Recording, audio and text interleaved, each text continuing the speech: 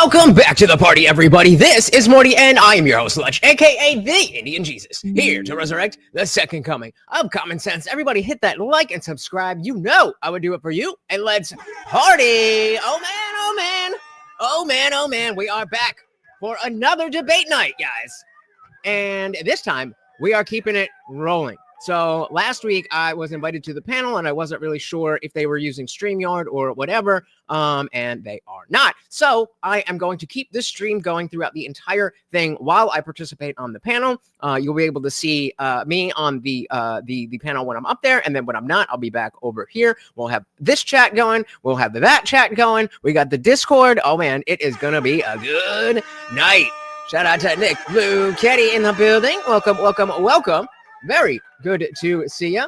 So, you know, before, I don't know if you guys saw, if you were here last week, but we are looking to do these mini debates. So the panel that we are going on later is 5-minute mini debates. 1 minute opening, 1 minute opening, 5 minutes to discuss, and then there are judges that will crown a winner. So I have our boy Steven Crowder here teed up if nobody wants to do that. But I would love to see some of you guys not only be on this panel, but on the next panel where, you know, it's actually for real. So let's dive into this. We'll wait for some people to pile in and we'll see what is good. As always, guys, if you cannot hear the video, please do let me know. Oh, no, I can't hear the video. Wait. Who say fascist. Okay, now if you can't hear the video. For example, who say racist. Here would be my challenge to you. Name me one member of the Democratic Party in a national position of leadership. One who's run for office, either been president, vice president, or ran for the office, who hasn't accused our side of being fascist, of comparing us to Hitler. Name me one. My fans, I have arrived. Welcome to part 2 of this installment of Change My Mind. The premise, the left is violent. Click the link in the description to see the entire hour-and-a-half first installment from yesterday. In fact, you know, I'm going to change the pinned link to, I'll do the pin thing to say, come on up if you want to debate. We'll do that. Now, before these, it had been more than a few moons, years, since I was last on campus, and for obvious reasons. It was an ever-increasing risk that required more security, and a lot of students were carrying this on and doing it themselves on campus. But as a lot of that stopped, as a semi-reluctant participant, felt compelled to bring this back. Luckily, this go around, the team around me was top-notch. I can't thank them enough. Was basically a small army. We were able to do it in this climate with minimal risk. That means no prior announcement. That means really no interaction with the crowd that can get riled up. And in a lot of ways, that's what Change My Mind was originally meant to be. It's two people sitting at a table, having a genuine conversation. And that's fair, but I do think that, you know, the crowd aspect of Charlie's Prove Me Wrongs really took it to the next level. Again, completely understand why Crowder's not doing that. Hopefully no one feels pressured to be performative. The true goal by the end of this is that someone maybe actually changes their mind. Maybe me, usually not, but maybe. And the good news is the pop-up crowd was respectful and the conversation was highly productive. What part of progressivism do you think comes with that? I mean, like racial division, gender division, classist division. Right. I mean, you don't see the right saying, hey, these people are fascists and they want to genocide you. No. Okay, well, mostly. When Marx wrote his communist ideologies, it was conservative based. Now I know out of context that may seem pretty bad, but if you click the link in the description to yesterday's full hour-and-a-half installment. Hey, shout out to Zippy DSMLA. Welcome to the party. He's doing all right. He is no Charlie Kirk, but he did start the Change My Mind thing, and he's bringing it back. So again, guys, if you'd like to come up and debate, this is the pre-debate for later on. We have the debate panel. 1 minute opening for each person and 5 minutes. You get to pick the topic if you would like to do that. Come on up and debate. And then, like I said before, when the other panel starts, I will be streaming that here, so you don't have to go anywhere. You'll see that in context, it's worse. But I do appreciate her willingness to sit down and talk. And I was hoping that part 2 would be just as productive. And in a lot of ways, it was. And in some ways, it was not. It seems like it's a higher percentage of these parties on both sides which have these extreme views. I don't think that's the case. But assuming I'm not lying, right? Would all I don't those think polls you're reflect- lying. I don't think you're No, lying. but assuming I'm not lying. So sit back, perhaps there grab we a go. tasty There we beverage, go. if you will, and enjoy what So we got Liberty Plus TV in the building. Welcome. And we also got our boy Melted Mind Media said he'd love to come up. So if you are not at work, or maybe you can debate at work, and you want to call out Liberty Plus TV or Zippy or whoever, if you got a debate topic, let's do it, because we got to practice for later. was mostly a constructive change my mind. And of course, you can tune into the Daily Show, live streamed on Rumble, every weekday at 11 a.m. Eastern. That's really my bread and butter. And this is the first comeback of Change My Mind. Do you want to see more of these? It's up to you. As long as you get the audio right. Charlie had the audio on point, and especially if there's not a huge crowd here. Again, I don't know when we go over to the panel if I'm going to be able to have my camera on both things. So I might be here, and then I'll put the panel up. Then we come back, and I'll be here. I'll be able to watch it. All of this stuff. If nobody wants to debate, that's totally fine. We can hang out and watch this, but I would love some practice, so come on up. Let me know in the comments. First up, here's Jacob. Hey, Jake. Nice to meet you, sir. Grab a seat. And do you mind moving in so I can hear a little bit? Hold up. Twitter, the free speech platform, decided to temporarily suspend Zippy permanently for suspend you permanently for spam. No warning, no explanation. I might have been doom scroll replying too much, but lots of big accounts spam nonsense. Yeah, that's weird. And then I told you guys.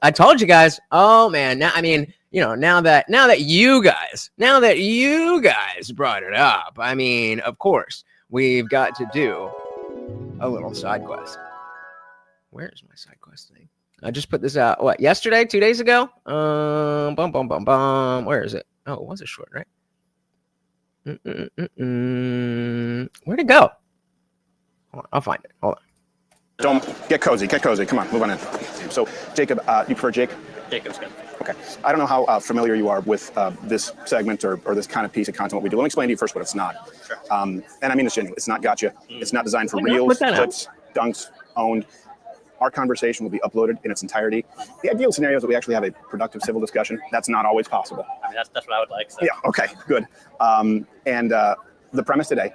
I can't find it. I made a video on TikTok. I thought I posted it here about how X is just the worst platform ever. But, you get it.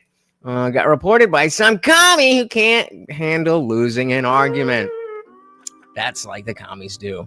Yeah, well, TikTok is the way, baby. They let you know you can't say jack shit, but it's a good time anyway. Guys, don't forget to please hit that like button on the way in. Oh, Nick is on top of it. Thank you so much, brother. I would like. So. Yeah, okay, good.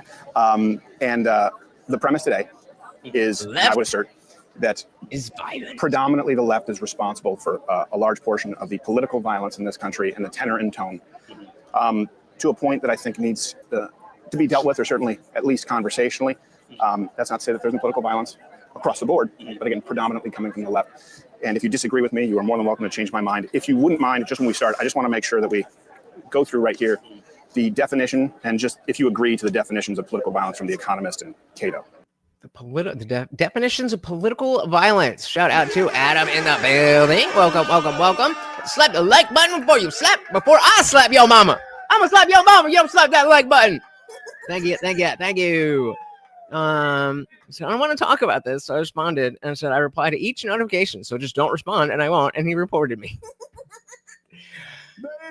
That's Twitter for you. Definition, and just if you agree to the definitions of political violence from The Economist and Cato. So in effect, the idea. So what does it say specifically? Distinguishing madmen, and so is radical left violence really on the rise in America? This is from The Economist. Distinguishing between madmen militants is never simple.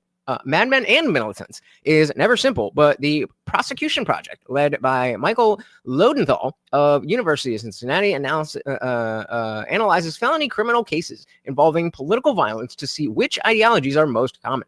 The project examines criminal complaints, indictments, and court records looking for crimes that seek a, quote, a socio-political change or to communicate, unquote, to outside audiences. It says the dude shows extremists on both left and right commit violence, although incidents appear to come from right-leaning attackers, though the figures do not, however, capture the severity of the crime nor the death toll. 2001, for instance, there were more cases of right-wing violence than attacks by Islamists, even though the September 11th attacks by Al-Qaeda killed almost 3,000 people. We can get into whether or not they did that or not, but that is the definition we are working on. Exactly.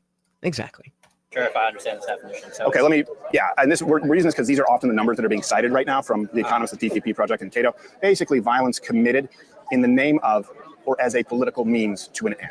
Right? even if it's just a complaint or an indictment and they haven't been convicted or it hasn't been confirmed.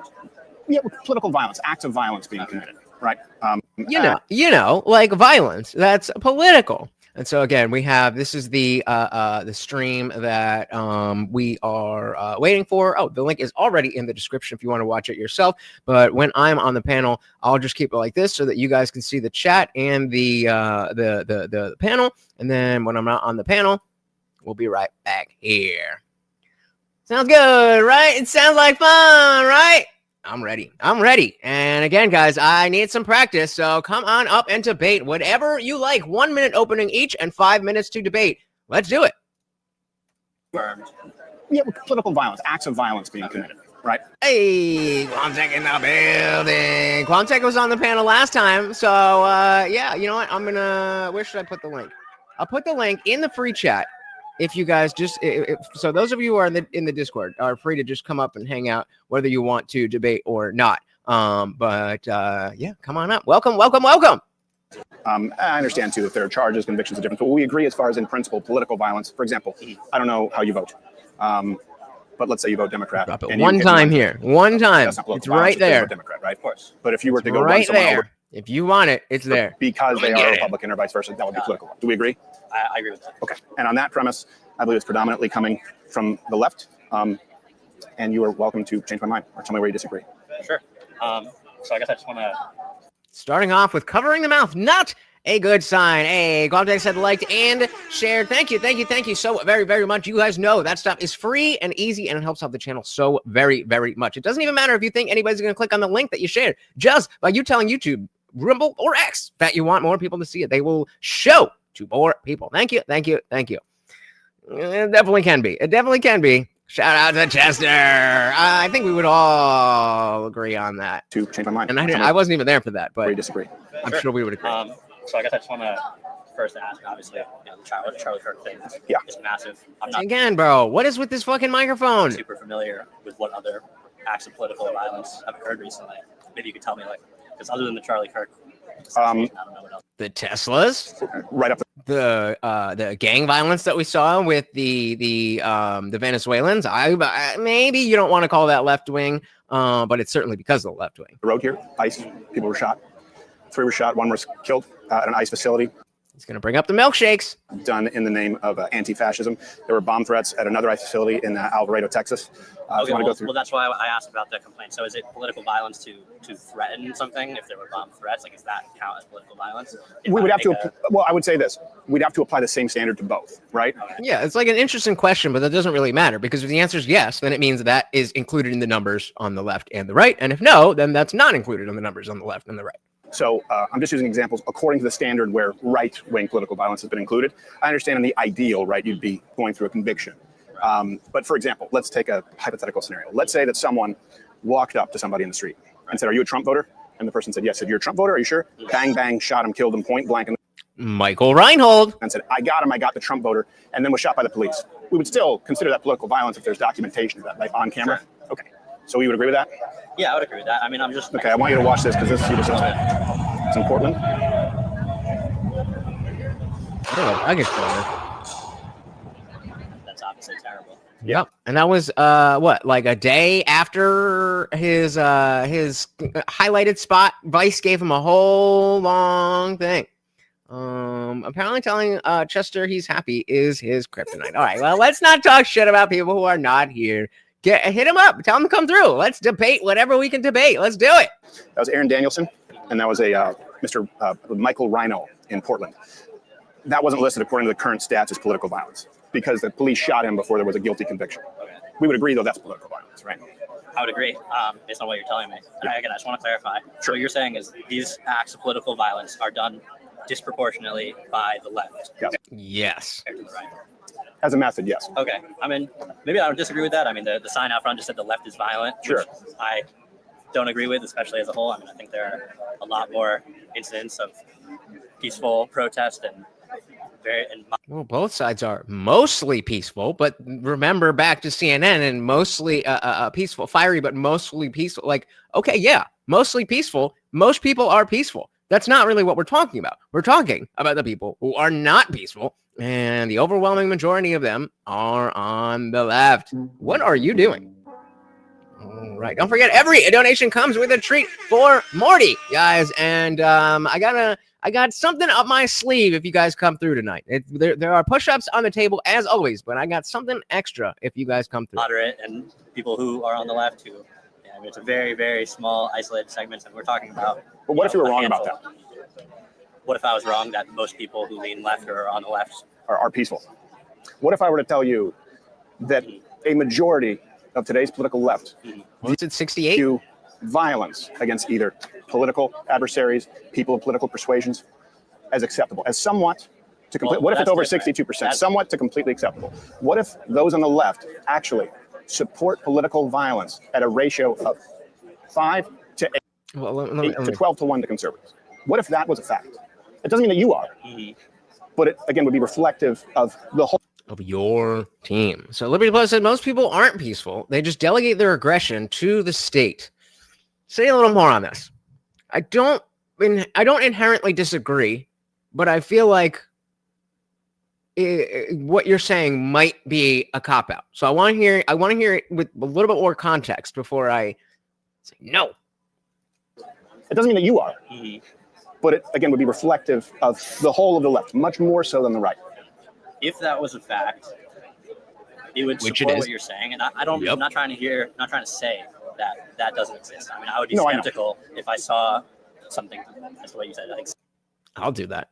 What is it, the science on shake weights? Because that does seem like a very easy way. Like aside from the fact that it seems really gay, like it seems like it would work. You got this, you got like a little bit of this, you got you know.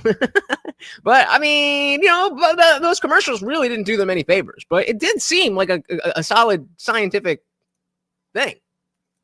it exists. I mean, I would be No, I know. skeptical if I saw something. That's what you said. I think 62%. I think there's no way that 62% of people who vote left, who believe left, support violence. Have I seen instances? So it's a recent YouGov poll. YouGov, not a conservative poll. 77% of self-identified conservatives said political violence is unacceptable always. Okay. Only 77. 77. Only 38% of leftists. 62% answered somewhat to completely acceptable. Some answered I don't know. Yikes. And then there was another. And that's really something you should know. Like, okay, should we be providing this much aid to Israel? If you want to say, I don't know to that, totally fair. Should we be hurting the people who have different opinions than us? And you say, I don't know? Stupid. I'm going to take that as a yes, and you just don't want to say it out loud. But he said, people want to use the state to enforce their thing, like Christian nationalists and communists fighting over the only gun in the room. Even moderates are guilty of it. Okay, that's not what I thought you meant. Because I definitely agree with that. I see that delete. I can still pull it up, but I would absolutely do that. Shake weight. I'll sponsor me. I will, bruh. Imagine I fucking get jacked off of shake weights. It's here for the taking.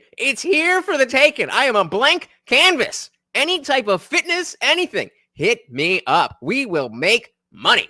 Snap poll before that had at a ratio of 6 to 1 self-identified liberals supporting political violence in comparison to conservatives. It doesn't mean you or all, but if we're comparing those demographics, it is stark It is consistent. I could point you to another one after the attempted assassination of Donald Trump. Over 60% of the left said it is somewhat to completely acceptable.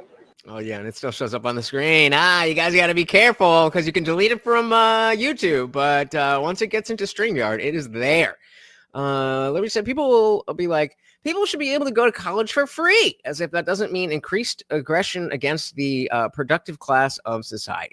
Well, that is definitely a a symptom of the fact that people definitely, whether it's aggression or intelligence or anything else, there's certainly a lot of just handing it over to the state and the understanding of the goings on of day-to-day politics. They certainly outsource that. So, I mean, never, what's the saying about attributing malice to what is stupidity or something like that? So it should be the spokesperson. I will debate you while using shake weights. Shake weights, hit me up. I will do it. I will do it. And I will win. People like violence as long as they aren't doing it. I agree with that. Well, as long as they're not doing it or it's not being done against them, then yeah. Where 60% of the left said it is somewhat to completely acceptable.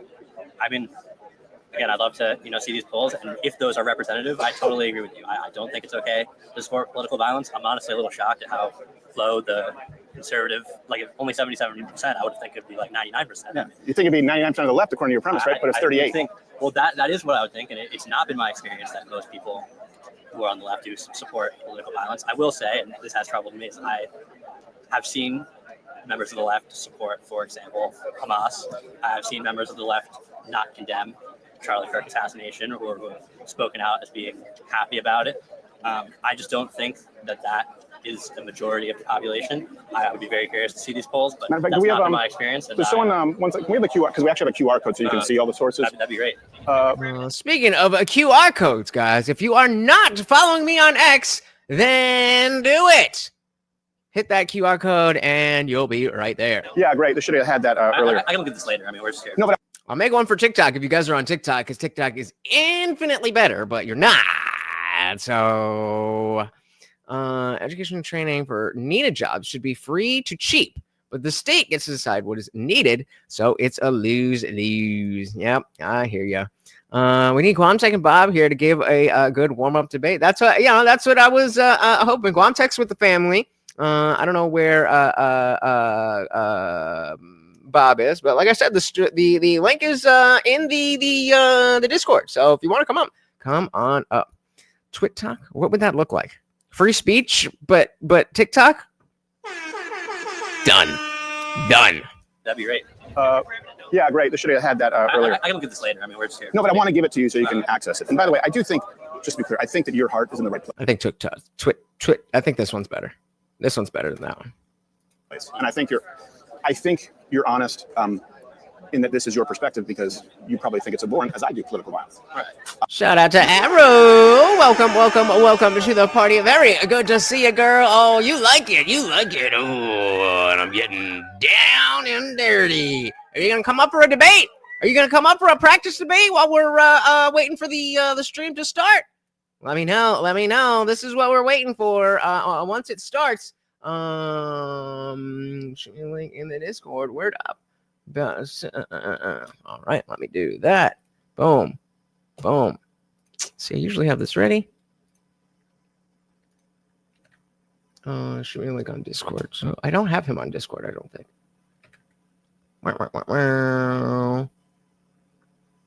Whatever. All right. We got it. We got it. But that is what we are waiting for. They are about to start up. And so they don't necessarily, get into the debates right away. So we'll be, that's why we're going to be here through it. We'll be talking with you guys, all of that kind of stuff. Of course, the chat will be open, so we'll be doing all that stuff. But starting soon, baby. In that this is your perspective, because you probably think it's abhorrent, as I do, political violence. Right. And here's why we're having this conversation, okay? For example, see, we have bulletproof glass and basically a small platoon here. Yeah, scary. I can imagine it is. But before this last event, people would have argued it's unnecessary. And we've had to take increasing security measures. I can tell you that the reason I stopped doing this for years is because every single time, there was some serious violent action created. There were rocks thrown, concrete milkshakes, people trying to slash tires, Molotov cocktails, and no one would listen. There's a reason that Charlie Kirk had security before he was assassinated, right? There are a lot of close calls, and you saw the one that got through. And the rhetoric was always, you're fine until you shed blood. Look, I completely agree. I mean, there's definitely extreme political violence. I've seen it happen. The whole country just saw it happen. I just think but can I just finish that one point? That the entire left is violent. No, the left is violent as an ideology and as a majority, which you'll see with the stats that I present to you. But here's the thing, and this is a genuine concern. There's no off-ramp here. Let me explain to you what I mean. I think we both want to avoid any type of civil war or serious conflict, right? We both do. I don't think we're close to that. I'll tell you why I think. I do. Shout out to Arrow getting us started with a $2 make you holler. Again, of course, every single donation comes with a treat for the overlord and co-host Morty. He's feeling a little bit better. I don't know what was going on. He had a little bit of stomach issues and a little weird, but he's getting better. Exactly. I'm just saying it's not in the goal. But I have a surprise if you guys come through. That's all I'm gonna say. Okay, hear me out. Why isn't P-Hub's web address not? That would be smart. But I think branding works. So even though it's like P-Hub, you know what I mean. So maybe I'll keep it there. All right. Let me get that banner. Of course, Arrow is the new sponsor of the stream. Thank you so very, very much. It's conflict, right? We both do. I don't think we're close to that. I'll tell you why I think it could be in the cards for the next decade. Okay, and I've not said this before these last 2 years. There was only one off-ramp when the left, a member of the left, assassinated Charlie Kirk in cold blood. Shout out again to Arrow. Thank you so much. In the name of political leftism, of radical trans ideology leftism, right? Justified it through Charlie Kirk being hateful, which he's not, him being prejudiced, which he's not. The only off-ramp would have been if the leadership on the left, and if the majority of the left said, hey, look, this has gone too far. We've labeled these people fascists, Nazis, racists, genocidists because of their trans policy. And my God, some people out there actually believing it. We're sorry, let's tone it down. Instead, there was a very surprising, gleeful celebration thereafter. And you can say not all the left, but every single vigil, every single memorial, every single mural that was put up was desecrated, spit on. There were assaults from the left. Burned. When people on our side, and by that I mean conservative Christian America by and large, have one of ours attacked, and then they pursue our spaces to honor the dead and celebrate, that tells us, oh, there are too many. So you think because of this, we're trending towards some kind of civil war, civil conflict? I can tell you this, I have a pretty large sample size. And this would be anecdotal in addition to the empirical. Since COVID, I would say that's number 2. I never saw more people change their political persuasion outside of COVID in my lifetime. People who were self-identified liberals who couldn't send their kids to school, right? They thought, okay, it's going too far.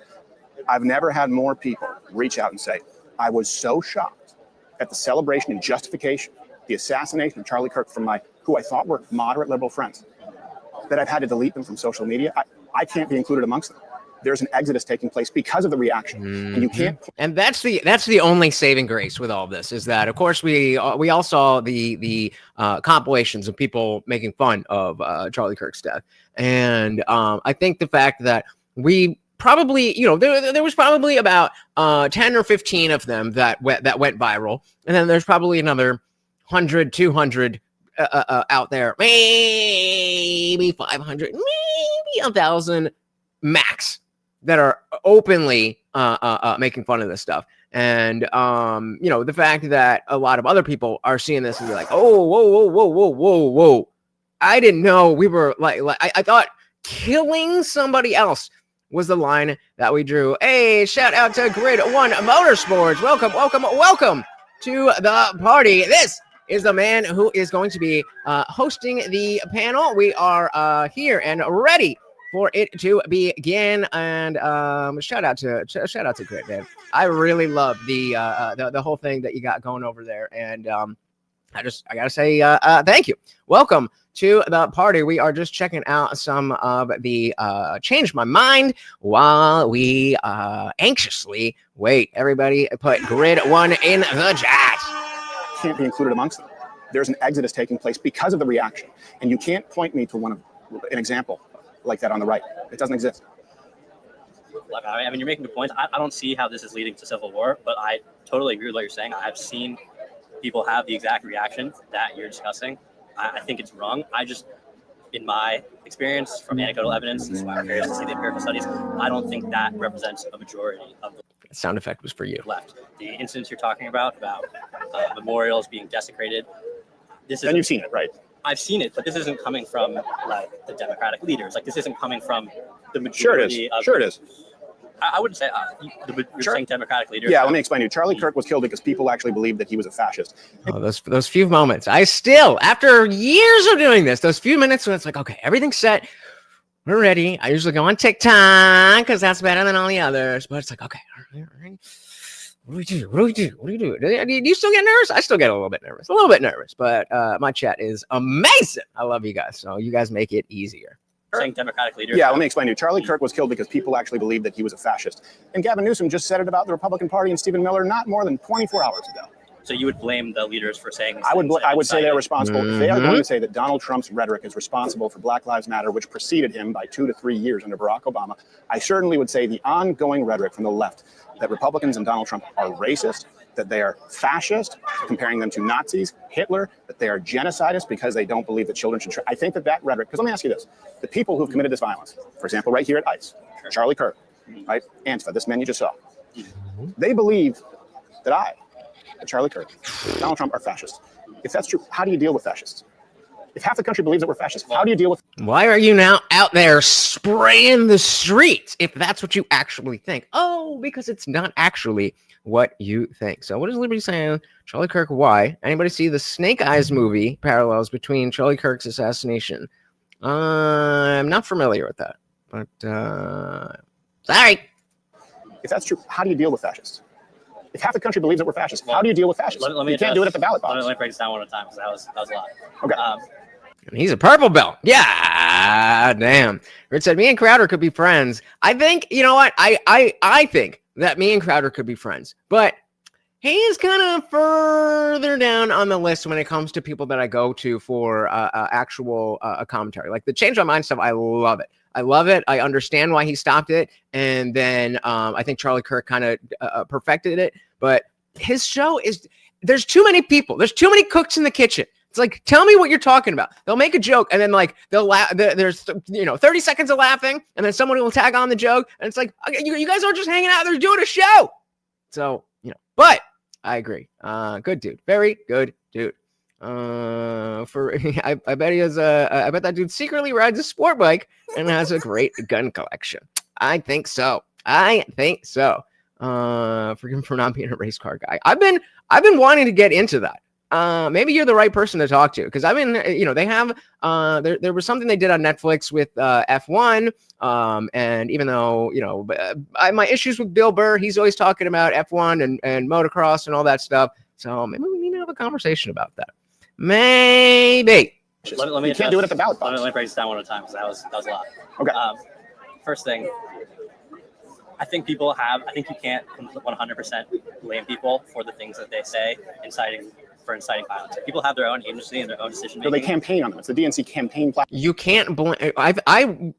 So individual people, if you're going to say, yeah, I saw a content creator and they were just kind of crashing out and saying this, that, whatever, we can understand that would be one thing. But when you're like, these are elected politicians. I don't know if we need to hold them to what they're saying. What? That's specifically what their job is. Liberty says there's a video of Crowder wearing a white sweater around his neck like a pretentious Vermont PDF yelling at a fan. Grab me a link. I would like to see that.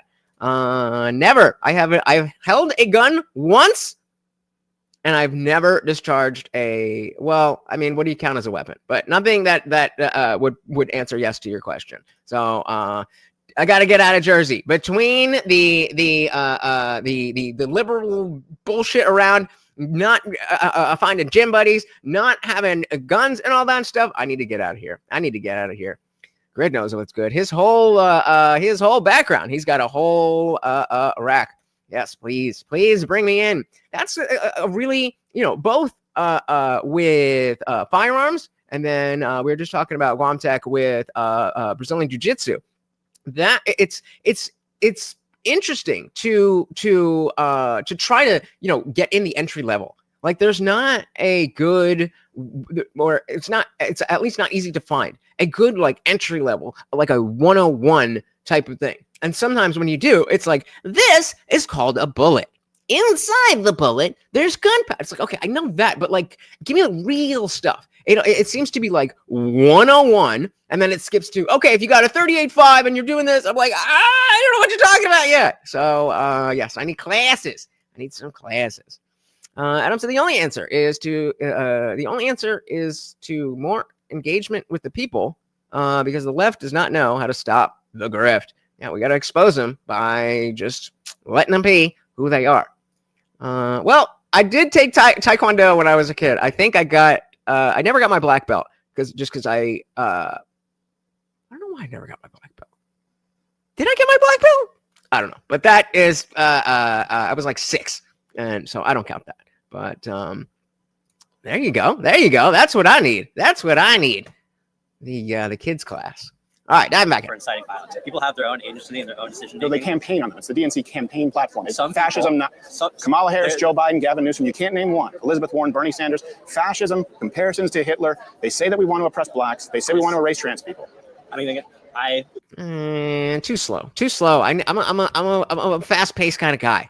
I don't know. Like, yes, I understand if I'm gonna start jiu-jitsu, we're gonna start moving slow, but very quickly, you know, we moving, we vibing. I don't know. Tai Chi, I think I get bored, but you never know. It's always worth a shot, right? I've seen it happen. It happens occasionally. I don't think the majority of Democratic leaders say this or believe this, and even some of the ones who do maybe not believe it. But You know what I mean. if we're just talking about rhetoric, But what if they all do? What if they all do? If we're talking about rhetoric being dangerous and inciting violence, I mean, I think. I wish I knew this before. I'm not going to DebateCon. I went to the one here in Jersey, and I found it better as a networking event than like a real debate event. And so while it was in Jersey, I was really happy to go, but I can't afford to you know, I got my other job and stuff. I can't afford to take the time off, but sounds like fun. I am jealous. Gabriel is out there. The other one of the other guys who was on the Andrew Wilson versus 5 videos. The guy at the end who would just like talk. He is he's definitely gonna be there. Oh, what? We probably saw each other walking around. We probably saw each other walking around. Small world. Shout out to Modern Day Debate. I gotta go to that. Yeah, I want to do more events like that, though. It's again, for the networking. It's just, there's nothing better than just getting out there. Like I was just complaining the other day about, you know, not having the enough contacts of people who are content creators and all that stuff. So I really do need to get that going. See, I need that kick in the ass. I'm just a lazy dude in his living room. I need that kick in the ass. All right, I'm back in. The ones who do maybe not believe it. But if we're just talking about rhetoric, But what if they all do? What if they all do? If we're talking about rhetoric being dangerous and inciting violence, I mean, I think the right shares some blame in that too. Count me in. I don't think the right is completely without blame for speaking poorly of the other side. I mean, Donald Trump is certainly not the the idol or the model of manners, or not being. Manners are different from labeling your opposition as fascists who won't relinquish the reins of power. Ergo, you need a violent revolution. But here's my point. Yeah. My point is, yes, the IRL. Oh man, I would love it. I would love it. But put it onto the channel. I did just put Grid's channel in the chat. Please do go subscribe, because there's amazing people like me on the panel, and he does great stuff. I immediately fell in love with the format. An event, and you rented. Oh man, that is dope. Oh, I wish I knew this. I could have moved stuff around. I wish I knew this. Oh man, giving me FOMO. But you guys are gonna have a good time. You guys are gonna have a good violent revolution. But here's my point. Yeah. My point is, yes, some Democratic leaders have said things. I've Next called time. them fascist. I've called them racist. Some people on the right as well have said things about members on the left. I've called them communists. I've called them socialists. Similar type of rhetoric. Now, I don't think it's similar. I don't think it's right to blame the leaders for violent acts that a small minority of extreme supporters commit. I don't think that means the entire party is violent. I don't think that means that the leadership is violent. I think there are simply a small group of extremes. And I agree with you. Are we seeing it more from the left than from the right? I think we are. I think if I were to do some research. There we Absolutely. go. Grid is beginning. I don't know any. No violent guns. That is exactly where these people think, and I know that for a fact because living in Jersey, growing up as a liberal and not knowing anything about this stuff, it literally. This is literally a question that could come out of a liberal's mouth and dead ass serious. How do we stop the guns from being so deadly? Maybe not the word violent, but obviously, and you're obviously joking here, but they really, really do think like that. Context said, this guy shouldn't dislike Trump. Yeah, but of course, it is all dogma.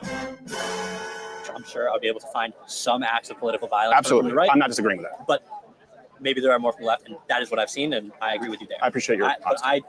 I do not agree that it is the entire Democratic Party, that it is the leadership of the left, that it is the belief of the majority of the left that these acts are okay. I know there is a higher percentage. So I'm going to pull down this this banner. We're keeping an eye on the panel here, and as soon as we can, we gonna get into it. I am excited. I put the link to both the panel in the description as well as Grid's channel itself in the chat. Please do give him a subscribe. Where's that thing? There we go. Crowder, why do you think bullets keep chasing down people on the right? I don't know. It's crazy thing, right?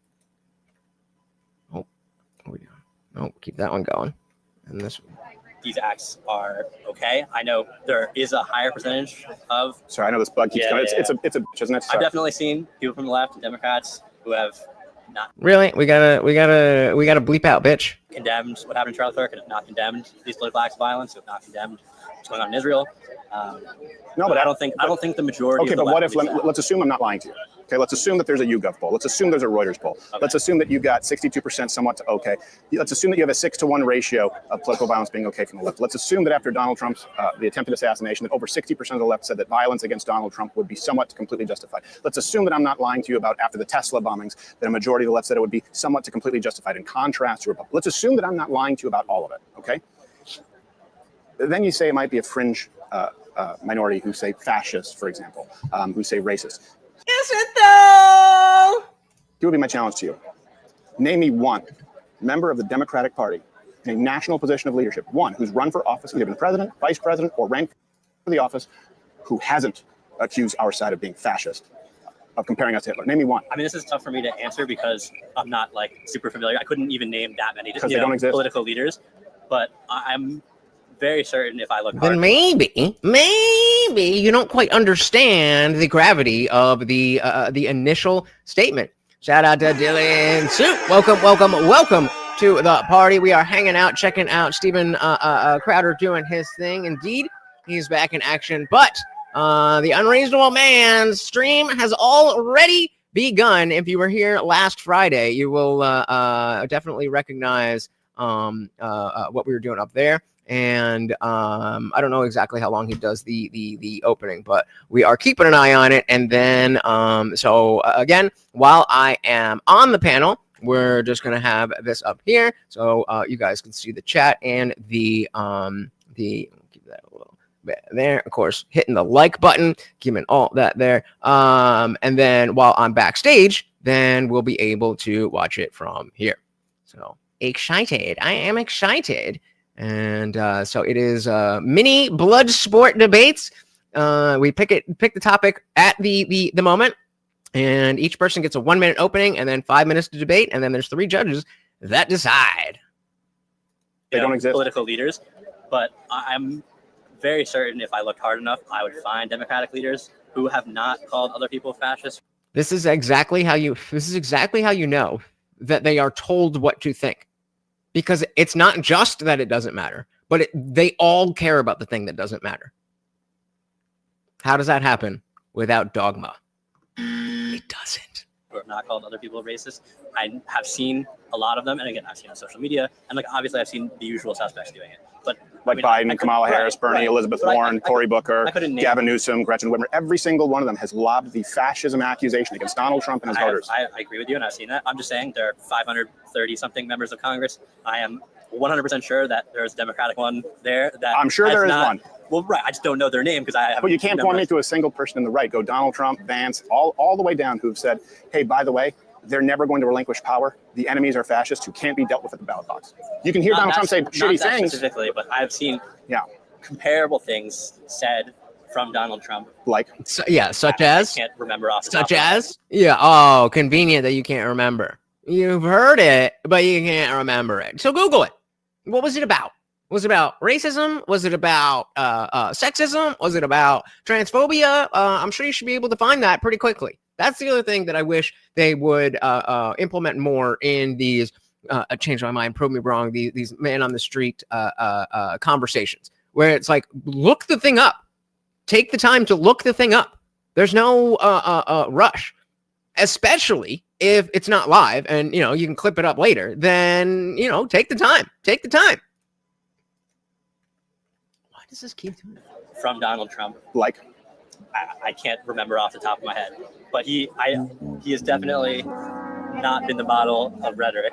And again, part of this rhetoric, I mean, it's politics. It's people appealing to their base. It's people appealing to some of the extreme members. Because also you got to remember that most people don't even come out and vote. It's like 30-something% of people who come out and vote. It depends on the year. It depends on the year. I think it's been closer to 50 in recent years. The people who vote are usually tend to feel very strongly. There he goes. He's getting started. Great. Thank you for stopping by, brother. I will see you in a little bit.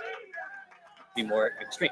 So these leaders, they, from a practical perspective, have to appeal to these more extreme voters, which is why it seems like it's a higher percentage of these parties on both sides which have these extreme views. I don't think that's the case. But assuming I'm not lying, right? What all those polls are lying. I don't think you're lying. But assuming I'm not lying. But let's assume that those polls exist, right? Let's assume that you take this QR code and you go, I assume they do exist. I don't know if they're That's another good debate tactic. If you're talking to somebody who doesn't necessarily accept your stats, your facts, then then you can bring it into conceptual and be like, so what if this was true? In that case, would you agree with me? And so then we don't have to, we don't have to worry about whether or not we have the right sources. We're just talking about a hypothetical now. Then once you get them to agree that, okay, if the things that you're saying are true, then you are right. Then you verify that the things you're saying are true. You're right. Representative. Difference between that, you can poll 100 people and you can poll different 100 people. Well, how many polls would you need of self-identified liberals versus self-identified from left-leaning polling sources? How many would you need to go? And I think you've already agreed that it's predominantly coming from the left. I guess at this point, what we're talking about is, okay, if we both agree that there is more violence coming from the left right now, and I think we agree on that. Well, more political violence. More political violence from the left. Yes, sure. Right now. I think we agree on that. Yes. It begs the question, why, right? And I don't think that raises the question. It raises the question. Begging the question is saying the conclusion in the statement. It's productive to kind of both sides that because it's not on both sides. It's a disproportionate percentage on one side. Also, I think, if we both, for example, you and I can find I think this has been hopefully respectful. I forgot about you. I was specifically thinking about you. Quantic said that's a sales tactic too. Payable that money wasn't an issue would. Oh yeah. So let's say that money wasn't an issue. Would this be the right product to solve you? And I just oh man this here it is. So I said remind me. Nobody reminded me to play this for Guamsec. Salespeople are the worst. Love you, buddy. Turn on your fucking Discord notifications. Never offer payment plans. David is a 70-year-old man who's about to drop his life savings on an online fitness coaching program that is going to change his life. I'm the guy selling it to him. I'm nodding and That's smiling, you. waiting for That's him to you. get done talking. Trevor's in my left ear coaching me. Never offer payment plans up front. Don't even think about it. That's not what we do. But this guy is clearly broke. Just say the price and shut up. That's what you do every time. This guy cannot afford it, Trevor. It'll sink his marriage. Absolutely not your job to worry about that. Just say the price and shut up. David's still going on and on about how this is the perfect program for him and how he wish he found it sooner. I'm checking my calendar to see if my next lead is qualified, as in, can they afford this program? Because if they're from a country with a shitty conversion to US dollars, I'll just cancel the call and stay on with David here. Thank you. Come again. $1K deposit, and we'll figure it out from there. Stay focused. Just let him talk. He's almost there. David's done talking, and I can sense from the inflection and flavor of pause that he's left off on a question or something that requires my input. So I hit him with the classic, something low and confident, and this seems to satisfy him, which lets me get into temp check. So, David, how you feeling about everything? Let's do this. Well, that's great. Next steps from here are pretty simple. We'll just go ahead and process the investment together, get you all set up in our private Slack community, and make sure you have access to all the curriculum. Does that sound fair enough? Sure does. Well, we know how accurate it is, bro. Let's get started. And then here it is, the moment you've all been waiting for. So to get you started, the total investment for everything, for lifetime access to all the education modules, the one-on-one coaching, and the private training community is just a one-time payment of $5,500. And then I shut up. David's face evaporates. His wrinkles, held high and mighty by hope, drop to the floor like heavy sacks. He looks like a pug on Lex. No, this is selling a course online, teaching people how to sell courses online. Shit. Bro. Then he tries to play it cool. He writes the number down on a piece of paper and underlines it. They all do this. Every time. Don't say anything. Let him talk. I pretend to take a sip of something from an empty can.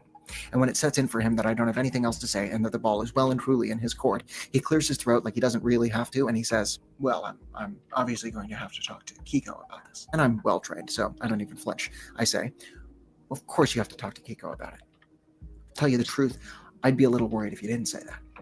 And he chuckles at this, pure opiate relief flooding in. David, I'm glad to hear you want full partner buy-in before jumping into this. In fact, it's a pattern we see in some of our most successful students here. Let me ask you this, David. Kiko's feelings aside, do you feel 10 out of 10 on this? And then if you've done your job like a well-trained monkey, they will say, without fail, every fucking time, oh yeah, I feel great about it. But you have to get people to say things twice to make sure they really mean it. So it sounds like you're excited about the program and just want to make sure you and Kiko are on the same page. Out of respect for her. Is that right? That's right. It's a lot of money. So let's say you go and talk to Kiko and she's fully supportive of the decision. Are you 100% going to be joining us? And then here's where they hit you with some bullshit objection they were smoke screening the whole time. Something like, well, you know, I guess I'm a little worried about, well, you know, I guess I'm a little worried this system won't work for me. How do I know I can really trust you guys? Which, of course, they've already said. We're definitely playing this because Guamtech is funny and does this day to day. But, you know, I don't know how many of you are out there looking at buying courses for this person or that thing or whatever. So this is the mindset behind it. Not Guamtech, but the course. You do trust us because you'll recall not 30 seconds ago, this very gentleman was foaming at the fucking mouth to be led into our private training program. Okay, maybe it is Guamtech. Of zeros and ones, and is now quaking like a hairless dog in his rundown retired boots, which means every time he said he was ready, which was 7 individual times, he was either flat out lying to me or himself or both. Every objection is the same. It's always uncertainty. Stay detached. Lean out. Come on. He's close. He's out of the pocket. I have a lead from Sweden next. I have to take this. Get him on a spouse deposit. The spouse deposit was Trevor's idea. So, David, what we'll typically do here is what's called a spouse deposit. A spouse deposit? That's right. Just $1,000 up front, and you'll get full access to the program for 24 hours. Then, after you go through everything with Kiko, you and I can knock out the rest of the investment tomorrow. And, you know, David, if Kiko absolutely hates the idea of you investing in your fitness and becoming a healthier, happier you, then we'll just refund the deposit and shake hands as friends. Does that sound fair enough? He wants this. He's scared. They're always scared. That's why they're on that side of the call. They've lived lives of fear and retreat and polite uncertainty. They've never taken a bet on themselves. They've never believed in themselves, not once. And that is why we have to save them. Well, it's something I really want to say yes to. Here comes the but. But I have to talk to Kiko before I can spend any kind of money like this. I'm sure you understand. This is not worth it, Trevor. This is what we do. He's shitting himself. This is what we do. Compassion for fear. This isn't the right thing to do. Are you a seller or a buyer? Are you one of them or are you one of us? Well, you know, David, I can totally appreciate that. But we'd hate for you to miss out on taking action because, truth be told, you're exactly the kind of person we want to be working with. Which is why in a situation like this, what we'll typically do is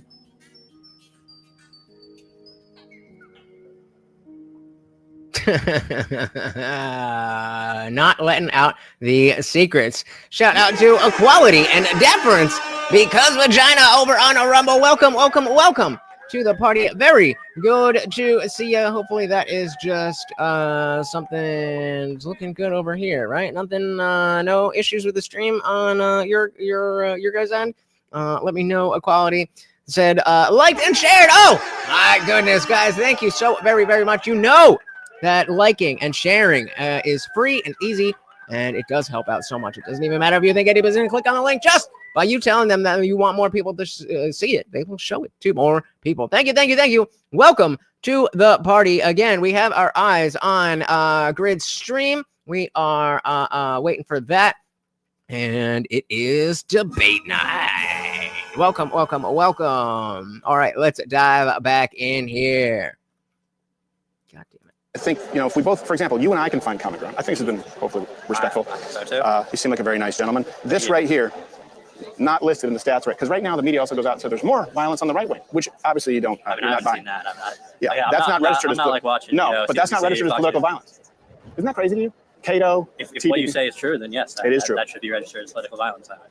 It's not. There you go. If what you say is true, which it is. Nor the Summer of Love, the George Floyd riots, none of those deaths, none of the arsons, the January 20th protests where people were arrested right after Donald Trump became president, none of those included as political violence. The problem is, and you say, and I hope that we can find common ground. I hope we have an off-ramp to some kind of civil upheaval, genuinely. But when one side gets backed into a corner where they need security to go out and express their opinion, they're sitting at a table. When one side says, hey, hold on a second, we are effectively being targeted and hunted if we are public figures, or, for example, even if we're not public figures, if we're working at an ICE facility, we're working at a police precinct, and something needs to be done, and people go, no, it's both sides. And then you have the media saying, actually, it's the right who's more politically violent. You back them into a corner, and I think you know what the end game is there. And so I hope that you do spend time. I know what the end game is there. The end game there is if people are at the receiving end of political violence, and it's gleefully celebrated thereafter, and then they are accused of committing the political violence. What do you expect? What do you expect to happen next? They're going to start not just defending themselves. They're going to start fighting back. Yep. And I hope it doesn't come to that. I hope they fight back peacefully or in the proper channel. Shit, me. You can't ask them to fight back peacefully if they're being killed in record numbers. That's the issue. If they're being killed and assaulted in record numbers, and that's the reason for this. Is we need to deal with this problem. We need an off ramp. So what's your solution to the political violence coming from the left? Well, I can tell you this: there is no solution until there's a structural changes to the makeup of the Democrat Party. In other words, you can't have over 60% in poll after poll after poll supporting some kind of political violence. You can't have the Summer of Love and those riots. You can't have the Tesla bombings. You can't have Charlie Kirk and people coming out and people in the Democratic Party saying, well, even though I condemn the violence, he was hateful. He wasn't. His rhetoric. That needs to change for us to be able to find common ground. It needs to come from the left. The left needs to tone down the temperature, and they need to take ownership and apologize, and they haven't. That means the leadership, and that means anyone who went out there and justified or celebrated the murder of Charlie Kirk. There needs to be such a chorus from, let's assume that you're more left-leaning. It's not enough to not condone political violence. You have to be championing that cause in your own ranks, because we're not seeing it. That's the only way. So you'd like to see from... And again, it has to be them. It has to be the left. You guys, the left, you have to be the ones that are saying that things need to be turned down. But that needs to come with a reconciliation that we have been the ones. This is from today, I think. This just came out. Yeah. Today's the 2nd or the 3rd. So this is from yesterday. So it's probably recorded within a few days. But this is part 2. So I don't know. But recent. The Democratic leaders, some sort of condemnation, apology. All right, grid has begun, guys. So we'll finish up with our homeboy here, and then we'll see what they are doing over there. I guess violent rhetoric or the kind of rhetoric that's inciting violence. Well, that would be the left. The left needs to stop it, right? The leaders can come out and they can condemn it and they can apologize. But assuming these polls are correct, how do we change the 62% who are okay with violence? Well, right now, again, this is why the why matters. The reason you have 62 and some polls 60 and some polls more is because of the leadership and the temperature in the Democrat Party. So that alone maybe brings it down to 50. It doesn't bring it down to conservative levels, but it brings it down pretty low. And then the left needs to be on board with such harsh on crime policies and realities. For example, before Charlie Kirk, We had Arena Zarutska, right? There in North Carolina, the woman who was stabbed. I don't know about that. White woman who was stabbed by a black man was released 14 times. Stabbed her on a subway. She bled to death. That's awful. Was that was political violence you're saying? Or that No, was what I'm saying is political violence thrives in blue districts where you have cash and release and IOU, no cash bail policies. This guy was released on an IOU, deemed mentally unfit to stand trial. Damn, I think we lost Rumble. Equality came in saying stream is lagging, couldn't really hear. I tried to reload and then I tried to pull it off of Rumble and throw it back on, but I think we lost Rumble. But hopefully Equality will come over to YouTube. But again, guys, we are live Rumble, X, and YouTube every single stream.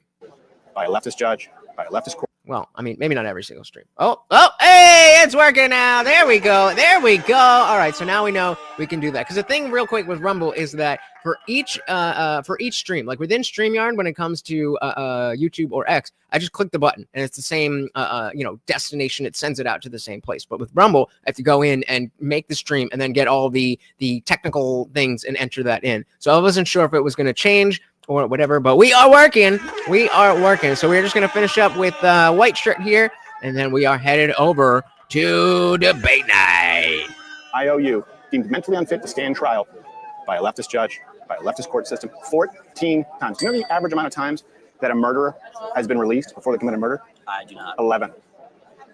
Too many. Shout out to Jake. Ew. Welcome to the party. Thank you for joining us. We are about to head over to an Unreasonable Man, but you can stay right here. You will get to see the whole thing. It is debate night, buddy. 11. I would have to see something on that. Yep. Again, the QR code will make all of it available. So the left not only foments violence through rhetoric, but then they also facilitate it by soft on crime policies with the same rhetoric, because keeping people behind bars, having actual bail needed to be posted. Well, that's the point. You get people to be like, what do you mean? And then you drill down. And, if you were to say, well, sometimes people on the left can maybe be a little bit more violent, and like, that's not going to be very catchy. Is considered racist.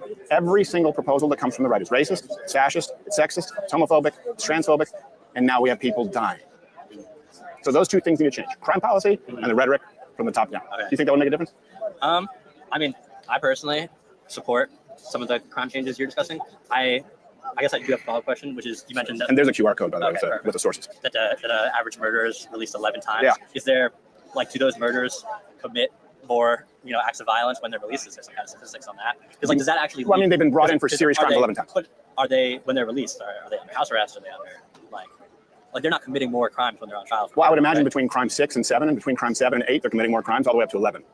I think we can agree on that, right? That's pretty self-explanatory. I mean, this guy was released 14 times, including already committing armed robbery. And this is not the only example. George Floyd. What about it? 9 times. Of course not. When it comes to Islamic terrorists, or you talk about white supremacists that, from 20 years ago, that's included. But we talk about gang-related violence. Nope. They don't even include the Summer of Love riots. There was some number from somewhere that said 74% of political violence is from the right. But it went back to I don't remember the exact numbers, but it went back pretty far to the days of when people were blowing up abortion clinics, which is not good. Definitely don't do that. But we don't really see that anymore, even though people are more excited about abortion than ever. But yeah, the numbers are fucked. As always, the numbers do not tell the full story. It's not the only example. George Floyd. What about him? 9 times. He robbed the woman at gunpoint with her daughter in the house. Also was just doing crime right before that, and then also was doing drugs. Serial violent criminal. Right. Who? Again, I don't necessarily have a problem with drugs. I like me some drugs every now and then, you know what I mean? But it is, in fact, against the law. Had no business being on the streets. I'm just picking it because it's an example of someone you would know. Right. I mean, I'm totally with, the justice system and locking them up. If they commit violent crimes, 1, 2, 3, 4, 5, 6, I lock agree. them up. If you're convicted of a violent crime, then you should be convicted according to whatever the state's penal code is. And the problem is the states where the left is starting charge is very soft. You don't need to have any. But you think the solution to political violence and the problem with the left right now is we need the left and the right to work together. Just chilling the fuck out and stop acting like that you are the most amazing thing ever, and that it's just only the bad Trump supporters because of the fact that they're Trump supporters. popular. Crime No. policies? No, you don't. No, not on the, well, first, on the crime policies, here's what needs to happen. Before that, the rhetoric. The left needs to take full ownership and accountability. Okay, and not just the leadership, but people like you who seem like decent people. We need to see you calling out your own the same way you would see conservatives call out their own here if someone were to be violent. We need to see that rhetoric be toned down and changed completely. We're not fascist, we're not racist, we're not transphobic, we have disagreements of opinions. I agree with you. And then as far as crime, we need to go back to the crime policies that we had that worked and the left altered. We don't need to work together. We need the left, these judges, these DAs, to go back to punishing crime. Yeah. Isn't crime sort of a state issue? I mean, you have state judges, you have state penal codes. These state judges are elected by popular. I mean, it's not a state issue, but that doesn't mean that it's not a federal issue as well. Vote. What is the federal government? What can the left even do? What can we even do? So that would need to come from those in charge in these blue districts. For example, these judges who let people go 10, 15 times. For example, in New York, where DAs, there's no cash bail, there's cash and release. It's literally an IOU. All right, here we go, guys. Here we go. So I'm not sure exactly what is the deal with Streamlabs. So because he uses Streamlabs, so I'm not sure if I'm going to be able to use my Balls, camera. good to see you. I'm not gonna be able to. So we are switching over now. Oh, I didn't realize you can't see the chat. So I'm gonna turn this chat off so that we can see that chat. Let me know if you would like a different, but I'm going to click that. We are here. I'm gonna see if I can get on in there. Confluence. Nah, man, nah, brother. So you should still be able to hear me. The pinnacle of automotive perfection pre-2010 argument can be made for 2000. The pinnacle for cars in that range. The pinnacle for cars in that range are actually the pinnacle for cars in that range are 70s to mid 70s to like mid 80s, mid 70s to 911s. There are no better cars in the world. Mid 80s, anything better. How much money you spend. There are no until you get into the 2000s where you start getting into the until you get into the 2000s Lamborghini Gallardos and things like that. There are no better cars. They just didn't make anything better than a 911. So, yeah, Anson, we normally just get the side profile, so you're freaking vibe out. Yeah, well, you know, I figured I'd show Indian Jesus what it looked like to have chin hair. You see, that's what it looks like right there. I know. Not being Caucasian, you're follically challenged, so I was just giving a demonstration. Pull the hair out there.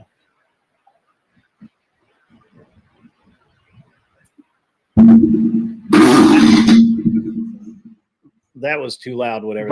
That was Vibe. Vibe, you're coming through still. I don't know why. Just mute and unmute because that was like super loud when you moved your mic. Sorry, what was that?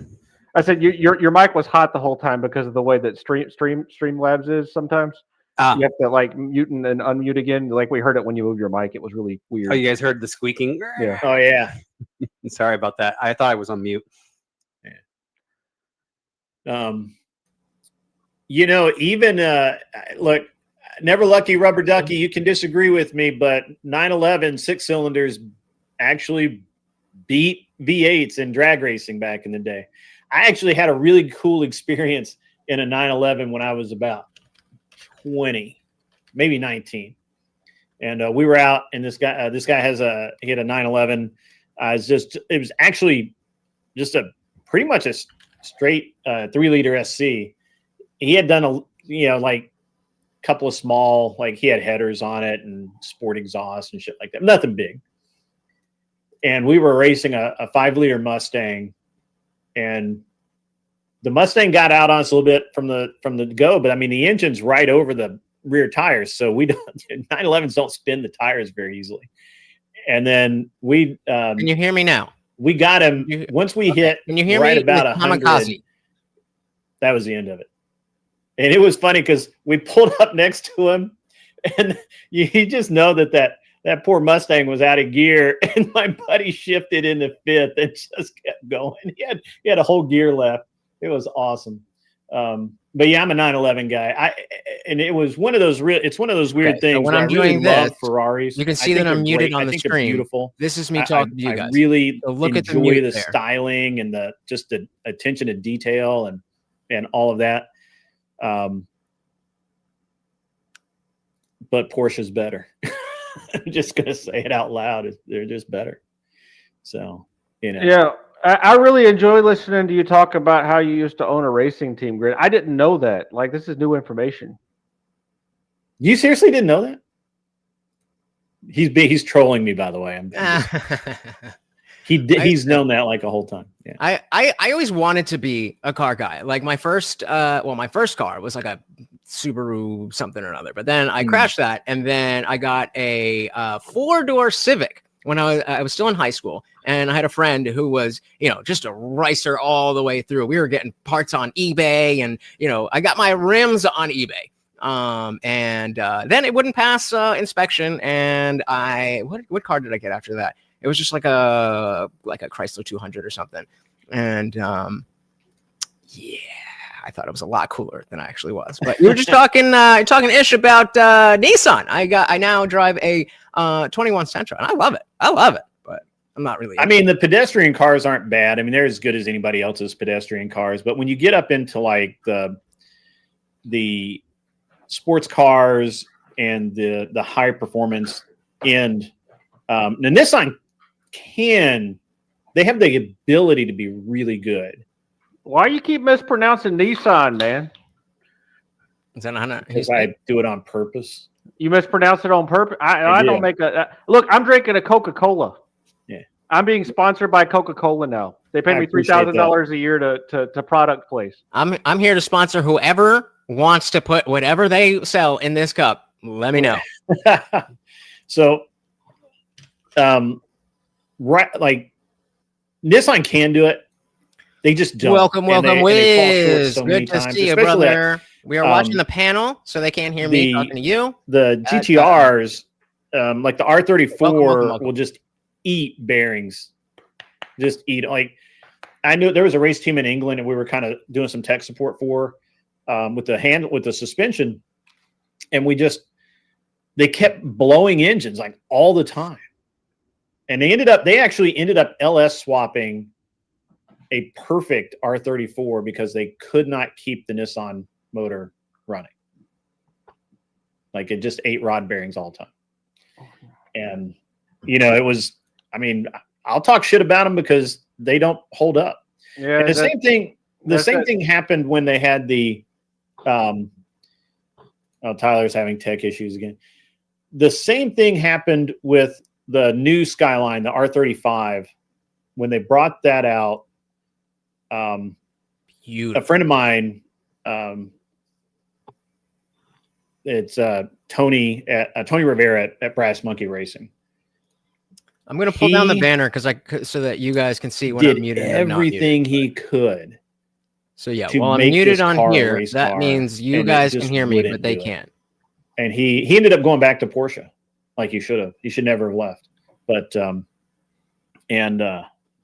cars were cool. That doesn't mean that we don't need donations, guys. Unreliable as shit. So tonight, Grid, are we actually debating sex and violence as our main issues? So all the prompts tonight should center around violence on the left or violence on the right. But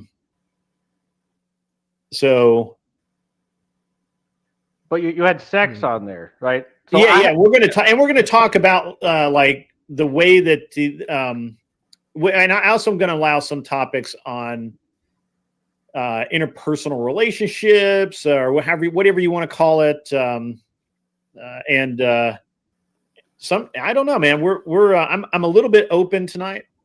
Yeah, I had a couple of topics in mind, and I'm not 100% sure. Like interpersonal, like the ethics of recycling. So what I'll do then is that when I'm talking to you guys, I'll come full screen because I can have my camera on both. Sure, let's go with that. Yeah, but like that's what you're talking about, right? Like sociosexual hierarchy stuff. Yeah, that's cool. Yeah.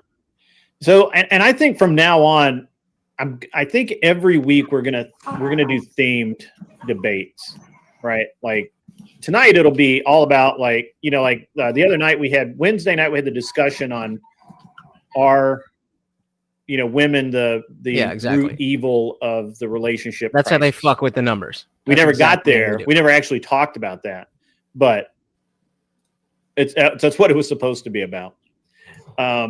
So we could talk about that. That's a potential. Those type of topics are potentials for tonight. But I'm really looking more towards what do we consider violence? I actually had a really good discussion today about that. What do you consider violence? Isn't silence violence? That's what I heard. No, I like a much stricter definition of causing someone physical harm. That is what violence is. There's ways to hurt people in different ways, but I think when we start to expand violence into emotional violence and stochastic, that would be a great debate topic, right? Because that's actually a conversation I had today. Is that when these studies are being formed, especially like with CSIS and some of the others, like CSIS, I think there has to be a fatality, so they don't even consider it violence unless somebody dies. Yeah, but unless it's on the right. But unless it's on the right, yeah, right. Well, that's how they get around counting all of the protests and riots and all of that kind of stuff. That's how they get around that, right?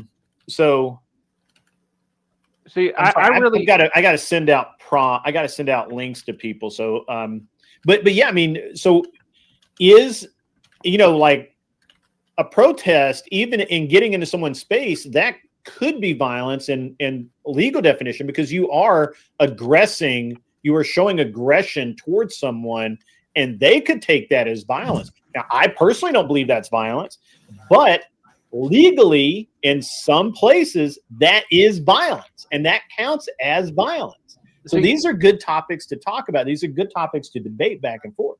Yeah, and see, I thought they were connected, right? Like sociosexual hierarchy. I know you did. I absolutely knew you did. Yeah, well, no, like really though, like they both have something in common, right? People are always trying to redefine what they mean, and also that the context of when you should engage in both sex and violence is extremely important, right? If you try and do it too early, it's bad. If you try and do it not at all, like being impotent, like both sexually and in terms of your ability to enact violence is a bad thing, right? So timing is exceptionally important. That's why I picked Kairos as my name tonight, because it's all about the appropriate, opportune time to engage. Well, I mean, some people consider sex, the act of sex itself, violence. I just had someone in my chat say exactly that. Sex is violence. It's always better when the stripper's crying. Government is violence, and violence is necessary for any civil society. Government is violence. Yeah. Government is violent. Tyler hasn't said anything, and the first word out of his mouth is the hot take. Good to see you, Tyler. Good to see you. Hey, I just got a new camera, by the way. It's you look looking good. sexy. Let's take a look at this young man. Look at that guy. Look at him. You're a little grainy, a little out of focus. You need to turn up that res a little bit. You'll be all right. It looks good, man. We can almost see you too well, Tyler. Oh man. I mean, it's what I imagined if I could. The coloring looks really good. With like a blanket. She's like, I'm cold. I'm cold. I went full screen. I don't want that. Why is he not going away? Well, it's the average. There we go. Show. All right. But yeah, it's a good camera. What'd you get? An Ozbot?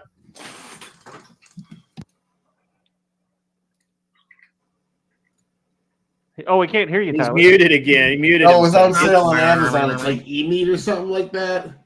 Oh yeah. 4K AF. So that means 4K is fuck, man. That's right. 4K is fuck. Right. I got you, bro. If you run that for longer than about 30 minutes, you may have to turn down the quality of the resolution that it's actually reading from the camera, because it'll heat up a little bit on the inside. I melted one.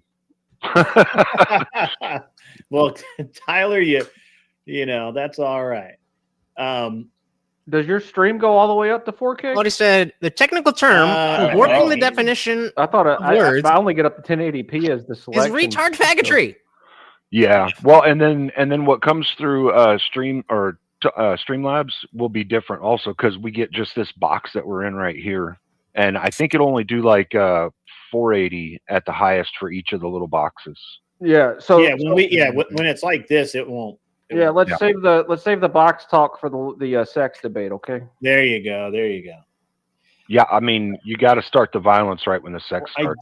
I don't think Kel's going to make it tonight. I will send her a link just in case, but she was fairly upset last week. Yeah. So, remember the other to her. Remember, guys, the other thing, if I look into the camera, I was not mean to if I pull up your chat, I was my normal self. Yeah, I know. That's what I said. Okay. While we're sitting here, why don't we talk shit about that stupid ass debate that Connor perpetrated on everyone last night? I would also pull Fugazi in that and blame him a little bit, but he's not that good and he didn't recognize what was going on. At no point did Connor actually address the actual topic of the debate. All he wanted to talk about was the men. It was all about the men. And he was insulting as fuck, saying that, like, hey, IJ, did you know that military men can't go 7 months without sex? Did you know that? What? If not, they'll turn gay. Right. Isn't that what happens? That's what happened to Kel's roommate. Right? Please tell me you're being hyperbolic. He literally said that. He literally said that. He's like, not all of them, but some of them. It was blowing up in chat grid. Well, like, I do all right, but let's just say I'm glad that I am not in the military. I mean, I have to say that Connor actually had something that he kept on screwing up. Like some of the somethings he had when he was talking about like men enrolling because they want to get laid, right? If you actually look at the statistics, there's no statistics basically that say that, because when men are filling out the forms and things like that, like why do you serve, they're always going to go for a stoic type of purpose. But there have been many studies that actually show out there, based on like watching soldiers in interviews and things like that, it is to be laid. He actually kind of had a point there, but he kept on making stupid things. Whenever he had a good point, he would back it up with something stupid and totally counter. I mean, okay, all right. argument. Like I felt he actually even if I grant that men are signing up to get laid, that has nothing to do with women being in the military. And I that's literally there's zero resolution there. Like one is one side and the other is the other. There's literally a reason why there's this saying, there's a girl in every port, because that's what dudes do. They're not banging. They're not banging their squad mate unless, she's kind of hot and, she wants to, because, they're, barracks bunnies as it is. But it was the worst. It was the worst point in the debate.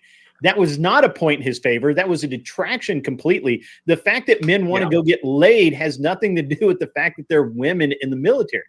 Like, well, and one of the things that's literally saying that not only can men not control themselves for 7 whole months while they're on deployment, but he endorses cheating, because obviously if they're not capable of staying faithful to their wife for those 7 months, if they can't handle it, they're going to go nail something. He said that. I didn't. What? So I think I know what's happening here. Since Connor has been palling up with Destiny, he's strategically picking debate partners that he can beat. He's never really getting challenges anymore because he's a coward that's doing it for political purposes. Yeah. And not because, So on top of that, like, he doesn't know how to form arguments anymore outside of like what he knows in his head. So all he's doing is telling on himself that armed service and being like in the armed forces. I don't know if he was. I know he was a security guard or a cop or something like that. He was a cop. So he was in the armed forces. He said last night he was in the Marines for 4 years. But I almost wanted to fucking laugh. A Marine that does 4 years is called a failure. I mean, think about like the link that he went from the Marines to talking about how being in the Marines without chicks makes you gay, and now he's Destiny's buddy. So I think it all is straight. The only thing about this that's straight is the logic. Everything else. That was awesome. That was awesome. That was so good. The only thing straight was the logic, ladies and gentlemen. I'm sorry, I don't like to talk like that in front of Vibe. Yeah, I'm sorry. His innocent ears. Now he's been to the Philippines, baby. He's heard some things. No, I mean, I'm always looking for something logical out of the person that's losing, right? And like I'm sitting there, I'm like, there were so many things I felt. You're 100% right. Like he missed actually making the point. He went off on these diatribes that didn't make sense, but there were none of you know how to get rid of I think he could have built thing up off top. of if he just had some sort of structure. F5 or something. I'm gonna give Fugazi. And normally, so like, look, I like Fugazi. He is a cool dude. I don't think he's a good debater. I think that he's like he has rhetoric that he sticks to, and if you move him off of it, he gets lost in the sauce. That's cool. That's fine. Or no harm, no foul. But I'm going to give him like huge props because I promise you, he did not prep for, hard charging young military men have a predilection to dick if they don't get pussy for 7 months. Fair enough. I mean, yeah, that tracks, right? Like I'm sure he did not see that coming, and he did well with it. I mean, he really did. I mean, I've got to be honest with you. That was it was pretty good. That's not a bad argument. I remember back when I was a kid, it used to be a joke that in the Navy there'd be like, 80 men that go down in a submarine and 40 couples come back. Right.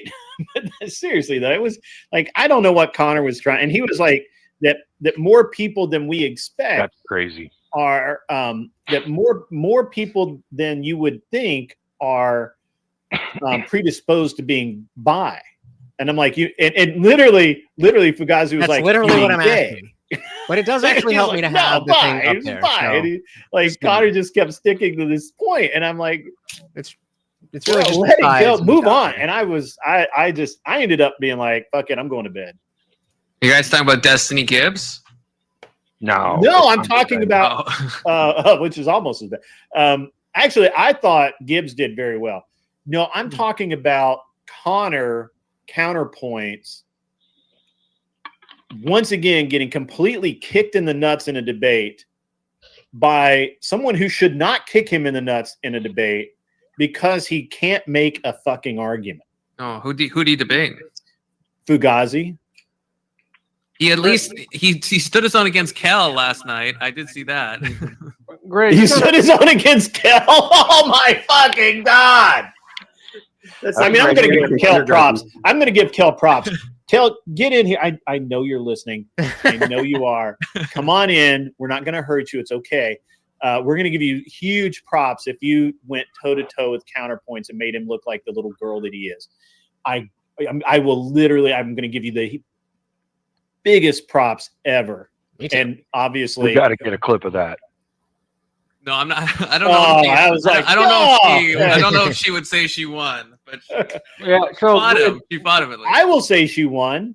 Great. There's a bunch of people in your chat that can get up here and debate. Emmett's down there, and that other guy, Never Lucky Rubber Ducky, he gets up here. They need to get up here, man. Yeah, guys. Well, anybody in my chat? I have Hen, who was here last week. She said that she would be here. I just sent her the link. I'm waiting for her to come in, and then Tyler gave me a whole list of people who he said was going to be here, but only IJ has shown up. So I also brought Confluence as well, and Confluence was going to be here anyway. I was already committed. I was he's a regular now. How you doing, I was hoping to get what's his name? Not kick his ass, Seabass, the other guy. Socrates. Socrates. Yeah, I was hoping to get Socrates. Tyler, who's that Ico guy that he always says he's coming, but he never comes? The guy. Well, he's got a lot going on. Yeah, Friday night's a tough night for him because I think he does like debate practice or some shit. So, let's see. Good shit, Wiz. Thank you. That it was F11. Good. I don't know. I can't find where Tyler told me who he's got coming in, but it's okay. But at any rate, I want to apologize to everybody who goes and watches the counterpoint, the fucked up debate on Sarah's last night. I apologize to you if you go watch it because of me. feel so bad, but I'm it's not the gonna watch it. you will walk away going, this is the dumbest thing I've ever watched in my life. Like I this was is asleep by 7 o'clock. We're here now. You were so lucky. It's stupid. It's a You were stupid so topic. lucky. I wish I had been. Just But don't it was let like me a forget train later. wreck. You just couldn't. I'm like, how the fuck do I undo You this? couldn't walk away. That's what I've heard. It's like the more they talked, the worse it got. Yeah. And in the end, it was literally just Fugazi calling or accepting the fact that Counterpoints is gay. Counterpoint saying that he's not gay, but things happen in the military apparently. I don't know. Oh, wow. I don't know. And I made like 5 or 6 low budget super chats, just some low strikes. And finally I was like, all joking aside, can one of you please make an argument that actually addresses the prompt? And I'm positive Counterpoints has been talking shit about me nonstop since then, but fuck that guy. Hey, can I ask a question to you guys? Actually, so yesterday on Raging Tomato, they're all talking about like trans and gay in the military, and I want to like, what's this panel's thoughts? Because they all seem like that's mainly fine. Sarah had some reservations, but like most people seemed okay. Like, what's your guys' stance on that? On what specifically? On trans people and gay people in the military. There is no place for that. Yeah, it just like if I'm too short to do the things that you need to be in the military, and you are prevented from doing those things because of other reasons, whether it has to do with trans or not, there is a metric. If you can meet that metric, they were okay. So Jesus, you would agree because that's what Sarah and the whole panel was kind of saying. They're like, if you can, as long as you can do the task, then it doesn't matter what your gender identity or like sexuality is. Well, yes, agree, but disagree? Well, yes, but the caveat is paying for medical stuff. So like you could be there, but we're not paying for your stuff. That go into the military to get that medical, to get those surgeries and whatnot. And they only do the 4 years. They're not in it. They're not dedicated. They're only in it for the medical. That explains Connor. He only did 4 years. What a fucking look! We've solved the mystery, folks. We've solved it. Counterpoints is becoming contrapoints for the benefits, and then because I'm not checking. Linger even after the 4 years. They aren't committed. We need to kind of go in and do the work, and they're doing it for the country and not just for the shit that they're going to get. I think this is not. Look, the problem is this is an issue that has no single facet. You have such a widespread spectrum of people who do this, right? Like you have the people who are gay that go in that are, that you would not know that they're gay, and they don't want you to know they're gay unless they're dating you, right? Like they're like, hey, I live my life, you live your life. I don't want to hear about your wife. You don't want to hear about whatever, right? And those people, I think, all right, cool, that's fine, whatever. I have a problem with that. Then you have the people who want to go in and force change, which is there. And look, I've read where they've come out and said, yeah, my agenda was to go in, be a service member, and then force them to accept me, force them to bend and modify the rules for people like me. Because if not, that's discrimination or whatever. But the problem is that the military is nothing but discrimination. They discriminate on if you can't do enough fucking push-ups, if you're too tall, if you're too short, if you're too fucking fat, if you're too fucking thin. It's nothing but discrimination. So actually, I'd make the argument that they shouldn't be allowed in because of the reason that the military is supposed to be a cohesive unit, right? And if you have that. Yeah, and if you have insane people in there, like the trans people or the gay people that was my next segment. Is then you have the people who are insane, who want to run around in dresses and shit. Yeah, and not the ones that are like, look, I know I'm a dude, but I just like to wear dresses because what the fuck, I want to feel like a girly man or whatever. Look, that's like borderline insanity, right? Okay, what about MASH? You Can guys, I some of you are ask old enough to real see quick? MASH, I remember. right? Yeah, right. Yeah. So like Klinger, right? Like Klinger was trying to act insane, and they're like, Klinger, we're not buying any of this shit because you're a dude, and you know you're a dude. You got a girl back home. What was her name? I forget what it was. But yeah, I love MASH. I watch the reruns all the time. It holds up for an old show. Hey, there's Hin. Haneda. Oh, hey, nice to see you again. I was really hoping to see her come back. Yeah, and she's going to be here Wednesday for the discussion panel as well. But I mean, look, that's where I'm at on it, right? Like I honestly believe I'm not like, look, the dudes that want to wear dresses can't be in service because they won't respect the uniform. If you don't respect the uniform, you can't be in the service. That's just the way it is, right? Again, the military is nothing but discrimination. Now, the truly insane are the ones that want to, like go full body conversion. They're trying to, they're truly insane people, and we should not allow insane people in the military, right? Like that's just the way that works. We shouldn't do that. So what you're saying before, Grid? Oh, sorry. Go ahead, Clater. I was just gonna. I know Hen was in the military. I was. Who else on the panel though is prior military? If you don't mind saying. I'm a conscientious objector. Okay. Yeah, me too. Okay, I see. This is something they used to teach in the military. I don't know if they still do now, but when I got in, what we were taught was service before self. There's an image to the military. There is a debt of servitude that you're paying because you said you would pay it. So, in line with putting service first, right? Like you only are allowed to submit the image to the world that makes our military look strong as fuck, untouchable, unbeatable. It's not about us, the individuals. It's about the ideology, right? Like we all know that in war, whenever you're fighting somebody, there's going to be a group of guys, and that group of guys is an ideology. They are the grinding American military that will destroy anything. But the thing is, like, the individual goes out there, does the job, lays down because he died. The next guy comes up right behind him because he is still the ideology. And so it doesn't matter how many of us go down. We're going to come at you, and we're going to keep coming at you until we annihilate you.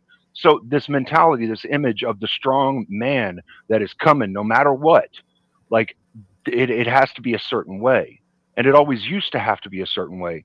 It's the guy that's either single or he's married, he has family, he's a strong guy, he supports his community. They have medals and commendations for guys that go out and support their community in all kinds of different things. It's that image, that constant image of these are the pillars and the foundations of what humanity should be.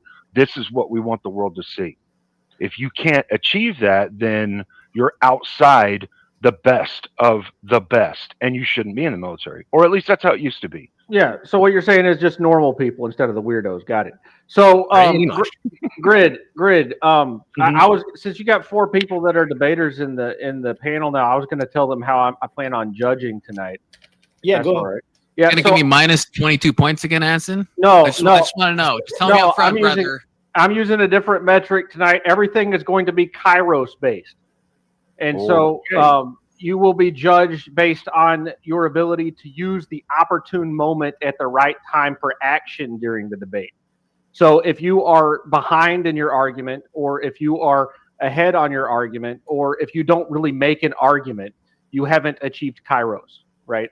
You have to think about like the awareness of what your opponent's saying, and use your experience and practice some self-control so that you have the right timing to make a quip when you need to, or push back against what the opponent's saying at the right time, right? If you so given that, can I actually compliment Tyler on his Shaw that when he came? No idea what that I thought it looked great. Is Blanky? It's Blinky, yes. I'm trying to score brownie points right now. Gotcha, right? Yeah. Tyler, you're so handsome. I just wanted to say that as well. It's a throw blanket. They call them brownie points. Are the best kind of blanket. They call them brownie points because you give someone weed brownies. That's how you get the points. I mean, hey Tyler, are you still judging heavily on openings? I gotta know. I haven't changed my metric. Yes, Okay. I am an opening-based judge. I'm You trying to set play to the your- judges here. Okay. The play to the set your own win judges, man. conditions. That's right. That's right. I'm hoping that some other people will show up, but we'll see. I know that a couple were going to be late. They told me in advance that they would get here as quickly as they could. Yeah. So, is anyone here in favor of arguing that the left is the less politically violent party? I think we're missing an entire side of the argument here. I mean, an entire side of the argument. I'll make that argument. Yeah, I'll do it. I could make it, but okay, hold on. Is there That's a anyone here wild that deal, man. is there anyone in the chat, anyone on stage that doesn't think the left is the more violent party? That doesn't? Yeah, that doesn't. That's what I thought you were asking, Tal. I don't. Yeah. I would say I even You have, don't, IJ? No, I no. do. Yeah, I mean, do. oh, That's oh, what Tyler was saying. I don't. You don't think the left is the more violent party? No, I think the left and the right are equal in that each of our sides Not has some even crazies equal. that make us both look more violent. Personally, What about Ann? no. Isn't Ann a leftist? Ann, aren't you on that side? No. The right is significantly more violent. The problem is that Yeah. the left is much more disorganized in their practice. We're not of violence. talking about capacity of violence. We're talking about actual violence. Yeah, I think the right. The right. Yeah, That's up to the Definitely the debaters right. to make that case. I think not. Definitely Generally. the right. 'Cause that's if I was going to All argue right, from the left, that's Cleaner, how why I do do you it. think I the think why do you Cleaner think the doesn't right argue. is Cleaner, why do you think the right is the more violent party? Well, within our military, vast Well, no. majority of the That's people- capacity for violence. Yeah, no. I'm not saying capacity. I'm not even going to capacity, because if I was going to go to capacity, I would have started out with our veterans who have seen and done horrible shit, absolutely. but are calm. If there That's was a where I would political have gone. civil war right I'm not now, going who there. would win? I'm talking about having committed acts. Yeah. Our military members, a large portion of our military members. I think are on we're the gonna right have to side of narrow it. things down. You mean like They go in and military commit. service, Yeah, like but in that's Iraq doesn't and matter. shit? Yeah, no. That doesn't Cleaner have has to a be in the point. US, though. No. Cleaner has a No, you point. didn't But like, restrict it. You didn't say only civilians. right, and Well, I said, yeah, I'm Even going to have to if you clean did this up. say I'm only going to have to. civilians, I I'm would going to still have say no. to rework this prompt, because you're right. In the mass, like literally, I played the video of you guys of my friend saying that legitimately he should be considered a mass murderer. That's because of the things he's done. I mean, he really, that's it, right? Yeah. So that is different, I think, than what I think we're talking about political violence in civilian society, right? Well, or I just think even that- violence in political in civilian society. No, Not- I'd take that too, Grid. Like that doesn't change it at all, because if you look at civilian, right, who enacts the most violence against civilians? The police. The police are overwhelmingly right. But police aren't civilians, though. Police are officers. But it's Most violence violence- on the civilians, right? From the government, it's political violence to keep them in line, right? It should be civilian on civilian violence. Yeah, in I America. think you guys are trying to twist this. Because then But you're trying to say the police are right wing. I like the refinement. I like to continue refining it. I think that's good. Police are unionized. I don't know if I consider them right wing. To get at the The argument, police are unionized. Well, actually, it used to be a joke. But I mean, it used to be a truism, but not a. But Hey, not, I mean, thank it's you. a joke. It's So really very, true. very magical. That cops did not vote Democrat.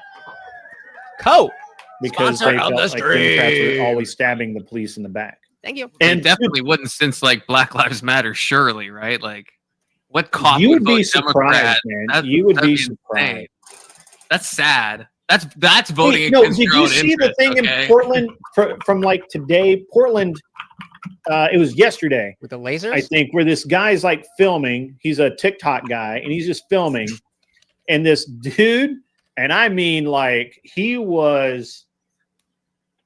a big boy.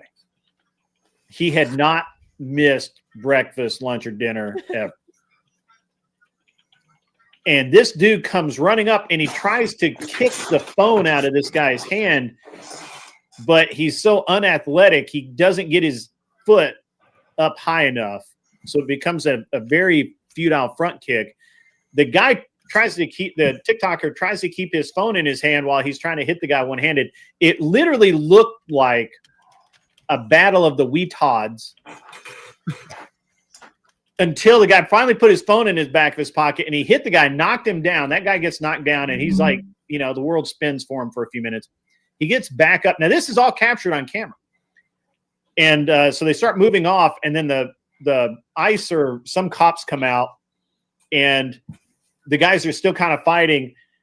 The aggressor, obviously BLM guy, Antifa guy, whatever, gets knocked on his ass again. He has to be literally carried off. The guy who was assaulted gets put in handcuffs and arrested. And the news is that he was the only one arrested, which is Leader, this sounds like your story you were telling. This sounds like a complete repeat. Where you knocked the guy out because he assaulted the girl, and then he got up, he knocked him out again, and you got in jail for it. It sounds like the repeat of that. So I feel like every left-wing state has the same cycle of history that just goes on. I got another question about the prompt I want to ask. If there was a civil war right now, I think everyone would agree the right wing would probably completely dominate the left wing. And even if it's not capacity for violence, wouldn't the fact that preparing and training for violence indicate a level of, what's the word I'm looking for? Not capability. Yeah, capability is, I'm looking for more readiness to be violent, acceptance of it as a norm. Kind of makes them remember to turn off the camera. More prone to violence. You guys in a sense, pull my dick out. I like I acceptance. know you guys want I like that you said acceptance because that would kind of be close to where I would take it with a different prompt. Grid. I think I got a better prompt for. Well, I don't have. I mean, that's not the prompt for tonight. No. I have a ton of prompts, but for your kind of fine tuning. Let's try this. That was just a title. I mean, that has nothing to do with the prompt. But leaving out the military and the enforcement side of the government, the left is the least violent side. That's what I would say. You would think you still think the left is least violent? Yes, absolutely, 100%. Yes. Are you going to go to Cleaner? You're not going to pull a bait and switch, or you go a Dr. Kevorkian type thing about euthanasia or something, are you? Because I feel like only one way to find out now. Only one. I still disagree that I think there's. All right. So if we go off CSIS data right now, admittedly, that data usually only counts when people actually die. And let me know. It kind of the doesn't really reflect the riots and I feel like mostly peaceful. He allows too much protests and that kind of thing. Air. It doesn't really. Let's get this going. Is that just me or burning buildings is violence, that sort of thing? But even but to get the data that the right, and by right I mean conservatives, are the more violent over the last 30 years, they have to include terrorists and Islamics, which are neither conservative nor really on the right. They also have to include what's the other thing? They include crap. I just had all this stuff, and you guys have got me going kind of trying to really fine tune this in. They include any hate group crime is always attributed to conservatives. It doesn't matter if they're National Socialists. It doesn't matter if they're fascist or whatever. It's just automatically this is a good one. I'm gonna try to bring this up. I got it to the right for some odd reason, I guess, because if they have, even if they have socialist in their name, they're on the right. I don't know how that works out, but whatever. I wouldn't go with any of those arguments. It's not an argument. I mean, that's just the way they do the data. That's what the data is compiled of. Well, when you parse that out of the data and you look at actual political actual violence, right? From the right. There's the amount of violence is so much less than on the left. It's insane. Well, like, Grid, would you not say that there's a general perception of left and right when it comes to violence is that the left feels like they're the ones that say, hey, I'm asking you to stop. And the right is saying, I asked you to stop and this is enough, right? There's a difference in force when the left is claiming that they're trying to stop something. They're like, we're trying to do this peacefully. We're trying to do this like through words. No, and then the right has the impression, and this is just an impression that I think most people have. The right kind of comes in and says, no, that's stupid. We're going to enforce this and stop it. That's the only thing I think they have that backwards. Like castle doctrine and self-defense and stuff. Yeah. So like, this is actually how it goes. If you and I have an issue as a person on the right, I go, okay, cool. We have an issue, no problem. I'll go over here. I'll do whatever. On the or if I come and ask you, hey, Vibe, I need you to do X. As a conservative, you say, nah, I don't really want to do that. I go, okay, whatever. I'll figure another way. The left, Vibe, I need you to do X, and you say, nah, I don't really feel like that. Well, no, you have to. Now we got to make a law. Now we have to protest you. Now we have to burn down your place of business.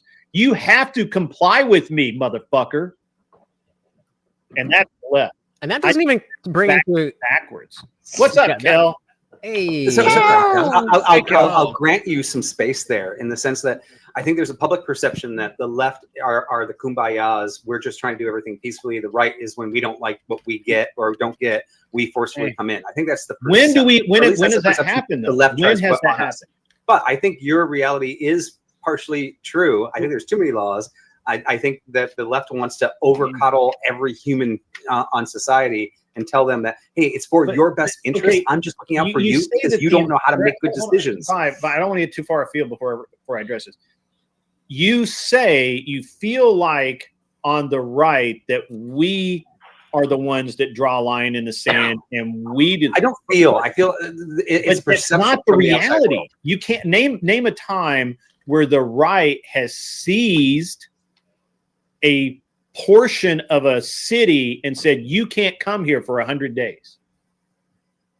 No, yeah, well, that's a very hyper specific request for a hypothetical or a factual data. Well, I'm just saying he just said that's what the right does. He said the right puts a stop to it, but you can't point to a time where we've done that, where we have. What about Waco? Well, now you could. Just thinking away. This is the perception of left and right from the left and from the right, right? So the left look at the right as the guys that don't talk it through. Now, I agreed with you, Grid, but I'm actually saying the way the world looks at it, or when leftists are looking at rightists look at rightists as the ones that will pull the show of force. That's how they look at us. They're like, the right is the forceful side. They're the ones that don't like laws. They just want to say everybody has to do this. That's how I think the left looks at the right. And I think the right looks at the left as a bunch of people that just whine and say, I want to go kumbaya and like run through the fields. I think that's the perception. I'm not saying that is the reality. Yes, it's definitely not the reality. Can I get clarity? Yeah, absolutely, Hen. So are we just talking about just physical violence? Or just like also like we were actually defining violence earlier. Okay, because the reason why I say this is because I feel like the left is very violent, not only physically but also mentally. Because if you're more conservative leaning, they ostracize you. You lose your job. Sure, there's a lot of things that come with it. That's actually I think that's one of the topics that I wanted to have I was trying to think of how to put this in as a topic of so. I was having the discussion earlier today, and actually earlier on the stream when we first started, IJ and a couple of the rest of us were talking about how in some studies and some data, just aggression alone is considered violence. It is considered violence to aggress upon another person, to threaten you. Bro, I would tear that shit up. restrict your movement in some way, that is all considered violence. Well, Grid, have you ever considered that speech is violence? You ever thought Wouldn't work for that? I was getting there. I was getting there. Right. Like apparently speech can be violence. And so we're just saying people on people violence specifically. Yeah.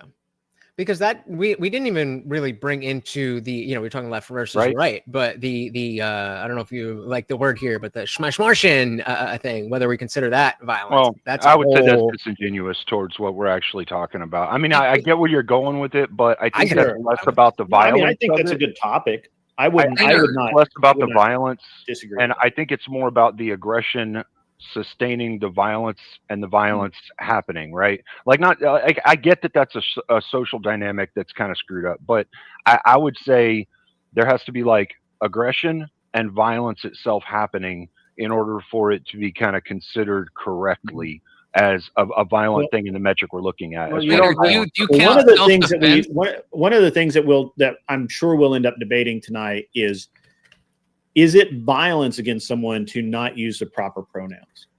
No. So, I would say, I mean, like just from what I've seen of the world and from what limited research I've done on topics close to this, right? I would say the right is far more violent. Socrates is here. Far more Grab a violent. link and come on in. All right, good. Socrates. I was feeling a little right heavy tonight. So why would it be violence to not lie to somebody? That's my opinion, but I mean, I can't. Hey, wait, before we move on, wait, can I want to hear like Cleaner if you're. It's going to if TTS it's not right now. Stand by. Okay. Yeah, I can answer that question, but we'll get to that. TTS. Oh. Coming. Nice. Cool. Every single one, guys, get those in, and if we hit the goal on my channel, he gets peanut butter. So both. Yeah. Okay, Awesome. okay, I appreciate that. Thank you very much, IJ. Cleaner, I'm dying to ask. I'm sorry. I'm dying to ask. If it's not okay, if we're not talking police violence, if we're not talking the stuff you said, if we're not talking Dr. Kevorkian, we're not talking abortion, if we're not talking self-defense, I want to hear, why do you think the right is actually more violent? Like, where I feel like you're pulling some trick out of somewhere, and I want to know where the trick is coming from. It's actually really simple, and it's within the social construction we have that we run around. It's normal. It's it hasn't changed since Grid first stated the prompt or topic. Kind of the subject. I understood what he was getting at the beginning, right? So the right side, we have guys that are in UFC, MMA. We have guys that take Taekwondo, karate. We have guys all over the place that are doing these things that are ultra violent. And yeah, when you're in a tournament or when you're in a fight using these things, there is aggression and there is violence, 100%. We have sword guys. We have, all different kinds of martial arts that people are into on the right. There are a handful of people like that on the left, but it's way, way more prominent. Well, that feels like a bit of a trick, though. We're talking consensual violence, like that. Like No. that's not what we're. Well, no, hold on now. Hold on. It's civ instead of a non-consensual difference. No. violence. If I could refine it even more. No, you say consensual or non-consensual. I would say, well, don't all politicians know that they necessarily are putting themselves in the line of fire when they become a politician, and that would make it consensual. So, I mean, you can try and worm around the definition if that's you want. indirect. The fact is, this is a really good comment from Twitch. 50 people are shot every week in Chicago. Every week, statistical fact. That's the right doing that? Really? Is that the left? That's awesome, bro. It's people who are that way fine with BLM for because sure. It's the left. it's most 100%. definitely the left. I'd say, to But be it's fair, like I'd in say every it's probably major a city mixture. though. So Tyler, would you say it's keep not on the left? no, Yeah. We can say it's wait. not political, but if we are going to force it into a political paradigm, it is clearly the left. So Who did they vote for? Who are the Probably who are the murderers nobody. in They Chicago? probably didn't. Probably Hold on. They probably didn't. Right? That's Like, why. If you do force it into a political paradigm, you can't go with the restraint that Confluence just made against my argument, because everybody that gets into politics does understand they're putting themselves in the line of fire. That's not consenting to violence, though. Like that would be like saying Charlie Kirk Well, consented to being shot because he like. I get what you're saying, Confluence. However, I love this energy, guys. People who go into a kenjutsu match, a sword fighting match with lethal fucking blades, are not wanting to get hit or expecting to get hit. They're expecting to beat their opponent and not get hit. Hold on. But they're expecting to use violence, and there's a risk to that violence that could go into too much territory. Charlie Kirk is trying to do no violence. The risk of the job is not consenting to it. Give me a second. So I'm gonna grant this to Cleaner with a couple of caveats, right? First, absolutely, the right practices to be more violent than any other group. Contact, they're saying Taekwondo is bullshit, and there are more of us BJJ out is there a on the real range one. every weekend doing tactical drills. There's more of us out there, putting rounds down range. There's more of us out there, taking various forms of martial art. There's more of us out there doing all of these things. However, while we can say that the actions are violent, when they are, I don't know that we can get to the same level of violence. Certainly sometimes, for sure, because I literally know a guy who went into the ring determined to hurt the other guy. Like that was just a personality conflict, and they didn't like each other, and I knew that guy was going to go. I knew what was about to happen. So certainly but most people, I think, when they enter the ring, while they're about to perform violent actions, I see they're not threatening that other person. They're not wanting to do that person the same type of harm, I guess you would say. Well, like, could I ask about? I can't remember the name. Hold on, one more point. Are you on so, your phone? and when you get into kata, in the chat over there, some karate, Brazilian jiu-jitsu, that sort of thing, you have to pretty much work. You have to kind of let the other guy throw you around, right? Like you kind of have to be a participant in the holds and that sort of thing, because it's a lot of it is performative, right? It's who has. I'm sorry. For training, right? Yeah, but not. Well, no, even in a match. So there's actually funny you mentioned that. There was this guy who's a professional fighter. He is a karate guy, I think, mostly, but he goes and debunks the myths in various forms of martial art. And one of them, he did Brazilian jiu-jitsu, and he just did not. No, just play. He didn't play the game. Chat. So when the guy would try and take him down, he would simply move so the guy couldn't take him down. And the idea behind BJJ is you have to end up on the mattresses for it to work.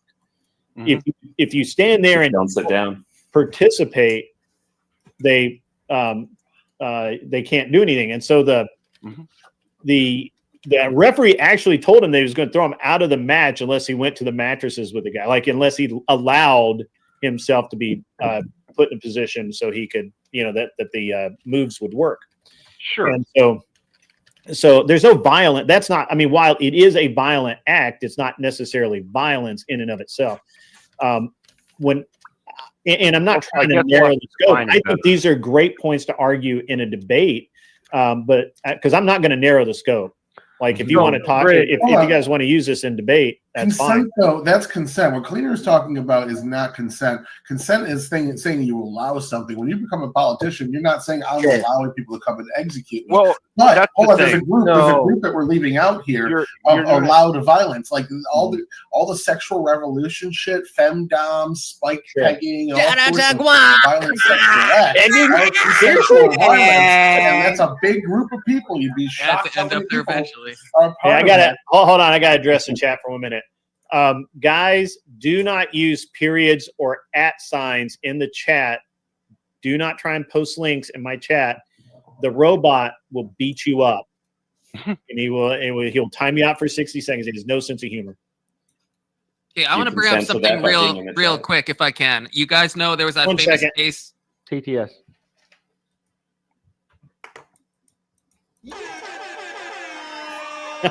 Thank you, Jess Gerald. Normally I would re-trigger that TTS because it was interrupted, but hopefully it heard enough of it. I really need to figure out a way to pipe the TTS into the stream without it screwing up my mic.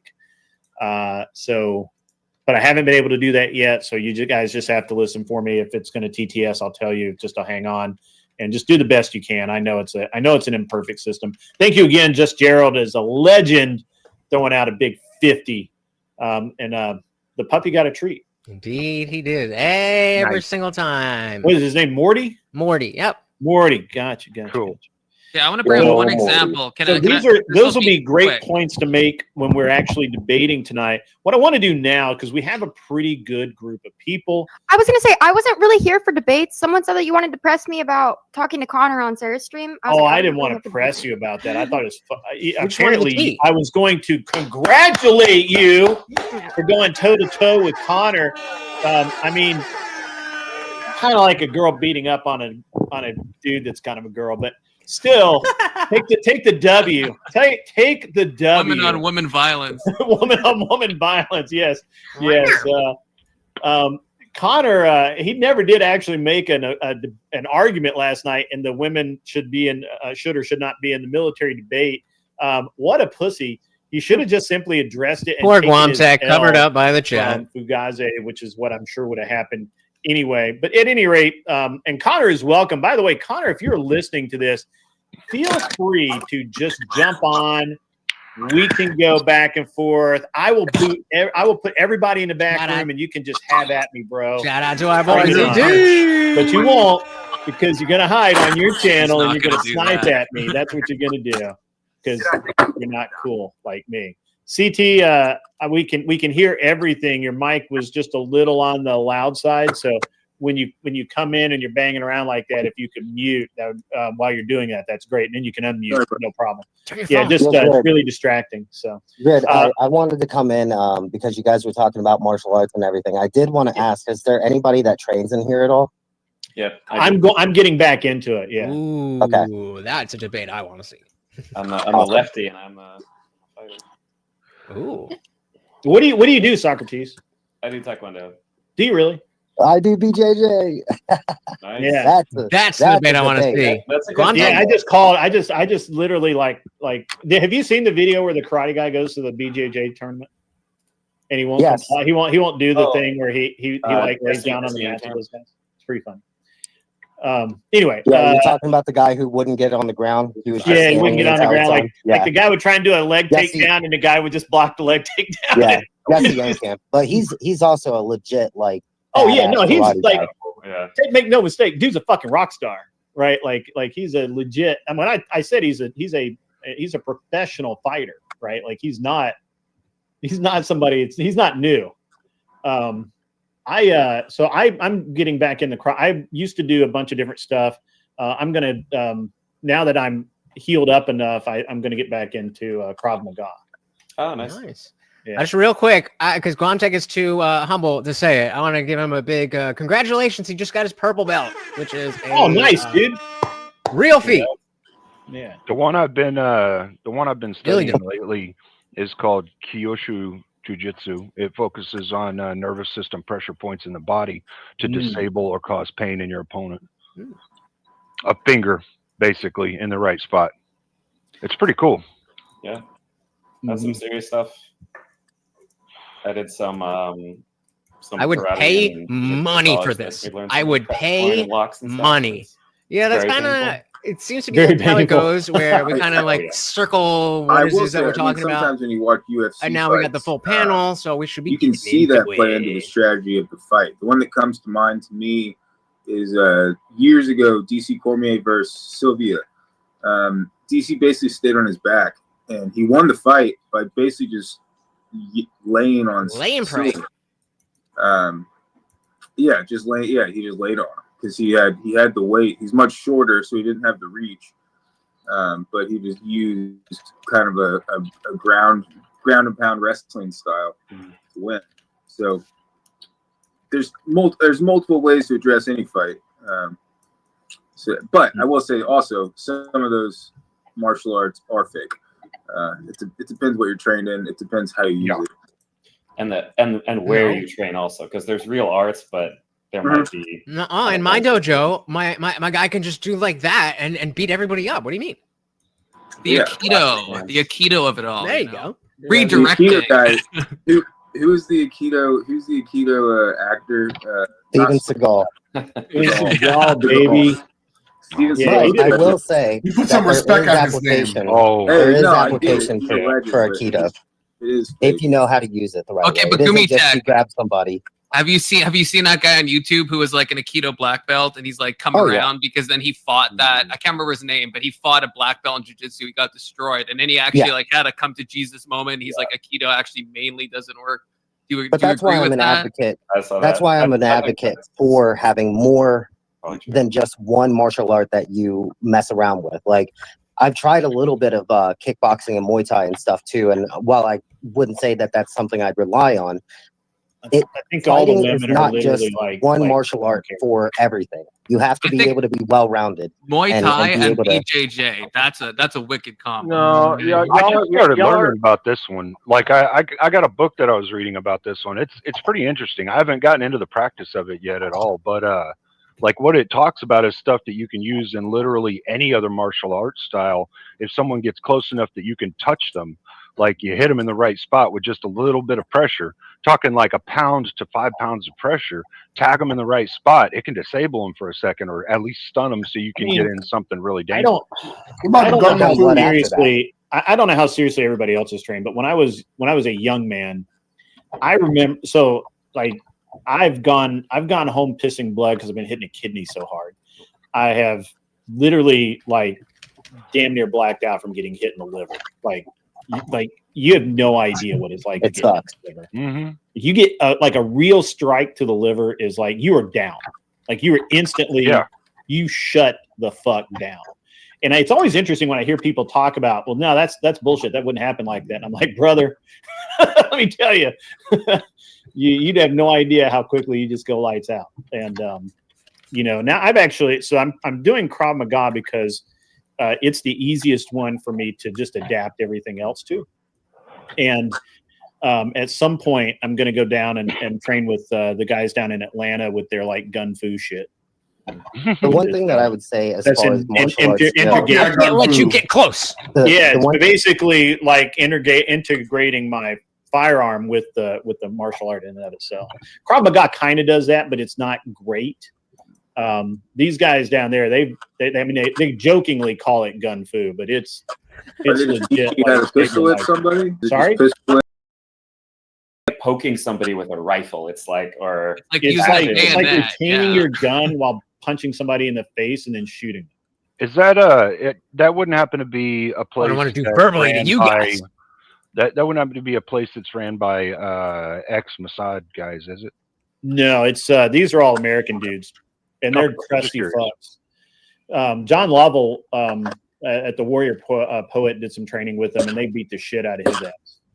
And they use the training weapon they use actually like shoots a pellet and it'll sting you. I mean, it doesn't do any damage, but it'll sting the fuck out of you. So you know not to do that again. Like a higher powered airsoft pistol or something? Yeah, it could just be an airsoft pistol. I don't know. But anyway, let's get into this, guys. What I want to do is I want everybody to go around, say who you are, what your role here tonight is, whether you are a debater or a judge. And then, if you have a channel, shout it out. If you don't want to, just don't shout it out. And then we'll kind of roll into this. I enjoyed I enjoyed this opening banter, but the people came to see some Bloodsport debating. We got it. We got to give the public what it wants. All right, so we'll start with Anson and just work our way around. Yeah, I don't have a channel. I keep on nuking my channels because it's funny. I'm the judge. I'll judge you based on Kairos tonight, whether or not you make an argument that is, timely. Yeah. Go ahead, Jesus. What's going on? I am Lutch, aka the Indian Jesus, here to resurrect the second coming of common sense. I'm live every Monday, Wednesday, Friday, 8 p.m. Eastern on my channel. Please go check that out. I am a MAGA atheist. I used to be a little bit more of a default liberal, and then I kind of got red pilled. But I did my research on the religion stuff, and I'm always open to change my mind, but I think I know what I know.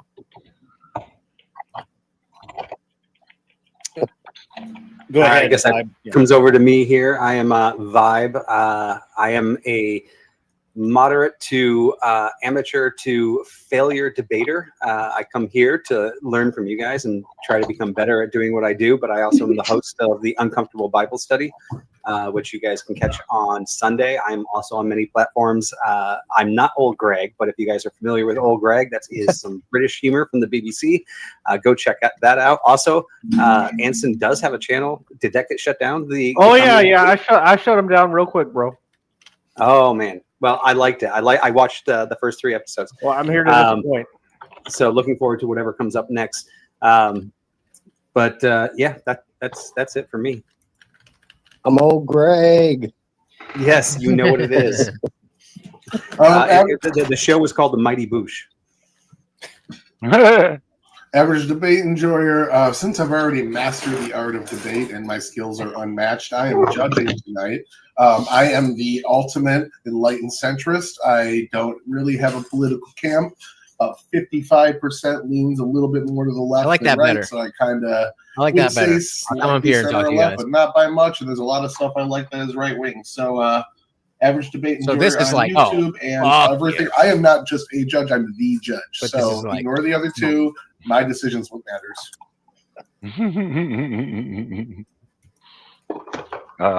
I'm cleaner. I do whatever debates with whoever the hell wants to because I fucking love to argue with people. Tonight I'll be judging, I believe, unless we've got other people and I get to debate. Grid? Yeah. Do I get to debate? You might get to debate tonight. We'll have to get a fill-in judge. Maybe Socrates or somebody will fill in. Confluence, somebody like that. All right. I judge based on argument points, refutals, fallacies called, fallacies refuted, and command of the argument more than anything else. Good luck. All right. I'm Confluence. I'm mainly a YouTuber. I'm center-right unless you ask Emmett, in which case I'm a filthy leftist. Yep. But don't listen to Emmett.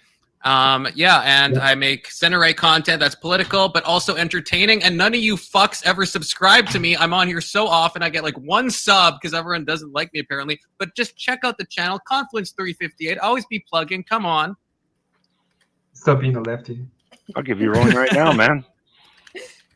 All right, like that's this to me. I'm Thumping Weevil. My channel is Thumping Weevil. I don't go live a lot right now because I'm still very on here a few times. But I'm a very amateur debater. I've only debated here once, like one-on-one with Kel. And I want to say I'm a conservative, more right than anything, because, you know, the left are violent from what we've talked about. But yeah, that's me. Hello, my name is Hanaita. I am a gaming streamer. Not currently streaming right now just because I'm doing full-time work just to help out my grandparents. But I'm here as a debater, even though I'm not really good at it, but I'm trying my best. I'm learning from the best. Every single one of you guys have been teaching me things. So hopefully we can continue this role. Cool. Cal. You're muted, Kel. You have to unmute Kel. Nice to meet you all. I'm probably gonna make my exit from this one. Sorry, I didn't know I was planning on debating, but I hope you guys have great debates. Yeah, I'm at Kinetic Cal. Yes, go to Kinetic Cal. One. Come on, you know. Wait, what? Kel pre-running? What? She said she wasn't debating several times, Grid. Oh, that's fine. All right, Confluence, go with it. Wait, what? Not Confluence. I'm sorry, Socrates. Subscribe to Confluence, though. Do it. Yeah, me. I'm doing too many different things. I apologize.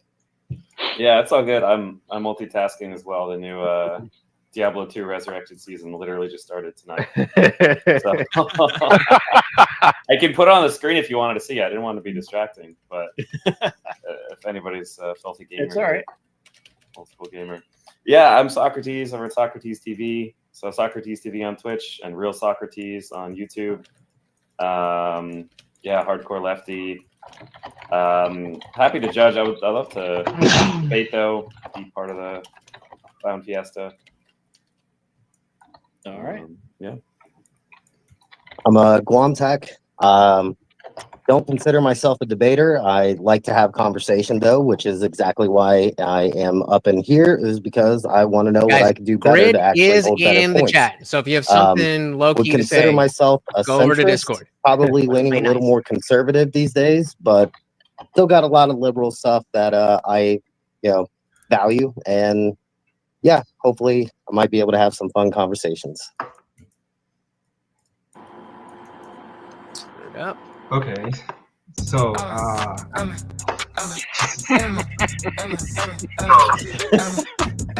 Emmett has his own walk-on song. I'm sorry, we have to play it. It's my contract. Wait, test. It's in the contract. That's true. Thank you. I am an editor for Creed right now. I have my own channel, which is the State of Gaming, which I make fun of lefties and play games and do other stuff and commentary. I came here only to make a Troon rune, and I made it happen.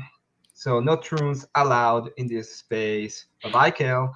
And yeah, I'm here to destroy every single one of you lefties. Let's go. All right, CT. Hey, I go by CT223 in these chats. I would say I'm definitely right wing, but I also have some classical liberal thoughts. Not leftist, because the left has become absolutely insane. But some classical liberal ideas that I think still hold up.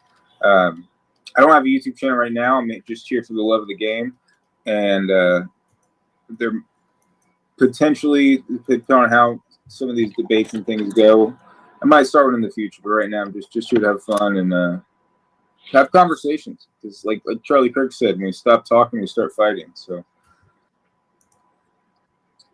All right, cool.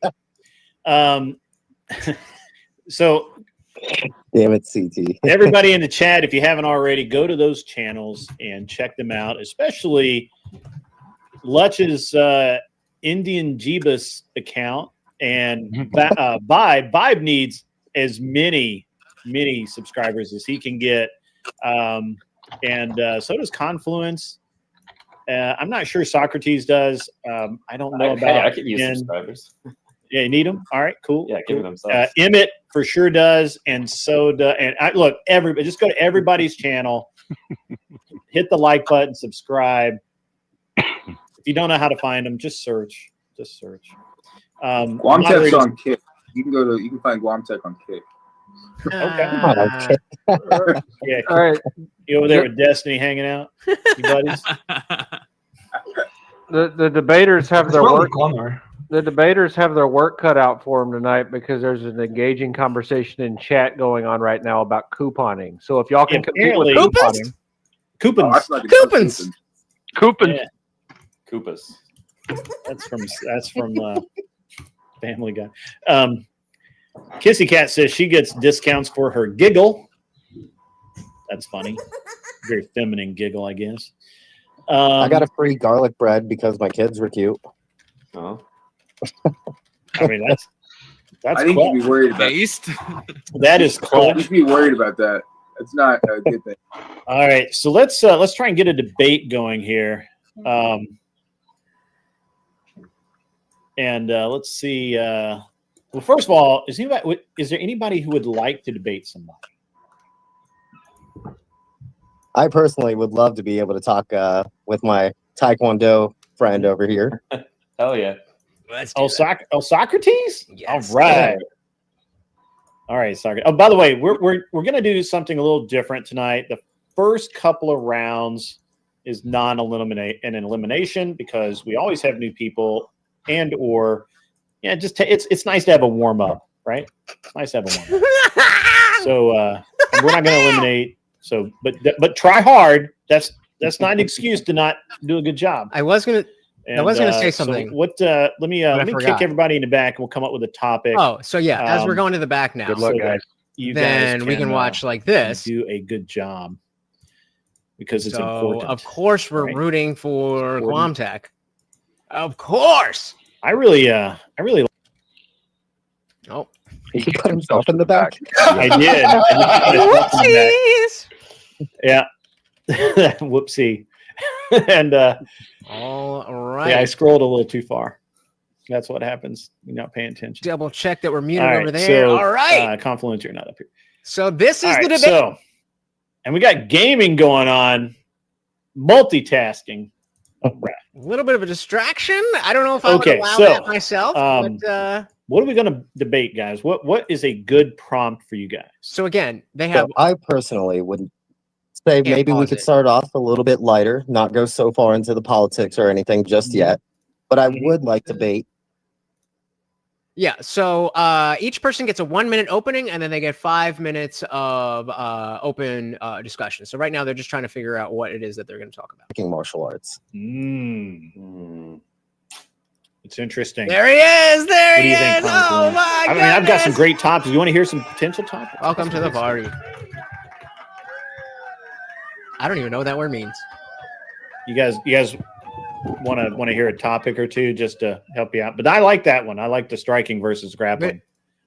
All right, so let me throw this out. So CT though, when you get back on the panel, turn your phone sideways. It's a mental thing that makes you look like, I don't know, different. So if you just turn your phone sideways and make sure you have it. So like what Gomtech is doing, it does make a difference. I don't know why, but it does. Information, what they consider hate speech, violent speech, any of that.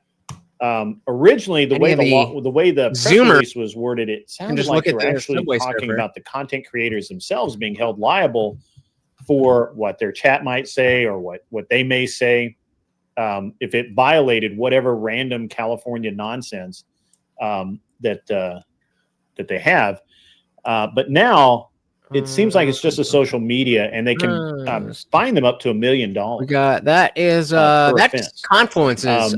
So do you think social media platforms should be legally liable for amplifying misinformation that leads to real world political violence? Do you think that if much like the California law, if somebody goes on, but yeah, this is Confluence, the guy Facebook who I says I'm did going the to 2 do in 1, this, and Facebook doesn't take it down. That's because they just don't want to monitor everybody's post. Could Facebook be held responsible in some way? Wait, so this is the whole platform? The whole platform gets fined $1 million if somebody on that? Yeah. Zuckerberg would get a bill from the state of California. No, I mean, I think that's the end of social media if that happens. Right, but no, it's law right now. It's law in California. Okay, I would have to look that up. Yeah, and I'm leveling right now. Sorry, I mean, I feel like I would probably agree more with Socrates here. Yeah. All right, that's cool. Yeah, we found some common ground though. That's kind of cool. All right. That's that. We'll find something to fight about. Yeah, no. I think maybe the grappling versus striking is good. I just don't know how that would work. But anyway,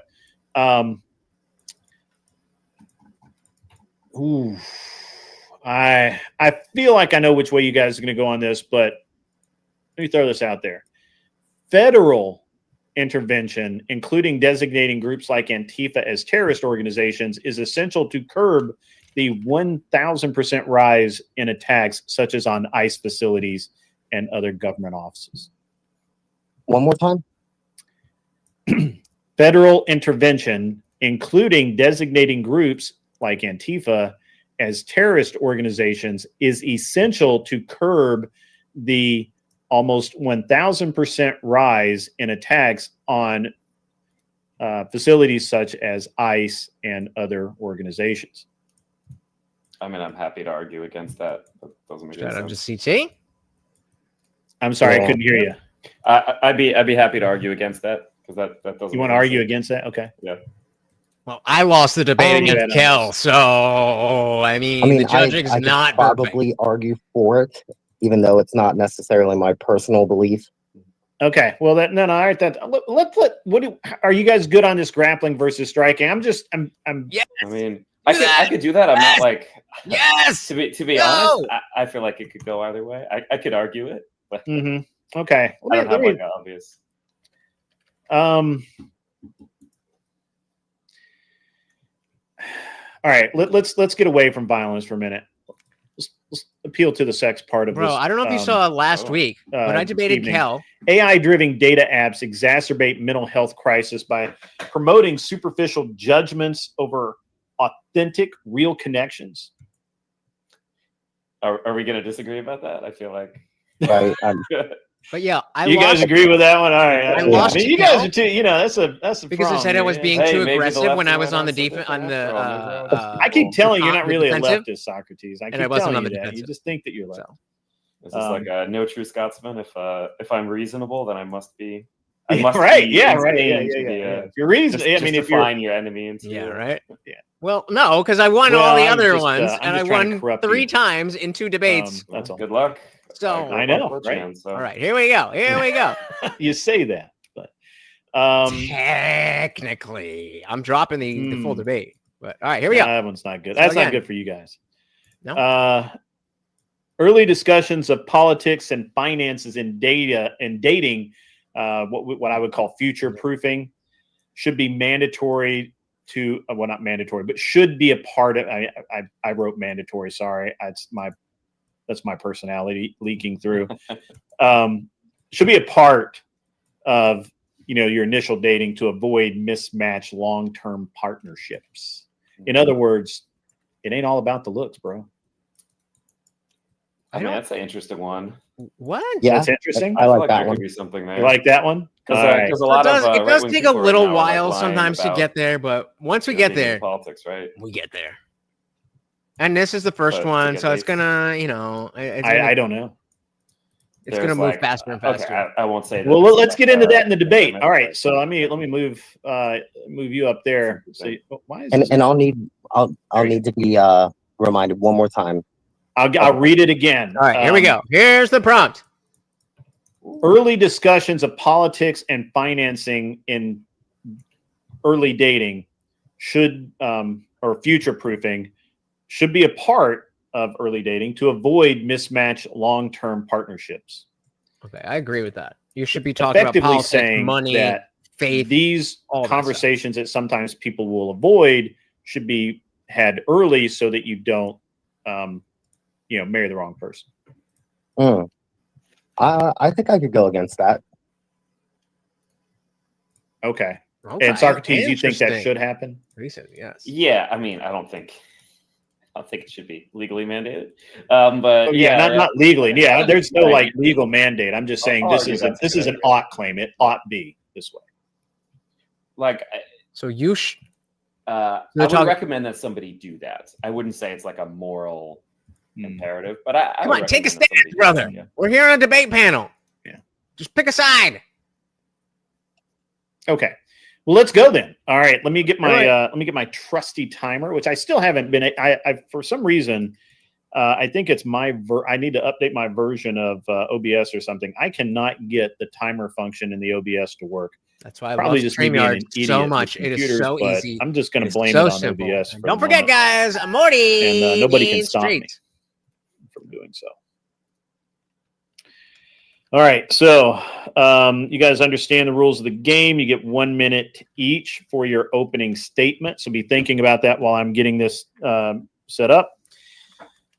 At the end of the minute, I'll stop you, and then the other person will go. And at the end of his minute, we will start a 5-minute clock when you're ready, so that you get 5 minutes back and forth exchange, and then we launch into it. Everybody good to go? Sure. Do it. And Socrates, you're the affirmative. Okay. And I believe, right? Because you're saying it should happen, and he's saying that he thinks that it doesn't necessarily need to. All right, so let's Socrates, you go first, and just start talking when you're ready. Here we go. Thank you for welcoming me to this wonderful debate. Finally, I'm excited to be here today, guys. There's a rising situation in which right-wing dudes are lying to girls and saying, "Oh, You know, I don't really. Oh, the follow- male follow feminist politics. I actually didn't vote in the last election. And then they find out 2 months, 3 months later, oh no, this person lied. This person voted for Trump. This person is on r/conservative. This is annoying because he's posting, not really you know, like even though most of the posts paying get deleted, attention. but posting every day, and they've got some pretty strong opinions, and they Easy just for Guam. straight up lied because either they couldn't get a date when they were exactly right, like, being honest that I about their knew. beliefs, or there's like apparently guys out there that have this weird fixation with wanting to date specifically liberal women. I don't know if it's a power thing Because they're I don't know whores. if It's because you can they fuck actually them. secretly like the values. The ones of that are liberal going to women. church every But whatever Sunday. it is, you know, I would recommend women out there have those And conversations, maybe vet it a little bit. That was your minute, brother. There I'm you sorry. go. So that's the 1 minute opening. right All right. So now Guamtech gets the same. All right. So that's Guam Tech. Yep. Cool. All right. Guam Tech, just start talking when you're ready, man. Yeah. So I honestly think that men and women, especially, would be able to have better conversations outside of politics within their first few dates, even I would say early in their relationship, and that they would actually be able to get a better read on each other by having better conversations outside of politics. So that way, you would be able to actually make a connection that was based off of what you guys actually agreed on, instead of having to have politics come into it and possibly ruin something that could be good. Not only that, there are definitely ways that people would be able to change their minds depending on who it is that's actually delivering the information. So yes, maybe there are right-wing people who come into it and for some reason just want to date liberal women and they're setting themselves up for failure. I do think, though, that you could be focused on finding somebody who is actually going to be a match for you personality-wise, and maybe leave the opinions for a little bit later. That was awesome. You had 4 seconds left. Yup. All right. Okay. Well, I got 5 minutes on the clock. You guys I would just absolutely start use that. talking when you're ready. Yeah, so I want to ask Socrates if, you know, you seem to be taking the position that most of this would be bad because it's right-wing people who are kind of taking advantage of relationship goals and not necessarily being truthful about what they actually believe. Yeah, I don't know if I would even necessarily say taking advantage of. I think they're wasting everybody's time. Like, I don't think I think it's a bad idea all around. And so how would you say that this would actually be harmful in the relationship later? There you go. I mean, if your well, relationship starts I based mean, on lies, that could be harmful. But I think the most obvious thing is just, you know, you start dating somebody, you think maybe they're cool, and then you find out that they've been lying to you about not just like, oh, I've got some opinions, or I voted one way once, but like their entire value system is exactly why you is, should like, talk about it up opposed front. to what you think is like decent for a human being. You know, there's not necessarily any coming back from that. Yeah. So, I mean, wouldn't you say, though, that people are more complicated than just their politics? Sure, of course, yeah. So, I mean, what are your thoughts then on trying to let your, I guess, things like that he's you're able making to Guamtech's actually, argument. you know, like be interested in, talk over than just your politics, and being able to make a relationship based off of things that you actually value and would be able to care about outside of just who it is that you're voting for? Yeah, I mean, I think there's this weird misconception that it's like, oh, politics. It's like, oh, but you know, you're into this sports team, or you like this hobby, and I like hobbies that are more outdoors. You're like more indoors. What are you talking about, bro? That's not really what I think politics is. I think politics is. So this is where you go. Okay, so what is politics? And if it turns out, look, I can conceive that there could be a situation where people are on paper, you know, not aligned at all, but they get talking, they realize they have a lot in common.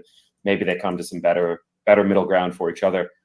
That can happen, and that could be wonderful. And I think people should be open to that. But at the same time, I think that's kind of the rarity. And fundamentally, again, just coming back to like lying about just who you are and what you believe, like that's a pretty big, you know, not great way to start off a relationship.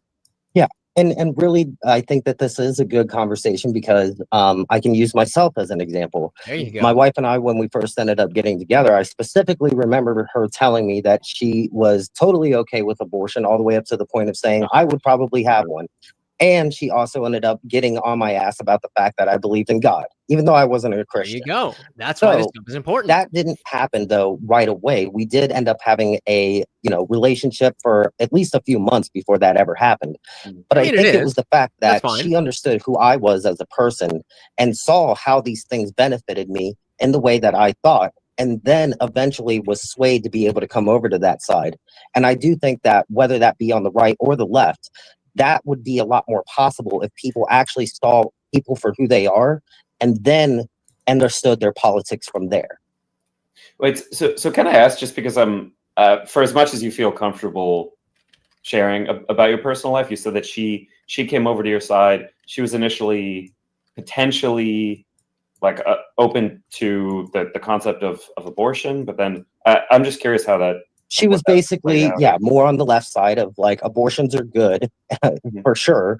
And, also a little bit more on the atheist side of like, I can't believe you would even believe in God. You're a dumbass. I brought it up on a date, and my friends were like, "What are you doing?" I was like, how did that liberal? I in don't your want to relationship? Because it's like once you're in a relationship, pretty much, whether you decide to have it, if you get pregnant and you decide to have an abortion, that's based on like, there's people who could be pro-abortion who might not get an abortion, right? There's lots of people who think that you should be able to get an abortion, but are parents, right? So it's not like a one-to-one. You have to get an abortion. See, this is where somebody with a little bit more. I mean, I would say that the way that it worked out was, again, her being able to understand where my politics were coming from, so that she could have a different opinion to actually go off of, and then make a better decision based off of that. And we, obviously, when it does come to children and stuff like that, I mean, maybe it's the thing that people should probably be a little bit better of, which is just being more careful instead of finding yourself in that situation. He said like two things. Understand. All right, said like two ladies things, and gentlemen. and I just called him out. You need to remute it. I don't know if you read that. Emmett, mute. And then make a better Unmute and mute. And we, obviously, when it does. Sorry, I didn't realize the debate ended. I was on delay. What is that? Yeah, I'm hearing static. Who's staticking? Who is staticking? Oh, no. Okay, whoever did it, stop. Okay, good.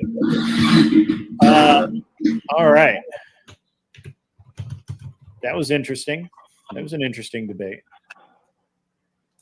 Was that it, or was that was the whole? That's it. That's it. Cool. Wow, that was like 2 minutes, super. Yeah, you only get 5 minutes. Speed dating. It kind of is. That was fun. Yeah, that's my first time coming. I gotta pee again. God damn. That's pretty cool. Oh, really? Yeah. Before. Yeah, that's why everybody's yelling at you about your game being up, because you got to really focus on this. Yeah. What game are you playing? I thought that was the most horrible debate I've seen in a long time. And this is. I think you actually have it in you. I just don't think you were concentrating on it. Yeah, it was actually. I thought it was good because of the subject matter. Let's hear from Anson Knowles. Yeah, so like I said when I introduced myself, I'm going to be judging off of what I consider to be whether or not you maximize the opportune time for action during the debate, and that's called Kairos. It's a classical method of looking at debates, and based on what I observed, I would say that Socrates, he was a bit premature in his timing. And it's kind of like when I was younger, like I remember there was one time when I drank like a 12-pack of beer and then got stoned within like an hour. And then like I spewed all over the place and it was wretched, right? Because I couldn't handle it, right? So for example, like if you're playing video games and then you also try and debate at the same time, you're trying to do two things at the same time, and it just sort of ends up spewing all over the place. So I'm gonna give this one to the bald guy, Guam. Yeah. All right, Anson, the bald guy. Wow. Okay, Cleaner, where you at? I think as far as arguments made, points made, all of that, I had Guam at one point higher, and he also seemed to be holding a better command of the structuring of the arguments and the conversation at hand. So I gave it to Guam on this one. Okay. And doesn't it look so much better with Z? Oh, sorry. Doesn't it look so much sorry. better? I got distracted again. Go ahead, Tyler. Okay, so one, I gave Sock a point for clearing Luke Kalim as a pure ego and power play while he was doing this. So he started out with a point. Everyone's heard me talk about I judge based off the prompt. I let you guys set your own parameters you want to argue with. Now, Sock was on the defensive here, so in a sense, he didn't say that much. He didn't really tie his argument into the prompt, but laid down his position where he wanted to fight. And it made Guam have to come to him and say, how does that link to the prompt? And kind of burned up a little bit of his time having to figure that out. I kind of thought it was a fun tactic to see. Guam came out throwing punches. You are there to invalidate his argument. He made 2 points throughout the course of the debate. One, the foundation of dishonesty comes down like a hammer. And two, the mismatched morality could be something imperative that you'd want to clear up beforehand and just be better off in general. Now, you targeted first you call his argument an anecdote. If you would have stuck to that and not argued his point and just said that's all anecdotal, that's extremely rare, let's talk about the vast majority, I think he would have walked away with this right off the bat. But you decided you called it an anecdote and then dove into his anecdote to argue, and then you met him with an anecdote of you and your wife, and instead of just slapping it down, he dove into your anecdote as well. So the ball being tossed but back I do and think forth, that, I would say that's relevant. Won that smaller point in between it, but I still think Sock kind of actually took this one home a little bit with this. His arguments weren't dismissed in a way for me that counted as strongly as a critique to destroy his argument. Interesting. Legit. Okay.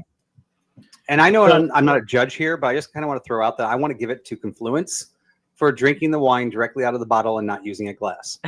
I noticed that before. I forgot. Right. I was going to say something, but dilly. I think it's every time I've seen him drink, it's always out of the bottle. It has to be. Yeah, apparently. All right. So that was the first one. Now everybody knows how it works. Did we go through the judges? What did you guys think about that argument, Guam? What did you think? I mean, I still feel like it was very conversational, right? It didn't feel like a debate. So again, that's the thing I'm trying to get away from. Yeah, I think there's a lot of time, a lot of places, like even just with the video game thing itself, I would have used that as like, bro, you're not even paying attention, and you think something like just a little bit more bite to you. I know you got it on the mat, so bring it to the debate. That's where I get it all out, man. Yeah. Stop going into that. No, I'm just kidding. Honestly, I thought both of you did okay. I think that's why you guys get to make your own judgment.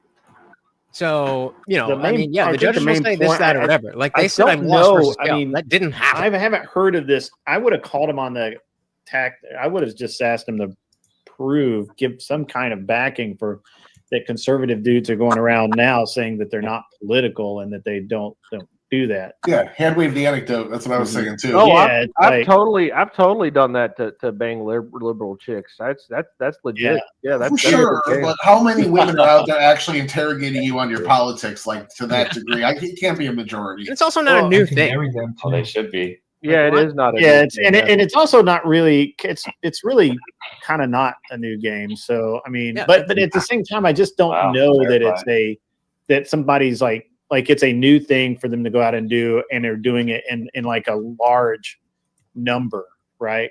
Well, it's well past being addressed. Sounds like. To be fair to Anson, he actually married one of them, so. Well, I think guys lying to chicks so they can get laid isn't a new concept, and they'll lie about whatever they can whenever they're right. Yeah, that's the truth. There was actually one argument that I was really expecting, which I didn't hear. Politics, politics and money management, like those are things that change over time, right? And Sure. and the important things in a relationship are more like attraction and communication. And as long as you have Give those yourself a little bit things, more juice. then the politics and the money management, those will all just sort of come together, right? I mean, And the money people- management, that's like one of the biggest things that people break up over.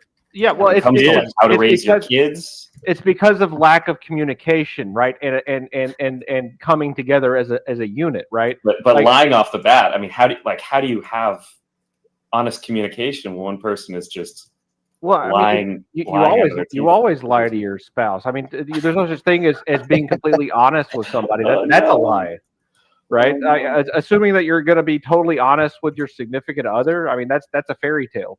No, but I mean, core value. Okay, Your wife will be maybe honest with people you don't- on everything you people do murder wrong. somebody. It doesn't mean it's a good virtue. It doesn't mean it's a good value.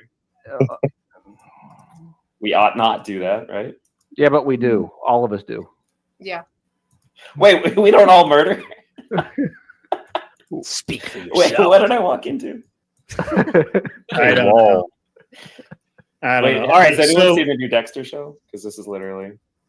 I don't. Yeah, I don't know. I think that's interesting. I think that like my wife and I really didn't talk about politics or anything for a little while, but money certainly not in the first couple of dates, but it wasn't long. The money came up, and it was kind of a big deal. So we had that out of the way too, like long before we got married. We had both of those. Yeah, I say conversations bring it out of up the way. immediately. You know, I mean, I think my that husband. ultimately. Sorry, go ahead. It's important. No, You I need was to gonna know say, this so stuff. did me and Bring my it up. husband. We talked about politics just because, you know, I have decals in my car of like obviously who I represent. So, and like the money thing kind of came, it didn't come quick, but it came before, you know, moving in together and deciding what we were going to do to move further with each other because we were both working at the time. So That was really mostly my point is like building a relationship first and knowing who the person is something that you can actually kind of understand their politics and have them understand yours and hopefully come to an agreement was ultimately my entire argument there. yeah. I mean, I've if you never look at- personally hid who I was to anybody. I've never hid who I was. I've tried. I've just failed. I think if you look at the statistics, right, we know that couples that actually find that they're equally yoked, whether it's religion or politics or whatever, prior to getting married, have a higher success. The numbers are out there. However, at the same time, the reason people don't do that is because of this feeling called love. I'm just gonna kill the This is chat something while that is I'm like rare. Like covering my and beautiful women and men face. both feel it with the worst partner ever, where they go head over heels, where there's like, wow, this person's so crazy. They made me feel this way that I've never felt before. I want to marry this person outside of all logic. Now, this is where you could Bring debate some of both our sides friends because in one side into, I can sit into here my and I can Discord. Let's go. debate that. You know what? The long-term result is going to be better if I sit down and go, well, you didn't make me give that great love feeling, but I know in the long run, economically, family, and everything, we're going to be good together for the long term. But at the other side, I can actually argue and say, but that crazy love, that crazy vibe, that crazy feeling is something you only get when you're being illogical, something that doesn't exist when you sit down and go, do we yoke? You know, and I think almost everybody has one guy or one girl in their past where they're like, that person was horrible for me, but I fell head over heels for them because they were so crazy and different than me, right? Yeah. And so you could actually, there's a really good argument for both sides. One has a good long-term effect, but we all needed that one short-term effect as well to have that like crazy feeling. I think I call that You're gonna have to get away from the yoking thing. It's the honeymoon phase that you have with any relationship. You don't have to be married. You don't, engage or whatever. It's that honeymoon phase that you find with somebody that you really connect with. And if you don't get past that, then it's not going to go anywhere. But once you get past that, you can break that honeymoon phase and you can say, hey, I can actually, I still love this person. I still value this person. I want to build a life with them. So that's the kind of person you want to connect with. That you Yeah, that makes sense. I think this concept of being equally yoked or equal is way overplayed too much in social media right now. This isn't how relationships that work out over the long term typically go. Like typically relationships that work out over the long term, people are not equally yoked. They're not. And if they are, they end up falling apart, or they have something going on that's really horrible in the relation. I mean, it just, we see it too many times in society to say that this isn't, I'm a nail biter like too. this isn't something that we shouldn't be going for, you know? Yeah. It's just kind of ridiculous, but I hear this a lot. I don't think we're supposed to be equal at all. Like, we're not supposed to be equal to each other. We're supposed to No. complement each other. You No, know? women are supposed to be better at one thing and men at something else, and that's it. You're not equal. Yeah, there's So equal there's- under the You're not. law, You're and not then equal. there's ways just that hate. you can Those, be equal. those are I two don't think different two people are ever going to be equally good at everything, Right. or equally wealthy, or necessarily in the same stage of their career, or whatever. A million different things. But both people in the relationship should feel like they have, like, they can speak up for themselves. There's some very basic level. They're both respected. There's some basic things that are not always present that really I need can to see be, myself I think, for a relationship when to be he's good and there. successful. Well, every time he leaves. You know what, Grid? This sounds like a great topic for date wars Ooh. on Wednesdays. You know, like a great topic for date wars. Yeah, it is. Yeah. We'll write it down. Write it down. All right. I'm gonna shut out Is that the quickly new when thing on Bob Wednesdays? said. Doing date wars? If you're going to talk about, relationships, I don't think we're going to call it Don't date bring wars a for bunch of very long. single But women that's starting to. I mean, it kind of rolls off the tongue, but it's Date I like wars. it. I don't know, wars, man. Date wars. I gotta say, like the way For real. that the one went Have babies. Wednesday, like that Many pretty as you much can. felt like a fucking war. I was trying to keep it on That was topic. that and it was. just See, kinda- the thing is, though, is that really should not have. That was not like what I don't know if that's what Kissy Cat and Emmett when they suggested that was that. I was not what I was expecting. I was expecting a discussion. I kind of want to panel, take on Bob just for. pretty much just even back and forth, and it ended up being just. I mean, it ended up being. I was. chaotic. I'm gonna tell you right now, Grid. I'm evil. I was expecting war. I knew people were gonna spread Great, it that's out. kind of what you It's get gonna be when you great. talk about women and you get a bunch of single women on the panel. Yeah, I mean, what do you Single expect women with on there, feminists? that's what you're going to get. What are we Bunch of feminist talking about? That's exactly what he said. Like, it's a bunch of single, like, broody women. Yeah. Maybe, I mean, to be maybe honest, you I'm could not have a even really sure why good YouTube dating allows show. women on. Yeah, and the most vicious one is the one that was the divorced one. That's the single mom who's past hitting the wall. I think you could have a really good dating show where you have one liberal woman on, and there's one liberal man, and then like 5 or 6 conservative men. It's like the Jubilee, Yeah. and they're all pretending to be liberal. You caught that right, Anson? I did the Brady Bunch thing there. Yep, I got it. On to the next. Let's do And this. both liberals are trying to date a conservative man. Yeah. No. They're There you like go. trying to Start it. avoid, Just but they're start it. trying to guess who's who. Yeah. So you got to pretend to be. Go, Taking date wars. I'll Send in take a it, super Grid. chat and It's a say, great I'd like name. to see the Indian Jesus. We'll see and, how it works. All right, so who's the next debate? What do we got going on here? That hyena chick needs to debate. Real quick, I do want to ask though before that, Sure. just to help on the debate side of things. Is it basically just go more on the attack, try to shut down their arguments whatsoever, like any that they would have? That's more the tactic. Situational. Yes, Well, take more of an assertive stance because you are confident in what you think and what you say. I can't hear Anson. No. I'm not talking. Oh, That was, okay. It's that was Jesus. what- Oh, You that can was- hear me? Test, IJ. Jesus, you're really quiet. Yeah. Yeah, your volume's low, bro. Says, all right. Hold on 1 second. How's that? Yeah, something messed up. We Better? still can't hear you. Well, Guam, I'll answer that too. It really Testing. depends. You were on the aggressive that time. You probably should have been attacking, going for the Testing. throat over. Yeah, I can hear you. Yeah. Yeah, that sounded better. Two Okay. things that would Can I, probably help you Can immensely. I also do Tom, a test if test you're one too? Just because I'm not trying to interrupt, but can y'all hear me? I've been having some tech problems on my side. I just want to make sure y'all can hear me. You need to be not on an iPhone, brother. I swear to God. Yeah, iPhone Yeah. sucks, man. Yeah. It's very glitchy, and we can hear everything from your side. it has a little bit of tearing that happens sometimes when you're talking. It sounds like static. Yeah, so just stay muted until you're actually talking. But yeah, Guantak, I was just saying, like, you're confident in what you have to say and you know where you're going. You're a nice guy, so you want to kind of let the conversation be the conversation. In life, that's a great thing, but in this particular context, that's not really what we're doing. I learned that from talking to Gibbs. Yeah. Okay, you can't be too nice. You just I would say you got to throw respect to the wind.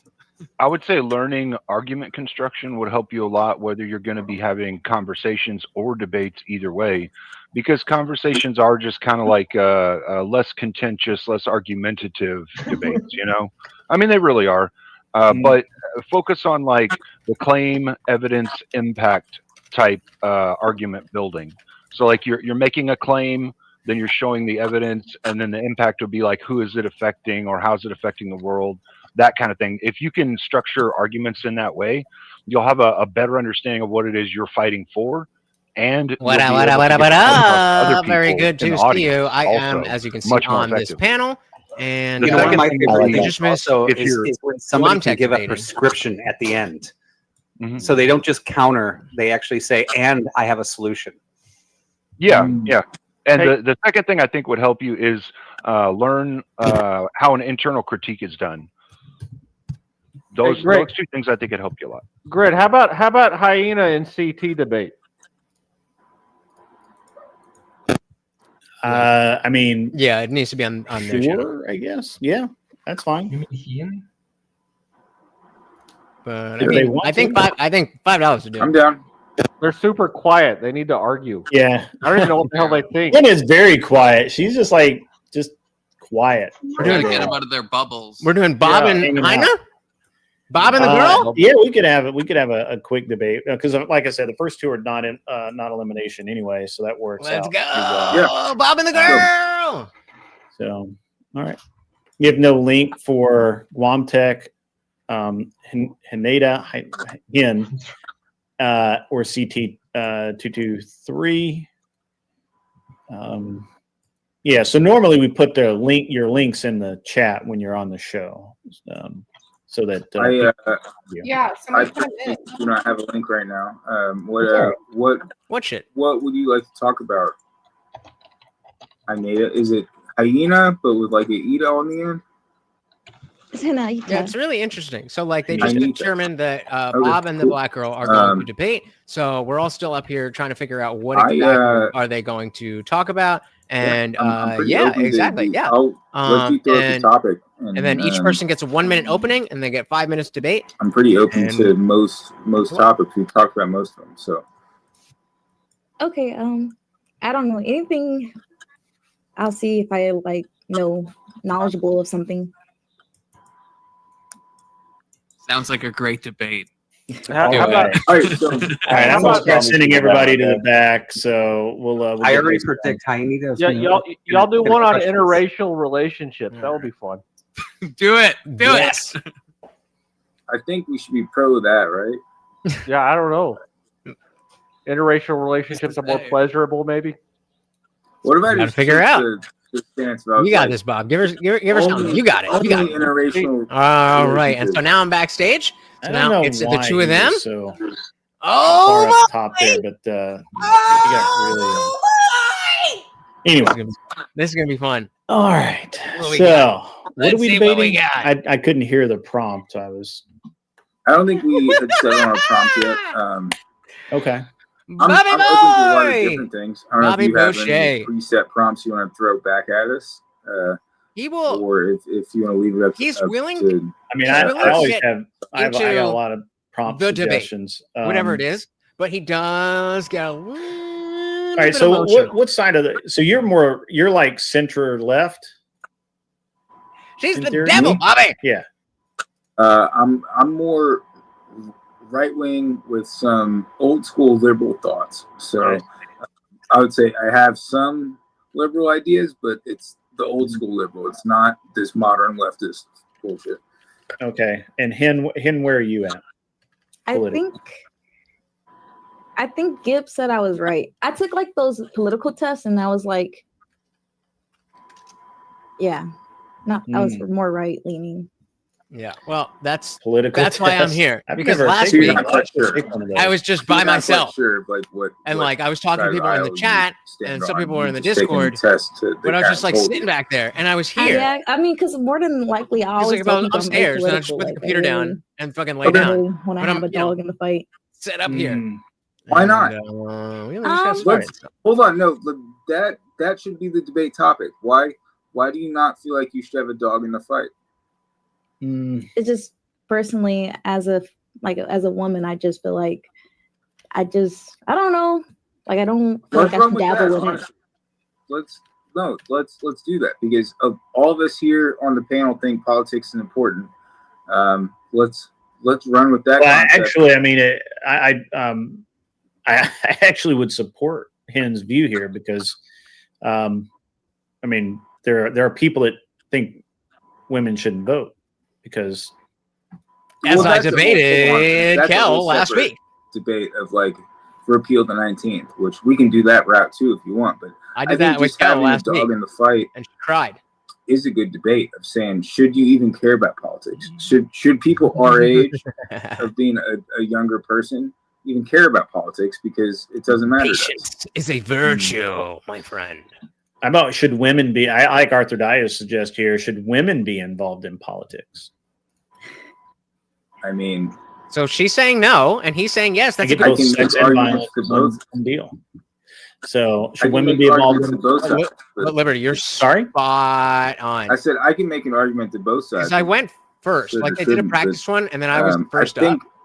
I mean, but then I had to wait for like everybody. What else do you to go. think, Ananthea? Don't leave it to a woman. Be a man. Pick What do a you think, fucking Ben? topic and go. Okay, so are we talking about the 19th? Should women vote? No. Should Arthur Dia suggested the prompt of should women be involved in politics? Oh. Verse, I suggest the prompt, should you as an individual be involved in politics regardless? Is it important to be involved in politics, or is it okay that's to good. leave it alone? Because she was saying no, I don't really feel like I have a dog for in the you, fight. the individual, I believe that I have the choice to not be involved. And then for you, I believe women should be in politics if they want to, but if they don't want to, they shouldn't have to be involved. This is about obligation. Are you obligated to? All right, so I'm be not. I'm involved? proposing a prompt. So your position is that women can be in politics if they so choose. Okay, that's fine. We'll keep moving. I think that's a good. I mean, I think either one of those could be doable. It seems. Yeah, like but I think you things guys are kinda- both going to be on the same side because you're going to say that women. I'm not. You're going to say that women can be in politics if they want to be, and she's going to say women can be in politics if they want to be, and that I can debate. This women is should be in why. politics. This That's is the why easiest way. Grid needs to just say, look. Well, I mean, these are we can. these There's are we have 5, a 10 bunch of topics that we so, have. Pick one. Him, what do and go. you feel strongly about? Because, like, what do you feel? What's an strongly issue about? that you feel To strongly a woman especially, they don't feel strongly about anything. I don't know. I guess you guys. Oh, damn! Looking I at can't that even think poll, what's you going guys on. are. In, Well, I Join feel the very fight. strongly about freedom of speech and like the consequences that come with it. Just because people are making fun of Charlie Kirk and now this they're is losing their where- jobs, but like okay, the same thing like happened I'm like going 4 or to 5 years argue ago with BLM. something People were I making fun don't of BLM believe and making those people so lose their that we jobs. can I have a feel debate. like I don't know. I feel like there's a consistency issue. Like should people lose their Like if I On was what running side this, of I that would would be you be on? Are you sweating saying at that all this. people Like who are everybody's making fun watching, of Charlie everybody's Kirk watching, should everybody's not lose waiting. their job? I can't do that. No, I think she's saying that free speech has consequences. Yes. You're free to say whatever you want, but there are consequences involved with it. Yes. Are you for the freedom of speech? I'm for the freedom of speech. It's just private companies, they have the choice to get somebody out of the school or their jobs if they're, making fun of political violence. All right. Yeah, So how about this as a prompt? How about this as a prompt? And I think that this is probably going to work out. So, I get it. Like I get there's no there, like rush, there but- is no free speech without consequences. And I believe Hen would be ironically the affirmative on that. She would say that is He's not a there. boomer. There is no free speech without He's no matter what you say. There's consequences. It sounds CT like you believe that there Gen is, Xers are free speech and that it shouldn't kind of carry boomery. consequences. Like if you, for example, when you can Nick call a is police saying it, officer like, God damn. whatever you want. You can tell them to fuck off. You can do whatever, but you can't. But if you tell an individual, a private individual, that they can tell you to get the fuck off their property and go the hell away. So now you see, you have free speech when dealing with the government is in one position or one aspect, and free speech in dealing with the private citizen has another. And I think that what it sounds like to me is it sounds like you're saying that you believe in free speech across the board. Just take I the wouldn't fucking say thing, it's- dude. Nobody fucking I would cares just about say, what you actually believe. We just being want to see a fully debate. transparent. We I want think- to see you debate. We don't care what you fucking you're not think a about free it. speech absolutist. Can you debate the fucking No. topic? There is consequences, but it's more societal consequences, not law consequences. Right.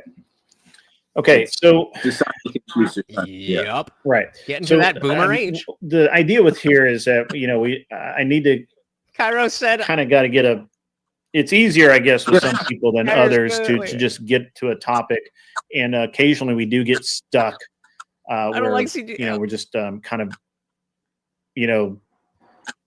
it's hard to Spinning our find what wheels. people, are able to argue, and it's sometimes hard to Can I find say, something they disagree on enough. I say I think there's probably a lot of things me and Hen disagree on. I think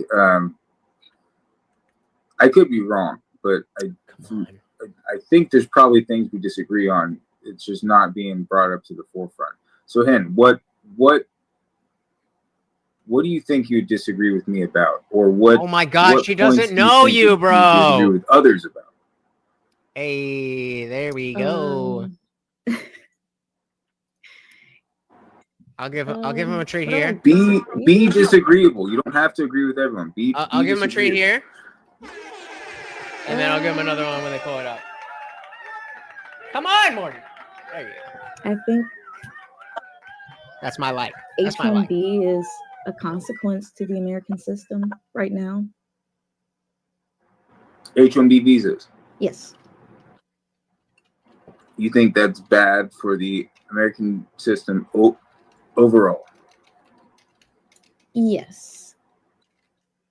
Or at Okay. least that is You can do too, there's too many, I think there's just too many opportunities for them. I feel like it should be like a 1% of 1% should be like H-1B visas. So are you? All right. So we'll just get more classical here. So are you? Yep. Hen, are you pro immigration? True. Yes. Just very take strict. Just immigration. take the opposite. So strict legal immigration. You were not I'm for any definitely- form of illegal immigration. I'm definitely Where are bringing you it at up. on Be that? like, guys, remember, CT? we're not here to talk about your feelings. We're I here to think debate. So be just an pick a immigrant topic in that this you think you country, can should debate well, come to even if you don't illegal believe it. channels, As 100%, a line on that. absolutely at all times. And unless you are truly claiming asylum, which we're currently not at war That's with the debate, Mexico, so have there the is no debate. asylum claims from Mexico. Okay, so let's try and all right. So it seems like the H-1B visas, you guys, which is a weird one to me, but well, okay, we'll go with it. It is strange. So H-1B, Finally. specifically, are we saying that? There's a lot of drugs going on in the 2010s. Are we as saying well. that H-1B visas, because of the way they're have been Pick one. restructured, are effectively corporate slavery, or are we talking about H-1B Yeah, but now visas y'all about to fucking are run the depriving world, Americans and you don't know of shit about jobs shit. because See, he's like, this is because fucking of the way crazy. that they're Okay, being wait. used currently. Which aspect of this are we talking about? I would say the second one. Okay. So H-1B visas are being overused and depriving Americans of jobs. Yes. Okay. You can make that argument. You've got some points there.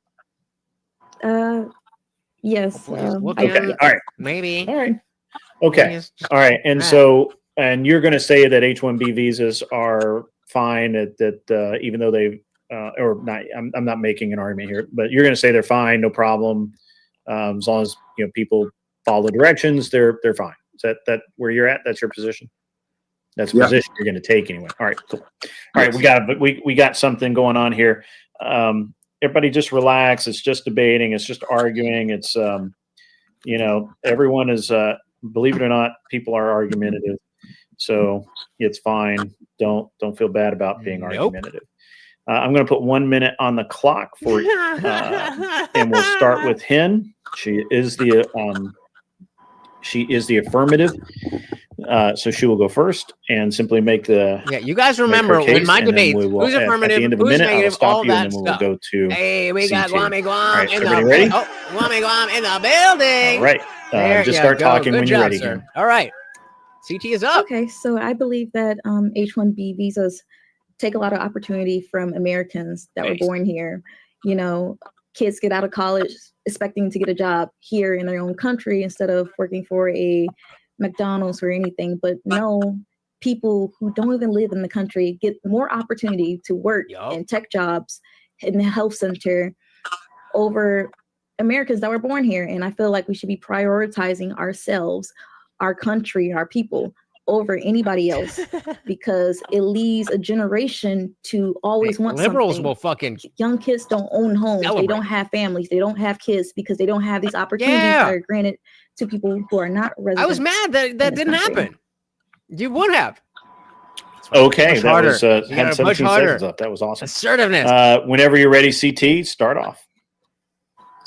Yeah, so I think the version of American excellence that we talk about is what makes America the most progressive country in the world is that we allow the greatest minds from around the world to come here. That's what H-1B visas are for. Okay. You could say they're for people that want to come here and pick strawberries. It's not what they're for. It's True. for the top groups within every sector of tech, agriculture, and farm. It's all the top. Just said it wasn't farming. And then for you to come here and say that the reason that young Americans exit college don't own homes is because of H-1B visas, that's insane. There's the reason Americans don't own homes is because that the mortgage sector has been inflated for the last 35 years, and that our dollar is worth less than it ever has. Someone in the chat's like, CT, and, you got fucking wrecked, son. Mortgage crises. So you're conflating two different problems with the reason that why we shouldn't have H-1B. That's time. So I get your 5 minutes set here. Let's go. Let's have a good one. All right. Come on, guys. Okay. All right. Time starts, or just start talking. Liberals are about that too. Sorry. Okay. I wasn't getting anything confused. I feel like one, I already acknowledged that it's not the strawberry picking job. This is not low menial factory jobs, or they can be, but these are I said these were tech jobs. People that but go ahead. Do you not think that America has gonna the jump greatest institutions in the world? Do you think that we can't send Americans to college just as much as we let foreign students use foreign visas to come to college? Does that give them an H-1B visa? Like, do you think we shouldn't let foreign kids come to our colleges? Because that would fix the problem. No, it's not about that. I feel like we're talking about kids that were born here, been here for 18 years of their lives, and they've been told that they will get something if they do well in school, that their country will provide for them. Nobody should just grow up in India and then go to school at Harvard and then I'm owed this. No, I don't feel like anybody's owed anything from an outside country. But that's not the problem we're talking about. If you're talking about how students go to college and can't find a job after, that's a separate issue. You're saying when we bring a student from India and we give him a student visa to go to Harvard or Stanford or Yale or MIT, afterwards we should send him back to India? Because that's insane. Because that means we're training the world's people high school, bro, to then be at a foreign opposition against us. Then I'm questioning why are we allowing student visas then? If we're doing student visas and doing H-1Bs, why are we not prioritizing our own? No, but that's not the debate topic. That's not what you brought up. You brought up H-1B visas. So if we're training students, so this I don't like. This is what Rachel Wilson international college system, we started talking about a thing, and you're saying we shouldn't give them a visa to stay here to go to work here? Leads to this thing. Not in this current economy. But I'm not going to talk about it. What do you mean current people, economy? There's so many people, not only me, that did school and don't have a job, and everyone has been laid off and been replaced. Do you think our economy is worse off than any other country's economy? I feel like we're in a bad spot right now. Yes. Yeah, but it's not the United States. We're in global strife. There's no other economy that is thriving right now except for maybe the UAE, but that's only because they got oil money. Any other economy is struggling. So that means we're fighting for the smartest, the best students to come to us. I'm glad I'm not judging that, this. but we can also recruit from America. The best. We have to invest in them, and we don't get that by investing into foreign nationals. We could, but are you familiar when they built? They're still building it, but once they started building the TSYM chip factory in Nebraska, the chip factory that makes 90% of the chips in the world. You know what they said about American students? We'll talk about this. They said Something they're not about catch wrestling. I had a friend who was into it. Smart enough minded people. They said they didn't have the work ethic to make it count. They said Americans don't work hard enough. And I feel like that's just another argument because that's just not true. That's another talking point. But if we, I don't feel like there's anything wrong with American students. Why do we talk about ourselves bad like that? No one wants to work for you if you say Gen Z is entitled, American Gen Z is entitled. Now I'm not talking about you. I'm not talking about myself. I'm making a broad general statement that says foreign students that come here to learn are exceptional students. I'm not saying the other side's bad. Yeah, put it out of the frame, bro. And then you piggyback, should we let them stay here to have a job? I'm saying if we bring in these students to go to schools here to get these high level degrees, and then at the end of it, we say they have to go back home to use those high level degrees. That's insane. We are training our enemies. We don't have to train them. So we shouldn't have student visas. Well, that's another argument that, I don't think we should have student visas because I feel like we should be prioritizing American kids to get them into these jobs. There you go. Instead of having every CEO is of a foreign country. They came here, born from somewhere else. I feel like it shouldn't be like that. I feel like somebody in that country should have got that job over someone from another country. But how do you be trained to be a CEO? Are you a CEO? Do you know what it takes to run a Fortune 500 level business? No, but I know an American can do that job though. 100%. We have the best schools in we have the best schools in the world. So yes, Americans can run a fucking country or a company. Yeah, you but heard of Donald Trump. The schools are filled with foreign people. We don't have to prioritize them in jobs. All right. All right. All right, I'm gonna stay muted while the judges are going. I so love that argument. All right, that was really fun. That was great. That got fiery. Yeah. All right. So I'm going to start with Cleaner, then my man Anson, and obviously Tyler can close it out. Let's go. Let's go. Yeah. Right off the bat during opening statements, Hanaida had 4 points just with one argument because she followed a really good structuring, which showed with the audience. There was a couple of comments to it. She made a claim, had evidence in there, and an impact. And it was very generalized because this is a 1 minute speed debate, right? You can't put a whole lot of data or evidence in a 1 minute speed debate. But it fit the format and it worked out very well. And she held to that throughout her arguments. So I gave her a full 4 points for that because that was absolutely awesome.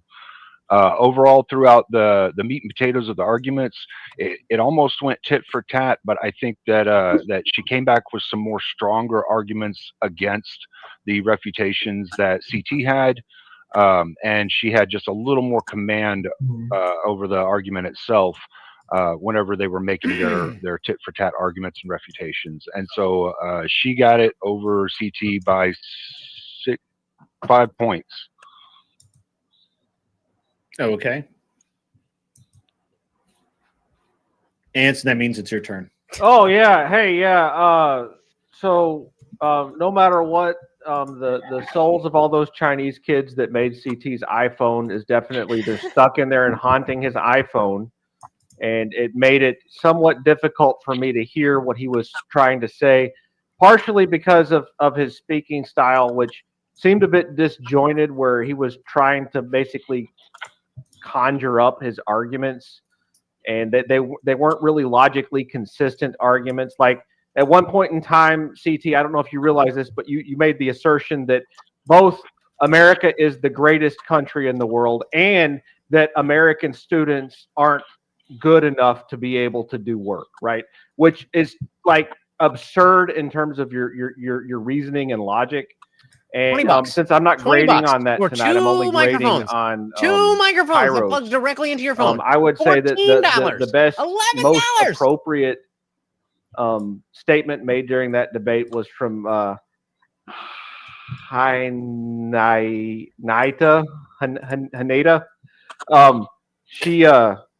She said, I don't think anybody is owed anything. And it was like a kind of like a zinger reply to something that CT had said at some point.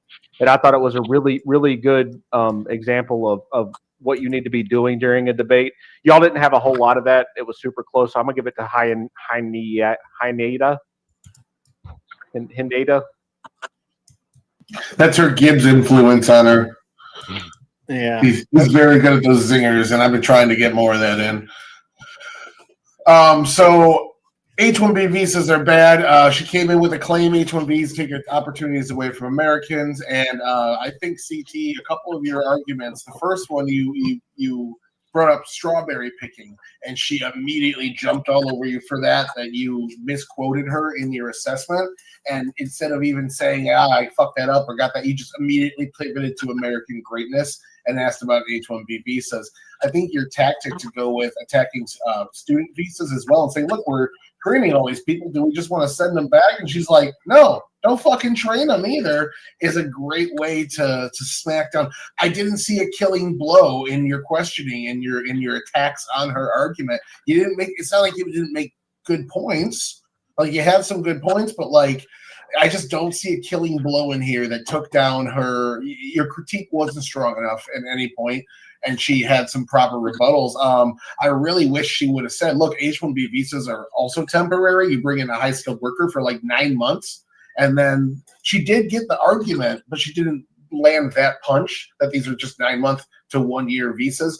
But she did say if we don't have them coming in, then these companies are forced to invest into American workers and build them up from the ground up. And that basically is the same argument. So she just didn't land the punching blow there, but hey, she hit the right point home. I don't see it, man. I don't see a question you asked that lying about really product broke her argument. classifications. 18% difference in duties on desk land compared to studio light. Yeah. Makes sense. I thought it was good. Makes I mean, I thought the back and forth was good. It was better than some. That was a limp debate, Greg. Come on, you're being nice to them. They needed. I'm always being, they need to charge it up. I'm trying to be a little bit kind. I wouldn't say. I can Yeah, say for me, it was I actually liked most of Hen's arguments about. Yeah, I don't think they should go to college either. I thought no student visas was like out of left field. Like this, that was totally strong. Like way out of left field. And he was like, well, they come here and they go to school and they get jobs. So, yeah, I don't think they should do that either. And I thought, well, that's like the perfect fucking answer to that. That's what I would say. And like, I would believe really, I don't believe in that either. So I don't know. I mean, I don't know why you're throwing that out as an argument. So that was a really strong way to come back on that. It was just saying, well, yeah, all right, fine. I would just throw those out too. Yeah, like that's a tactic that you see a lot of the bigger debaters like Andrew Wilson and I did Destiny and some of the religion others last do that kind time. of thing. If They'll I be like, can, all right, I'd like fine, to yeah, I get just away don't from believe it, in that but thing either, so it's gone. Yeah. What's your next argument? Yeah. Fuck, she had the good point, but she didn't have the force and confidence to be able to deliver it the way that they do, right? And Yeah, I agree. Hanida, you really got to have the what is that? The courage of your convictions when you're making an argument instead of having doubt. I saw doubt in you significantly there. You got to fix that. Oh, I'm gonna bring it. I'm gonna bring it. Yeah, and CT, you, which is weird for me to say this, but you seem like really kind of like you were more about the feeling of it, and maybe because it's not, maybe you don't believe in this argument, right? But your argument seemed to be based from this, like, well, they're, why not, right? Like that they're good, they're better than America. The CEO thing was really interesting because the burning the flag that's actually law. not true. I think all of the or most of the current CEOs of MAGA has of outgrown companies in Trump. America are Something either like that. American or like Middle European, like German. I don't know. or Help me out. something. What should I? I think What should I present? I was trying to think of who the chairman of Goldman Sachs is right now. I think that he's an American dude. But we can look at things grid like Elon Musk, right? He's from South Africa.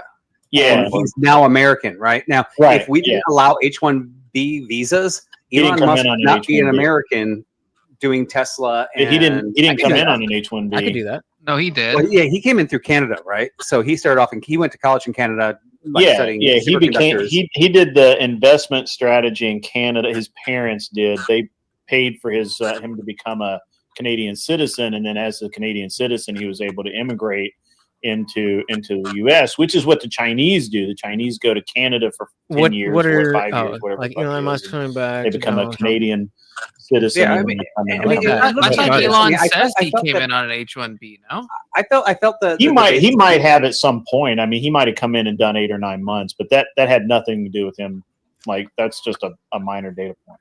I mean, I think CT had a good debate on the H-1B, right? So if there are talented minds outside of our country, You're right. Why would we let those talented I don't want to be minds the stay in that religion country guy and prosper that country when we can bring them here?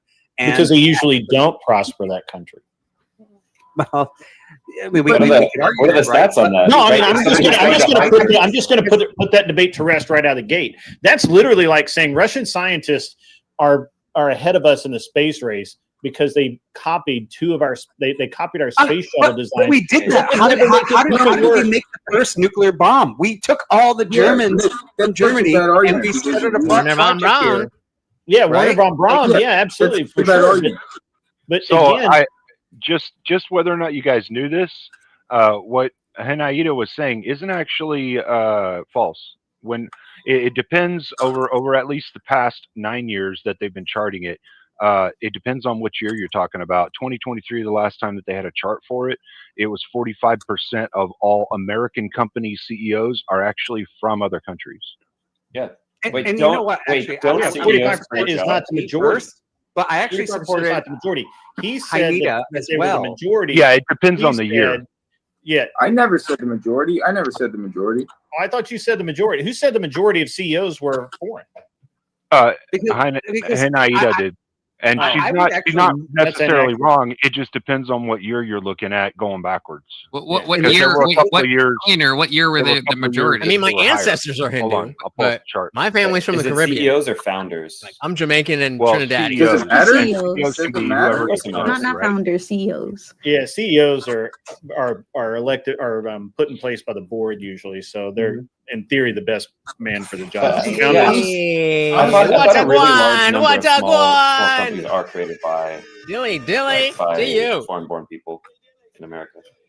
They have a higher per capita rate too. Yes, Shout out to Adam because they want to use the funding system to fund it. Would like to see Clutch debate legalize prostitution.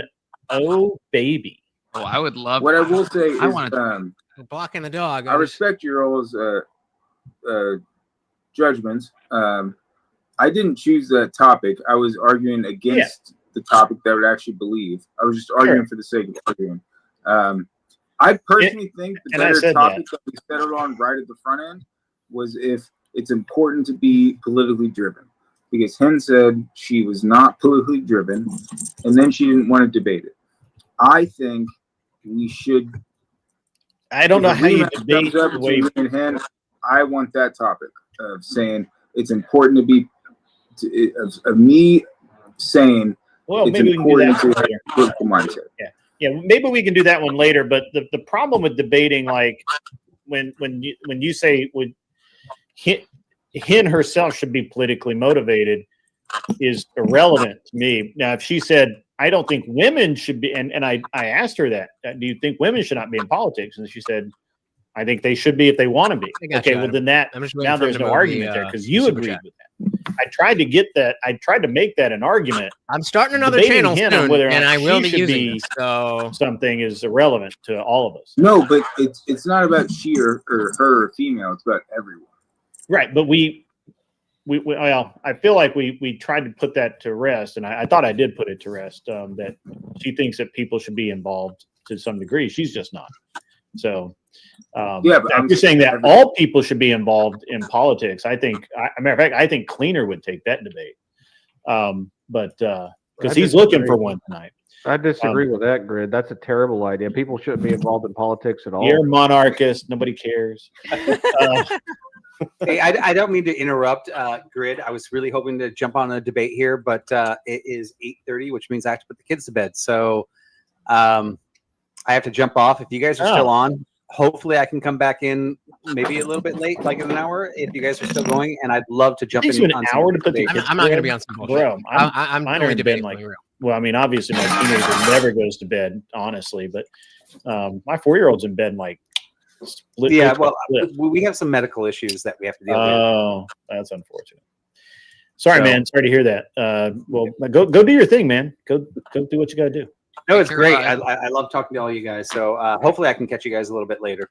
Yeah, we'll probably still be here. We'll probably still Have be a good here. night. Have a good one, Well, brother. until later. Emmett, brother, you're too effective. You scared Kel all the way over to VK. I scare everybody. I don't know what to say about that. They hear me in the room. You know what? The only one that hasn't run, and I have to give him props for it, is Confluence. Confluence is a good sport. Right, that's right. Emmett's tried. Why do people run from Emmett? Emmett's scary. He's a scary Mexican. Okay, you don't understand. Because No, he's not. I'm just mean. He's a fluffy. CT. I can take his fucking hands again if he wants. Yeah, that's right. I don't know if you're in the panel chat. making but fat CT, jokes, Greg. Just because you've been Tyler working out don't mean is you can asking make if you're fat in jokes. that chat. So if you want to go over and see. All right, we got. He can make any joke he wants. What's up, my man? Hello. Is it Even or Evan? Evan. All right, cool. Even. It's something. Even Steven. All right, so I actually want to see IndianJesus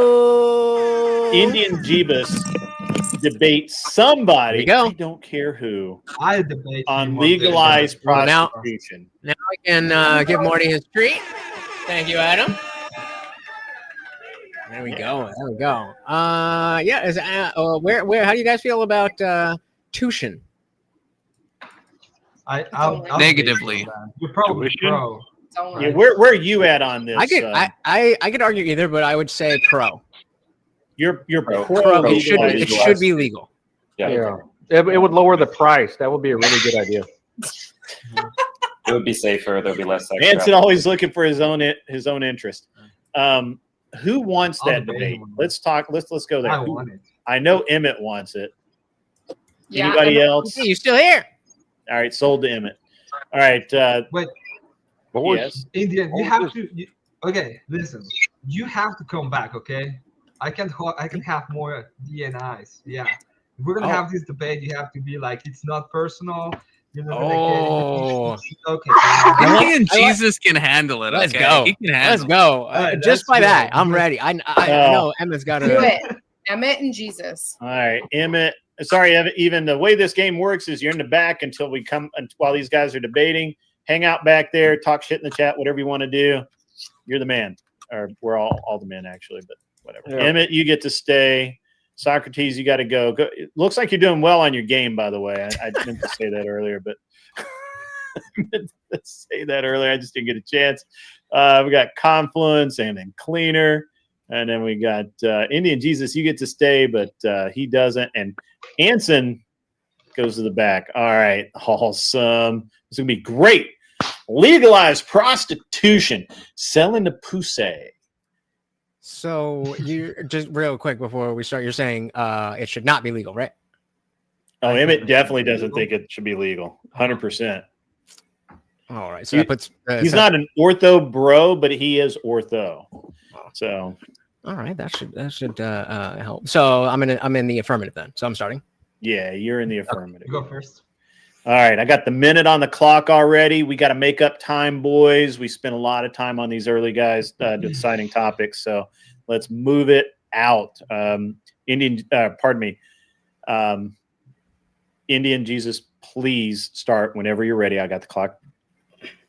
So in order for us to say that tuition should be illegal, then we need to determine that it is different than any other business transaction. And when you can do things like, when you do a number of different things with your body and other people's bodies, especially in the medical community, then I fail to see how tuition, can we say that? But I fail to see how that would be something that inherently should be illegal. I think by the laws that we have on many other things, we have escorts that are illegal. We have, OF, all that stuff.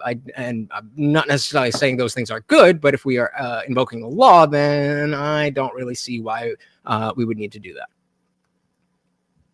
That's wow, 15 seconds left. That's awesome. All right, Emmett, just start talking when you're ready. Okay, can you hear me? Just to be sure. Mm-hmm. Yeah, I can hear you. Right. Under the logical premise of my opponent, when he talks about what is legal, he says that it comes to the medical field and what we should be doing or not doing. This is the same kind of argument that we see that allow people to mutilate kids into believing that they're a different gender and take away parts of their body.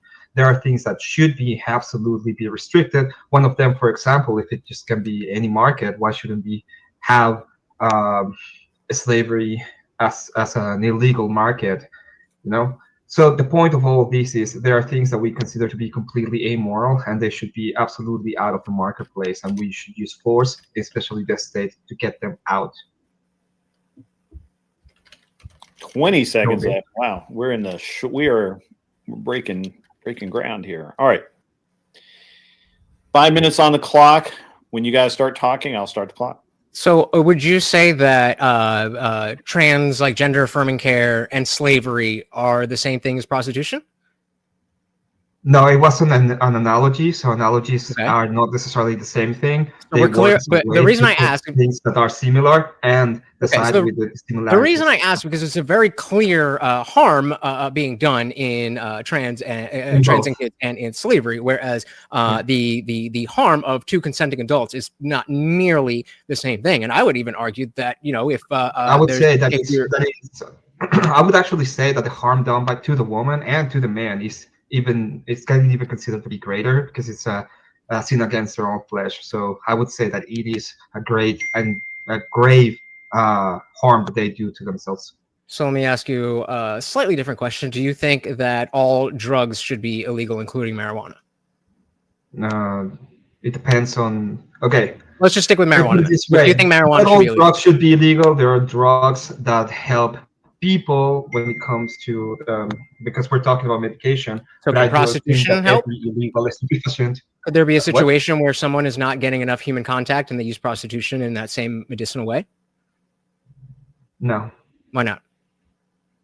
Because there's something called self-control, and you're using your and being chaste, and that is way better for you than doing whatever. Okay, sure. That's your opinion, and I actually agree with you. But we're not talking about what we like. We're talking about the laws. It should not be illegal. So why would it be illegal? There's plenty of times. There's plenty of things that you do. Go ahead. This is not an opinion. Okay. I'm telling you what's better for you. This is a claim. This is an ethical claim. That's okay, fine. So, but there are many things that you can do, like eat a gross amount of sugar. Yeah, I hope people eat Yeah, so do I, but think I it's am good not for in the them to interest eat, of. so they I'm don't not in die, the for business of example. trying to legislate what people can put into their bodies. And so, if we have two consenting you are adults in the that business know, to hey, this is legislate, not yeah. good for me, but I still want to do it, why should that not be the case? You are in the business of legislating things that you think should be in people's bodies all the time. In fact, the No, thing I'm that in you're saying favor is of people legalizing all should be drugs. able That's to why I do brought X that up. thing. So So you're I still legislating for women to gotten an have answer. dicks Why in is their that different? vaginas. We allow people to eat as much sugar as they want, and that is harmful, and they don't have self-control. You And are that's not illegal. What is the legislating. difference between You are overindulging on? legislating. Can I please finish the question? What is the difference between overindulging on sugar, which is completely legal, and overindulging on consenting adult relationships? Legally, what is the difference? Consulting adult relationships. Do you think it's consenting? Yes. Or it's selling? Both. Yes. If I say, both? do you want to buy this vape for me? Then I have consented and also sold it to you. Okay, let's put it this wrong? way. Is Let's it say that. incorrect? Let's say that Wait. most. Please don't gloss over that. Is that incorrect? If I sell you this vape, did I also did I sell you the vape and also give you consent to have the vape? Give you consent to have the vape? Like, does the I vape sell it, consent? if I say, hey, Is Emmett, there do you any want to buy consent this in the vape? You vape? say yes. I'll sell it to you for $1. That's Yeah. your consent. And that is also a sale. Incorrect? That is correct? that's a voluntary transaction, Right. Correct. So how is Okay. that different than prostitution? Is it the same thing if I say I sell you this person? How is it I different? consent, you I'm consent, asking this you for a person difference. doesn't care We've because it's gotten just two situations. You're okay with Listen. one, and you're not okay with the other. I'm asking you, what is the Yeah, difference the between difference selling in a the vape more is and in the selling moral your body? claim. The difference is in the more. If you let me answer, I can tell you the difference is in the moral claim. If I say you agree and I agree and I sell you this person, why do I care about this person will? It's you and me, and we are consenting and we're having a voluntary transaction. Vapes are not very okay? healthy. More and more is coming out and how damaging they are. And the slavery is So not very again, healthy for the I person think that's that being you have enslaved. two But identical we can situations. have a voluntary Somebody transaction, is you and I. presenting something that is not good for the other Stop person. filibustering. Stop Self-control, filibustering. sure, is Jesus. Stop filibustering. Okay, listen to the actual claim I'm making. Okay, go ahead. The idea I'm making is you and me can have a voluntary transaction where I sell you a slave. What is wrong with that? If you and I are because the voluntarily slave doing didn't consent. Obviously, we're not talking about who cares about them. Who cares about the slaves? It's I do. because there I is care about something slaves. extra I that just is want moral? everybody to know I care about the consent of slaves. Is it I because don't there's think it's something okay to have extra that is slavery. moral? Clearly, Emmett, it's fine with slavery, but it doesn't Is see a it difference between because selling there's a something vape extra and that selling is a moral? person. You think it's the same thing? I'm gonna keep asking this question until you insanity, answer. bro. Go ahead. Is it because there's something extra that is moral? Is it because there's something extra that is moral? Yes. In The exchange? individuality of the That is exactly what I'm saying. The moment So that when you this- allow to if have somebody people else- seen if somebody says, in I would in like to idea do of this, that is prostitution, consent. there is something If extra that somebody is is moral. sold into slavery, that is not consent. If somebody says, yes, I would like to take a job in the mines, I where it's don't not care good about for me, consent, and it dude. might- You and it I are might damage me. consenting. This is a transaction between you and me. I Okay? almost It has let nothing to this do with- go it has another nothing to do with consent. We're talking about voluntary transactions. You and me are having a voluntary transaction. Just No? like prostitution! Oh! Yeah, and it's immoral, just like slavery. Thank you. I was done. If you want to keep going, we can keep going. But We can keep going, dude. I was very more. tempted to let this go another 2 minutes because it just felt like it needed it. I vote yay. I obviously didn't see your guys. In the All chat. right, Cleaner. It was really close going through it. It came down to Lutch having just a little bit more control over the argument, and that it really did. Tit for tat, they were going pretty good at it though. So Lutch got it on this one. Thank you, sir. Tyler. I would say this is the furthest I've graded anybody so far. The other two were much closer. What you had no reason to go on the attack. You were on the affirmative. Either way, you went on the attack. You stuck your neck out there, and you never got stabbed in the neck a Christ single hanged time. with he was with the prostitutes. He hanged around prostitutes. Hold on. The Lord Jesus Christ hanged with prostitutes. We Where forget is that that. coming from? Why am I here about Jesus Christ? Frankie, you gotta mute it. We can hear you. Hold on. Okay, real quick. Last time I got dinged sorry for about being that. on the I'm not defense. digging you. when I wasn't on. Hold on. I'm still I'm getting not digging you. feedback. Hold Who- on. Let me finish speaking first. Mute again, Frankie.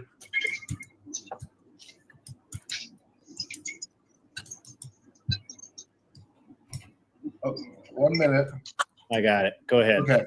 Okay. So he didn't have to attack you like he did, Emmett. He could have just sat there in a bubble and let you throw your attack. He went out after you, creating so many opportunities for you to lunge, and you just swung and missed on almost every single one of them. You went to gender affirming care, and which kids can't consent, which is what you were arguing at one point, and then you went to slavery where slaves can't consent, and he just dinged you with consenting adult relationships. Then you spent a minute and a half arguing just to submit at the end that he was right about consent. And like after that, man, he just kept you in the ball. He wanted to argue, and you didn't answer any of his questions. You don't have to. Absolutely, you don't have to. But like, it just showed a lack of good faith when he's just asking you the same question over and over, and every time you just completely dodge it and go to the next thing. He didn't address his points, and like he didn't have to even attack. He could just sat there and let you go, and then just hit you with a couple words. I thought this was a slaughter. I thought Indian Jesus completely destroyed it. I was going to make some silly joke about the Hobbit and judging based on the lore because you gave me my only loss. But I don't even have to, man. This was a complete slaughter on his end. You're still mad because you lost the debate. I was going to make that joke. I don't have to. I have some Eagles there. I appreciate you. So let me just say, so Kairos is the opportune moment for an action, right?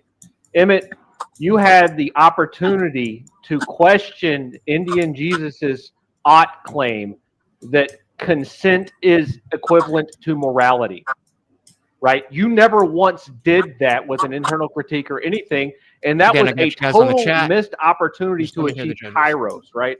Where you could have grabbed onto that, because that's what you beat him over the head with, because consent is not morality, right? So that is it just totally missed on the Kairos, right? And Indian Jesus, I've had 4 donuts tonight now, and three Cokes, and I am filled up with sugar, and I need to be punished by the law for that. And I appreciated that analogy. That was an example of Kairos, where you were like, you found some magical button to push in the conversation that was relevant and everybody could relate to, and that was really good. So for that, you win, Indian Jesus. Thank you. Emmett, appreciate it. Clean sweep. Appreciate it, Indian. Good job, Emmett. Good job. I really wanted that to go a little bit longer. It was good. I really would love to have the rest of that conversation. I really think it's an interesting conversation. Yeah. Well, maybe we'll do that. Do you want to come to my channel, or like do a dual stream? Maybe we can do that one day. Because I really want to hear the rest of this debate. And to be honest with you, Emmett, I think that you have the right tactic, but you went down the wrong lane, if that makes sense. Like, I wouldn't have gone. I mean, me personally, I generally attack the. And by the way, I'm not particularly against legalized prostitution. Matter of fact, I don't feel like it should be necessarily legal or illegal, because I mean, what two people do privately is kind of their business. But where I would go. You just where missed I that, would have brother. gone with it is we just did that. Prostitution is inevitably been proven to be a net negative for society, morality or not. You because you deal with immoral people who just don't care, or they have very flexible morals.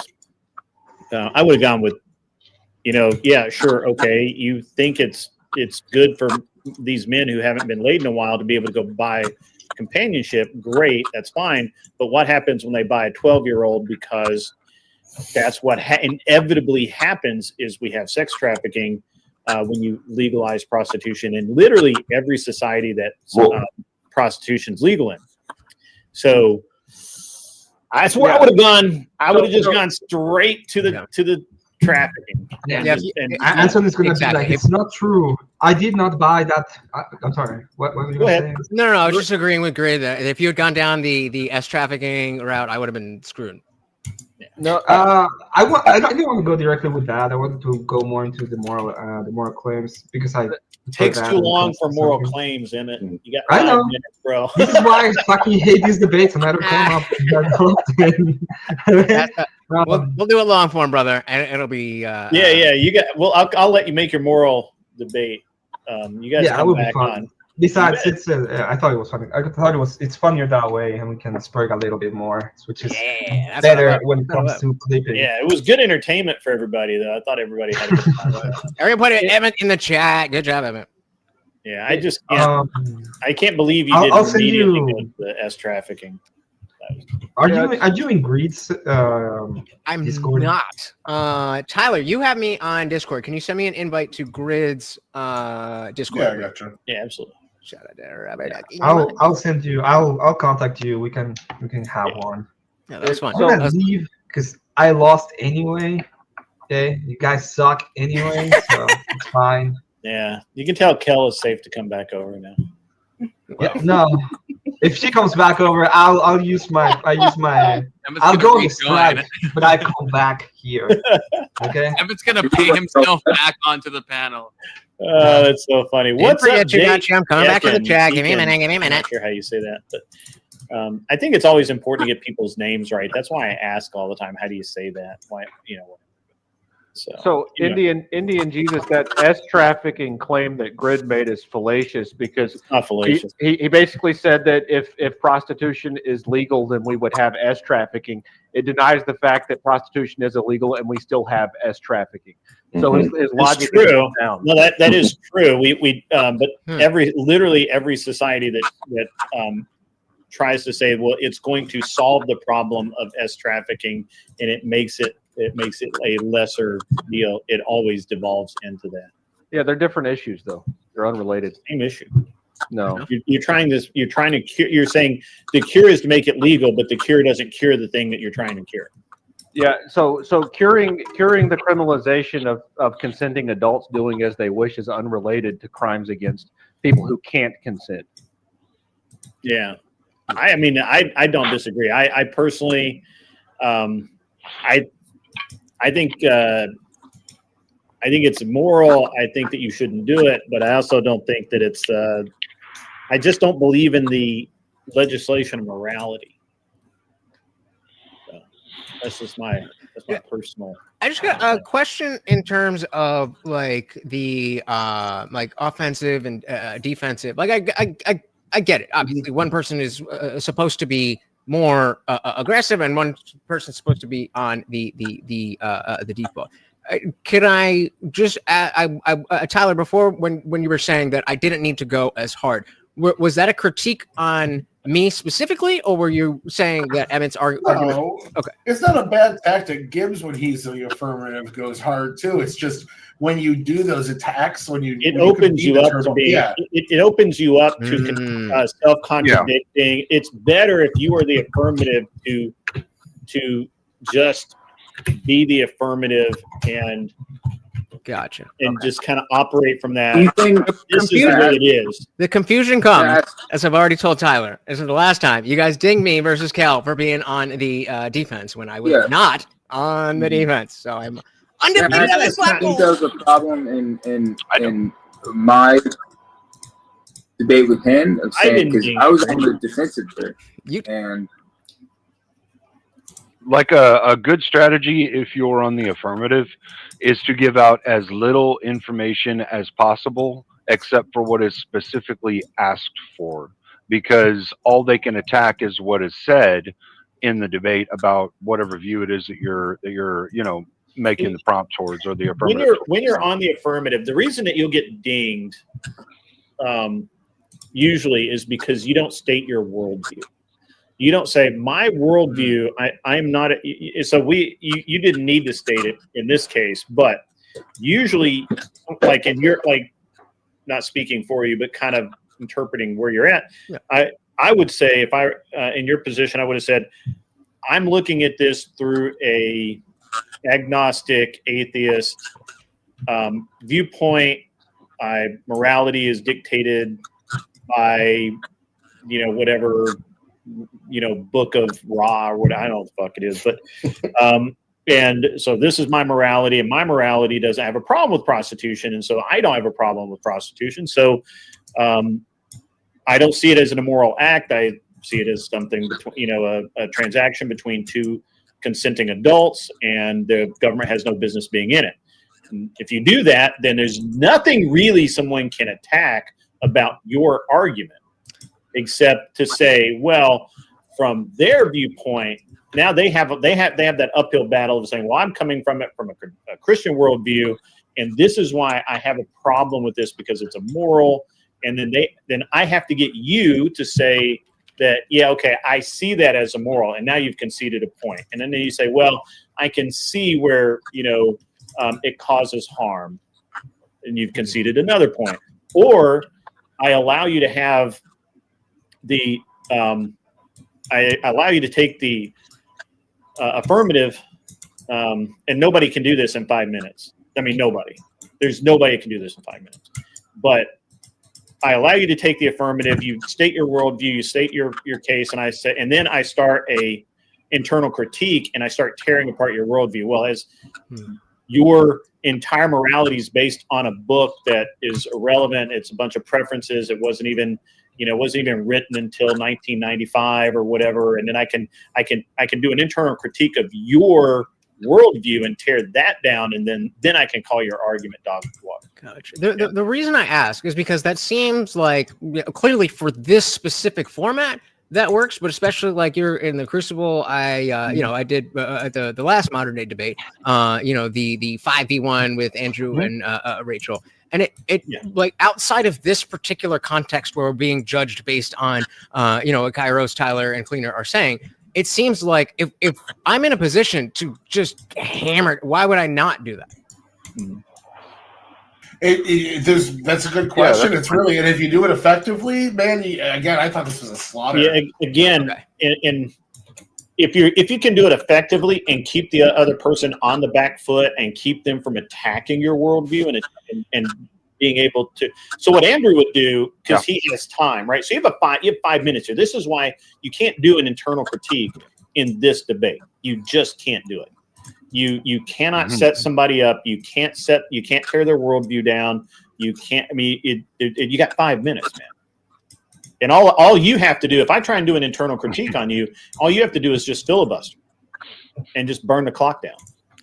But again, wouldn't you rather see me engage instead of just running out the clock because we could? Well, yeah,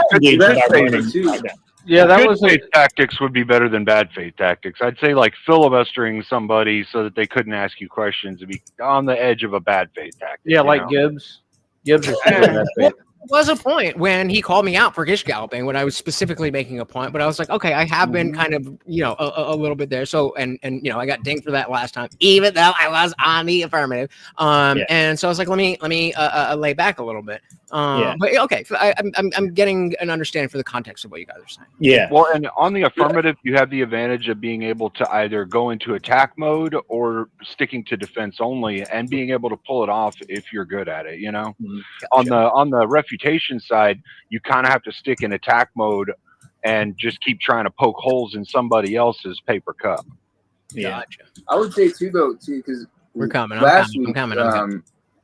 In one of the debates that I won, you all said I did an internal argument and was able to accomplish that in the 5 minutes. So I thought it was pretty good. Yeah, I said it showed a good example of how you would start doing that. But I also said you didn't really have enough time to finish fleshing out what you were doing, which is true. In short form like this, it's really hard to do unless you just got like a really good prompt and the talking points on it really well. I've only been able to get somebody in like a 7 minute as far as an internal critique, not a 5 minute.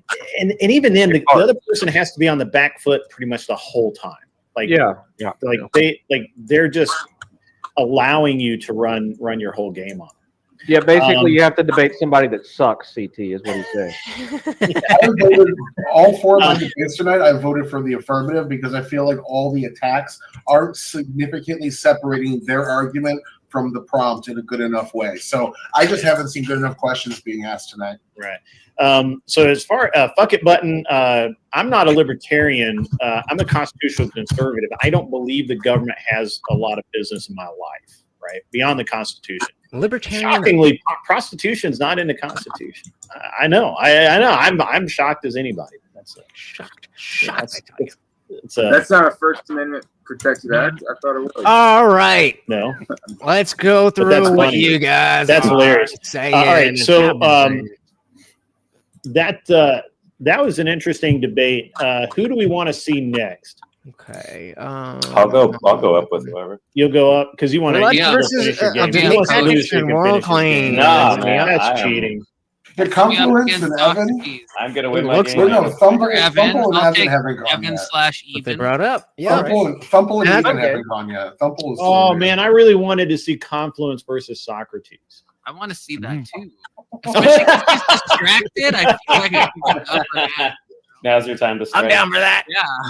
All right, I do want to see that argument. Anybody else have a better argument or a better pairing? I just Thumble and Even haven't gone yet. Is all I was saying. Well, they can go next. That's all I was throwing out there. I do like the energy though. I'm sorry. I've is only what I was seen saying. you on If you Sarah's. went there, I don't think like, I've ever talked to you. I could have been like, yeah, Can that you still like happens. let everybody know who you are and everything? But he All could have kinds been of like, stuff? I'm gonna cover my mouth so I don't. He could have been like, yeah, okay, it happens I guess more kinda like, under prostitution, but if we make not sure what to prostitution say, illegal, but, then it would it's good to- help. it's good I to, don't have talk I don't with have you an argument with against one. that. Okay. Do you lean left or right? Thank you, I Smoking. am- Oh, space I lean, man. right, but I would say that some of my opinions are a bit out there when it comes to some Agreed. stuff. This really dude said he was having donuts with I have a Coca-Cola. hard Oh time, yeah. like if I What? hear a good idea, I try Bro, to stick with yeah, it. And for then real. there's part of me that is that has like a lot of. I would make it legal strict because it just utilitarian spreads the thought generation. that's Yeah, slowly that's kind of what I'm just saying. been- That I mean, this is my has been position. pushed away with kinda like no, adopting I more don't of want to a make it illegal Christian moral ethic because of when it my comes to libertarianism. some of the But it thinking. should be So kinda something like a that. conservative, more or less. Let's see what they're getting. Yeah. Okay. All right. What do you think of the show so far, even? I think it's really I think it's something I really appreciate is like is that besides just having a debate, you go and you give a play-by-play and you go and explain what could have been done better. And I think that is something really Yo, don't simp. unique. Don't and cool. simp. Yeah, well, it's cookies and donuts and milk is the iron best way sharpens to enjoy iron, them. and we're all trying to get better at Human milk debating. or cow milk. And even though we allow the the degenerate leftists to come in and play with us and let them sharpen up too, because it's gotta be the culture. I never want to win because the other person's unarmed. So I refuse actually to do a Shouldn't battle talk of so wits much, with so the you are unarmed. less clear on your subject, so they have a harder time trying to figure it out. Wouldn't the opposite be true, where you can Nobody send got out that joke. so many That did messages? not land. That's Okay, what I'm I, picking yeah. on you. It was almost feeling like a Princess Bride reference, I'm not. but I like not the quite. style of judging here, It's but definitely I don't more fun love the when way people are that engaged. they judge. But Yeah. and that's the thing. I mean, Hey, Socrates, the keep last time the focusing girl on your didn't even game, know what the okay? fucking prompt The was. only thing that matters and they is the still gave it gameplay. to her. Don't Am I let free now? don't Okay. let the debate. They still gave it to her. And it's like you can see how she was like, He's oh setting it well, up you right at the know, beginning. I like Shut up, you. bro. and Just you keep try going. hard, and You're blah, doing blah, so blah, well. blah, blah, blah. You're doing so well. All Don't right. pause the game. Yeah, go ahead, DiCaprio, incept me. Inception. That's awesome. Okay, What? All right. So, what are you guys debating about? That you guys seem like Okay, Yeah, I have a so Socrates. You said you're left coded. Yeah, Uber left. What do you? Okay, I'm in like a culture wars kind of mood. I don't know if it's the wine. Oh, I don't know. that's Is this like Is this too TOS? Can we like what's your thoughts on like abortion? Am I allowed to like talk about that? Sure. I mean, I don't. I'm not like monetized. I don't. So like, I'll go wherever. Like, I don't. But grid is that okay? Can we? So, yeah. I mean, you guys can't get into like. I mean, I don't know that we can't talk about it, but at the same time, I don't think there's anything TOS specifically about it. We don't have to get on any. Don't crap. snuggle. Tyler's telling me to call it something that I think. Coca-Cola is. Yeah, Try not to say the word itself. Tyler. Cleaner says just try not to say the word itself. There's no word And that. usually There's it's no like law if you that will say it stop too me many doing what I want to times, do. The determination. It's a problem, but just Can we once say or a twice. bobo? Can we say a bobo? The determination is, do I think this is a bad thing? That's all it comes down to. And so Andrew Wilson's going to call it my preferences, but you believe in God, that's your preferences too. But that's all other discussion. We'll call it the A word. We could say pro-choice, pro-life, or I guess we're talking about. Well, you can say deletion. Voldemort. I'm not saying deletion. Call it That's Voldemort. horrible. That's horrible. That was Socrates, right? I know. That's because It what it sounds is. like That's about Socrates? euphemism for like, I don't know. I don't remember. Hmm. Yeah, because what would the prompt be? I guess like, are you argue that like, holding hands was gay? should it just be like a broad pro Black coffee. thing? Black coffee. Sugar's okay. Yeah, but if you're already eating donuts, Should it be like a Roe v. Wade thing? Should it yeah, be they're just safe different for positions. legalistic or which is moral fair, but I would rather go down the what's moral really the path, point of a 'cause I feel debate? like if you're a I feel like leftist, that's more interesting than If it's not winning. legalistic, whatever. That's kind of. Nah, he's How about it's pretty. do you think it's morally wrong liberal. to Voldemort your child? Voldemort, that's funny. Wait, to make them like super powerful because you try to kill them and then Supercharge your unborn fetus. Do you think that's wrong? This is what happens when you get two geeks on the same thing. You guys are just gonna feed off of each other. Tyler in the chat, the judge Tyler. I think like, what would the prompt be? Because I feel like are you? I know we disagree, but how do we like? Put Are that you in to a favor specific of prompt? baby blending? Because, like, I think said in a doing blender or doing mixed that race? action is Yes to the is- former, no to the is latter. In general, a bad thing to do. That's racist. Do you think it's always okay? Do you think it's sometimes okay? Just tell me so I can get like the a right prompt. to terminate a pregnancy. That was for a after pregnant I person already is a won human because he didn't listen to the Okay, prompt. yeah. Oh, great. And that also holding doesn't- hands is gay. Bro, you're And not. I was like, You're clearly, not focused if enough a man on and a Diablo. woman That's too good are of a holding prompt, hands, so I don't like that's not that. gay. But like, I'll do it. But I'm like, I'm a bit nervous now. Take okay? all those advantages. Take Yeah. them all. Exactly. But yeah, let's do that. Exactly. Playing the character Smoking as well, Space, man. You got it. goes on. You got it. So I'm Just gonna can you get into a boss battle real quick for me though, as we talk? real quick. If you guys are new here, usually I do have this link pinned, but I wanted to see if anybody would come up. I am going to pin it again. It is the free link to the Discord server, guys. If you join while the stream is still going, then you get a free day pass to the after party. And come on through. is a human right. Okay. Fuck. Maybe you can find a way to say that with a couple Okay, fewer then you words, can but without saying any. Well, you can just say Dinosaurs. dependent to terminate their dependent. Well, that could mean different things. 93rd trimester abortion. You and on their Agrilopolis? insurance form. Is that right? Agrilopolis? I'm not Both of really you guys sure. joined and now have perms for the after party. Gregor, thank you so very, very much for Our hanging out. You resident have a doctor good one. says there should be a federal ban on abortion doctors. You guys holding hands, maybe an indicator. Good thing you're of not but one really because you're, No, it wasn't about morally wrong. Is it gay? I like his. And so he went with yes. prompt. I think But then all I right, brought well, let's up, do that prompt. I brought He'd be an taking the adult affirmative, autistic son Yeah, and I his father believe holding that he hands. That's would. So it's not And I inherently gay. believe that you better think about your opening really, really fast. All right, just by debate number speaking in 4. your- Here we go.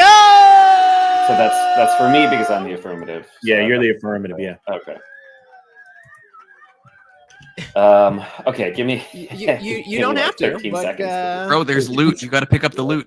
I know. whatever you like. He's- This is the weirdest debate. Hmm. Yeah. Okay, yeah, this is because this is a moral argument now, and so the actual underpinnings, what everyone was just saying about how you can't do this It's in this pinned right short there. format. You can't see it I on your have to phone? start off with.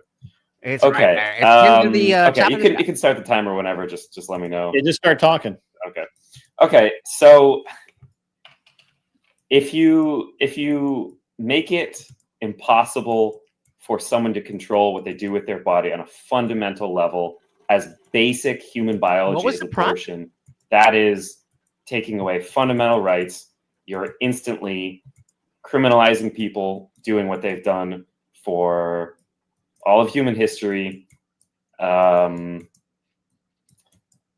it actually increases. So annoying. You can see him not paying attention. Increases deaths. I'd be so pissed There's off. knock-on effects Please, where call him if the you fuck criminalize abortion, then you have to. There's always going to be caveats for life of the mother, something like that. If you don't, that's good insanely brother. immoral to say that We're there both the children 24/7. and the mother should die. But when you do that, then people die anyway because medically they don't have enough time to determine that. So yeah, let's just start there. Just a bunch of random talking points. Left. That was actually horrible. amazing. 3 seconds. All right. Okay. Whenever you're ready, Confluence. Yeah, I think I heard a lot of talk about the caveats, but I don't think that addresses the fundamental issue of if it's a human right. If it's a human right, by definition, that means you could Voldemort your child at any moment, up to including 9 months. And I don't see why a caveat would change that. Like, obviously, we could agree that there's caveats. Free speech is a right that's given in the Constitution. So is the right to bear arms, but those things are limited. The limitation of a right doesn't necessitate that right exists.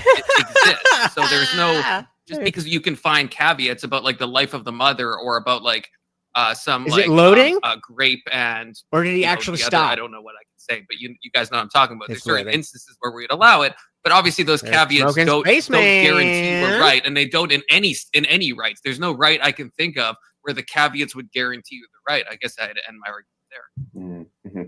So if anybody wants to Right. start, So and we go immediately into. Let me start the 5 minutes. yeah, if anybody wants to hop into Sorry, guys. I know the you voice guys just channel, really want to get into it feel here. free to And go. I'll be just start there. talking when I'm we're going to say ready to go. So can I ask you, I guess, so you're talking about the rights. Do you actually think that you have a right to terminate at any point? Because again, I don't think the caveat argument holds weight unless you want to argue that it somehow does. But if you think it's a fundamental right, that would include third trimesters. And what's the right there? If you're saying it's just hard to legislate on, I can accept it's hard to legislate on, but that doesn't make it a right. Yeah. So first of all, there are religious traditions. So in Jewish law, literally until the child takes their first breath after being born, they are considered like part of the mother. So there are ancient traditions that view it that way. When it comes to third trimester abortions, No? Oh, okay. we do Then need what to the fuck are recognize you the fact talking that about? These are exceedingly rare. They almost always happen for medical necessity, meaning both the mother and the child would die. if the No, abortion was okay, not yes, performed. but it almost, I feel like Right. this is like Kamala Harris on a debate stand. Would you, that it's not if you're saying it's a right, then you should say that if you are 1 day away from that baby being born, like it's just temporally located inside your body, it could live outside, then you would have to say that you would need to be able to unalive that child. Do you commit to that? It doesn't matter how rare it is. It doesn't matter how uncommon. I'll commit to that. Yeah. Okay, So so that's unless you're human talking right, about that's Jewish, something- unless you're talking about Go like ahead. a Jewish like breath of life argument. Yeah, I was what just putting changes between the panel chat. baby who's viable, who has a Settled heartbeat, science. who has Unique neurons going in DNA his at brain? conception. What do you think happens magically that the moment it comes out of the womb? I guess, unless you're arguing an extreme religious kind of spiritual. Yeah, I don't think that there's something magical that happens, but I do think that your line is just as arbitrary. So what happens between the first trimester and the second trimester?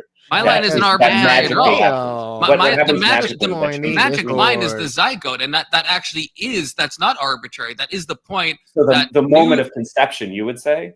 Yes, that is the point at which new DNA is created. That's the only No new line you DNA can is pick. created at the moment of conception. Wait, what are you talking about?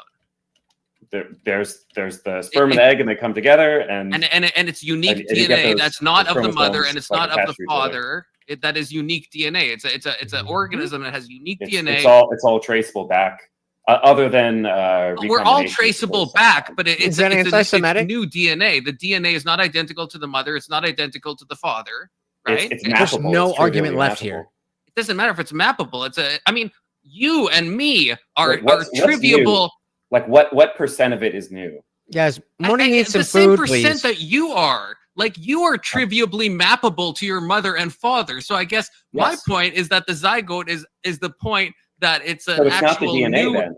So it's not about the DNA; it's the development of the person. No, it's Because not. you It is could- about. Okay, it is I can about have the skin DNA. cells that have different DNA from me. Does that make them a life that cannot be terminated? Skin cells are the same DNA as you. No, they're not. They're different. They have mutations. Bro, no, they're not. Mutations is not talking about No, they're not. fundamentally New new DNA. life form. I mean, this is a biological Okay, so argument. it's not and about if you can DNA. test It's about that, some new life form. no, it's that is DNA. We're talking about biology. DNA is a new. Okay, so skin Okay, but cells I have feel like different DNA. okay. Is that a There's new life no form? difference I feel like in the you're DNA pivoting in that away a bit. thumbnail. I want to I'm know. just And in my following what face. you're asking.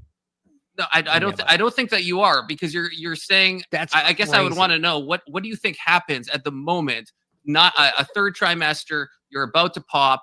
What changes? Why can't I unalive? Why can't a mother unalive her 1-year-old son any more than she can? What happens when that baby is temporally transported outside the womb?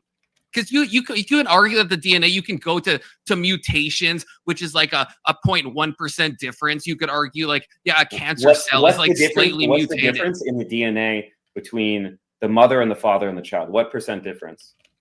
But, what do you mean? It's like 50-50 between the mother and the father. Yeah, so the father identically matches 50% and the mother identically matches. Right. So it's biologically a unique life form. But I feel, again, you're pivoting it away. And I want to hold you down to that. You haven't answered my question. What happens between why can't you unalive somebody one day after they're born versus when they're in the womb? What is the fundamental change that happens besides temporal location of in your womb and out the womb? I want to answer that question because we're probably almost out of time, but I want you to answer it.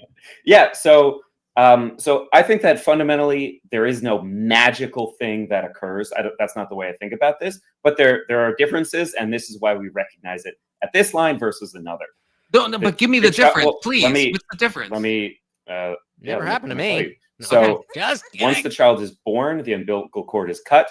They are no longer literally inside of another person. They are now breathing on their own. So it's they are just now temporal. eating on their own. They are now living on their own in a way that is fundamentally different than the way. Yeah, so but they're dependent. oxygen, I mean, they're dependent on the mother in the their same way, entire right? environment is the mother.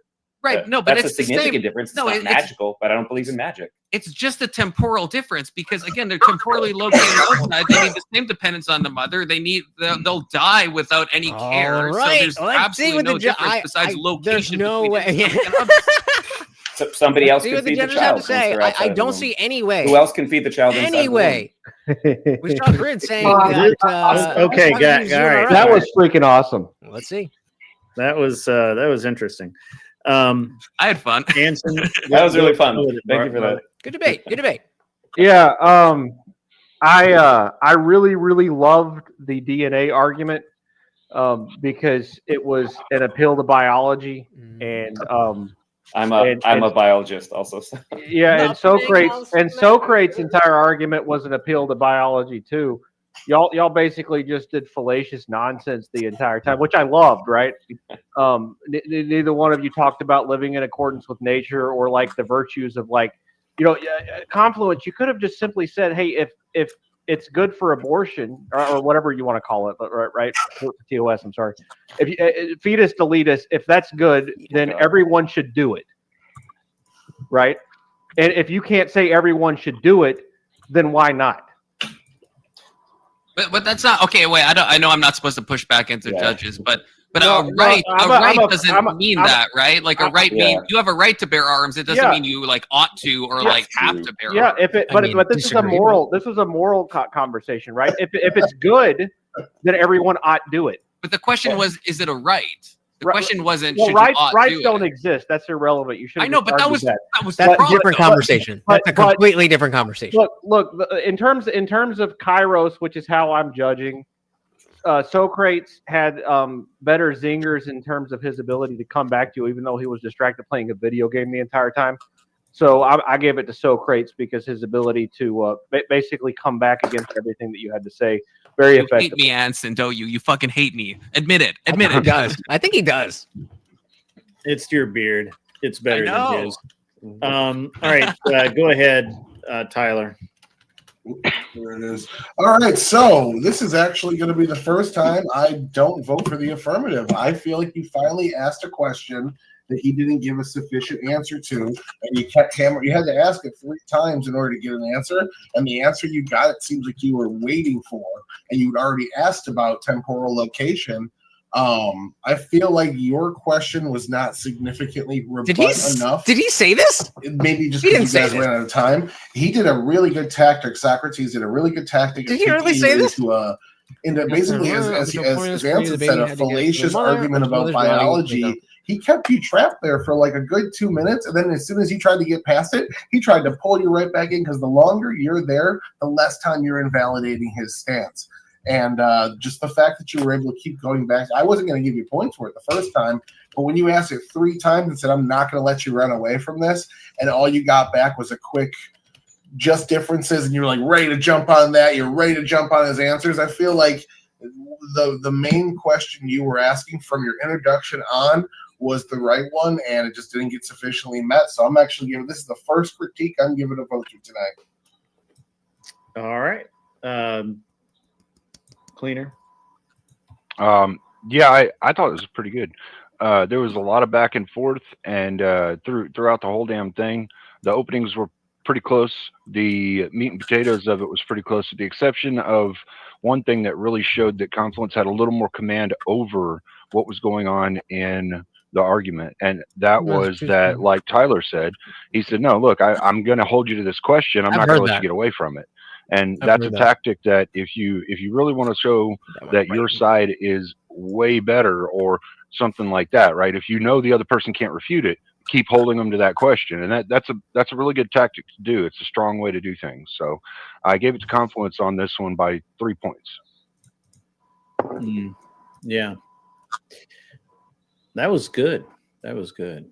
I feel like I should have known he was a biologist. I feel like he kind of, was like hiding that, He kept you in that realm for a good while. If he would have kept you there another minute, realized it though. I realized it. I was like, he's fucking holding Cleaner, I'm sorry. We gotta pivot. So my chat's saying quote, but Jews believe in killing babies. Was that I must have missed that? Was there a point there that made sense? There's conflicting stuff in the Old Testament. It's like it's not obvious what Socrates is saying is true, but then in later rabbinical Judaism, then yes, they have the breath of life theory that the baby only has a soul outside of the womb. So yeah, it's not even. What was your vote, Cleaner? I couldn't hear. I did, yeah. What was your vote? Confluence. Confluence. Okay. Mm-hmm. Okay. I mean, honestly, I like the way Socrates was handling it. I actually really like this. This may have been the best debate tonight. Like even better than Indian Jesus, which I know that hurts. I know that hurts. I know it cuts. I know it cuts, brother. Socrates, you and me, brother. Hell yeah. But that was really good. I actually, it was interesting because I felt like that Confluence. I felt like you could have nailed him down a little earlier and then moved to the next point, but you didn't. They got time. It's all about favorites. This is why him just kind of keep asking you the question and saying, you guys, instead of saying the audience, you guys get to decide. If you guys are saying, "Oh, Lud, you fucked that up," percentage of DNA, then I would definitely be like, damn, it's unique because we know that it's unique. Well, I mean, it's not a matter of it doesn't even matter if it's 1% difference. Right? It's still unique. Biases. I gotta try. This is something I'm trying to learn. It's like the 5-minute format. Like it was the same thing happened with me and Beth. It's like I always have to internally remind myself, like, oh, there's a time limit. Because with 30 Beth, minutes on one thing. I was like, yeah, like I do that too much. I'm trying to get better at that. You gotta stay focused. So this is really good format for you. Socrates, man, honestly, I didn't see that you did a whole lot, like other than, I don't know how your gameplay is going, but I can't judge that, but I thought you did pretty good, man. This was like one of the better ones. This was a super revealing, honestly, debate. Like they say in UFC, especially when you put it in a super compressed format. Because what it comes down to is who can make the other person have to answer some tough questions. And these are really tough questions. Like when does life begin? What is a human? What is a different organism or a new person, or what does it mean to be independent, or what's magic about this? Like, those are really tough questions. Not And to push it really, on the other but- person and make them have to struggle with it. That's like, But that's whole the debate. thing. They're judging on. Yeah, Are you doing did a good debate job. well? I really do think you Like, did a if good I'm job already at trying right, to hold I a shouldn't strong have to arm use on defense tactics. for like Tyler I said, should for be able those to say 2.5 my minutes, ideas. man. And that's a good tactic to use even in long form debates to try and derail somebody, you know, or keep them away from something. But he just he kept hammering you with it. He was like, "Nope, I'm not letting you get away from this one, man. You're gonna answer this damn question one way or another." Especially right into your comfort zone, right into your profession and your education. You're like, let's go over here and talk, and you just ran circles around them. I was seeing it was working, so I was like, all right, let's stick with this. It was good. Tonight. That was a really good debate. It was. Yeah. I do think that I think you triggered Arthrodaya though, so you know I'm sorry about that. At any rate, man, Socrates, always good to have you on the show. Period. But I didn't realize that this was the first time you had done this, so you've got to come back. We do it every Friday night. We kind of pick different topics. The interesting thing is that tonight nobody's actually chosen a political violence topic. They were just saying that, yeah. Yeah, I know. I was reading that. I was like, hey, they're right. They're right. I'm everywhere, man. The beginning was like that. Cleaner said that, you know, the left or no, the right was more violent. Vapor, we can hear you, brother. But who's actually creating more violence? Who's starting it? Did you say the right is more violent? Bro's nodding the fuck out right now. Bro's nodding the fuck out.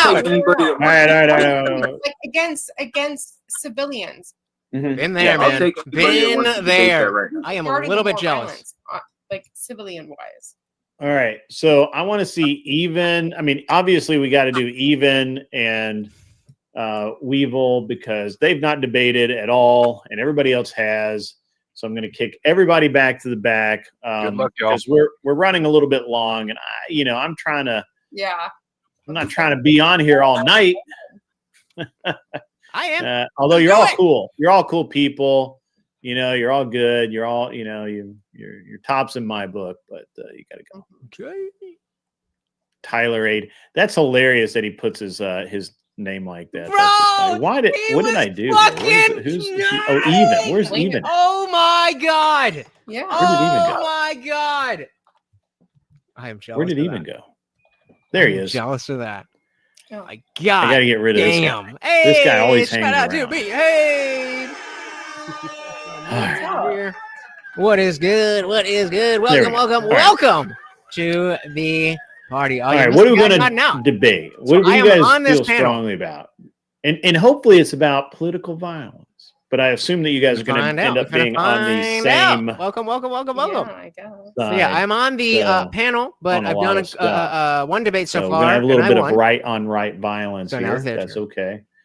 I'm trying to figure All out the right, topic. well, is it even or Evan? If it's easier to say Evan, go ahead. Well, I want to know what you prefer. Is it even or Evan? It's even. Even. Okay. Well, I'm gonna call you what you prefer. So, all right. Trans, pronouns aside, this is a man. I want to call him by his actual name. That's what we're figuring out. So before I did prostitution should not be or Where do you guys stand on is the left violent? Is the left the party of violence, or is the as it is always portrayed the right party of violence? I believe it's the left. There you go, Because brother. the right, you see the right going in the with their pinned link. cameras, and they That's go into it. their crowds. Just tap. They go It'll into ask you the for an email or a phone number. LGBTQ or That's their it. left activists riots. They honestly go in so calm and they just ask questions, and the left automatically just wants to start fights. They start yelling. They start hitting cameras. They start hitting people. Okay.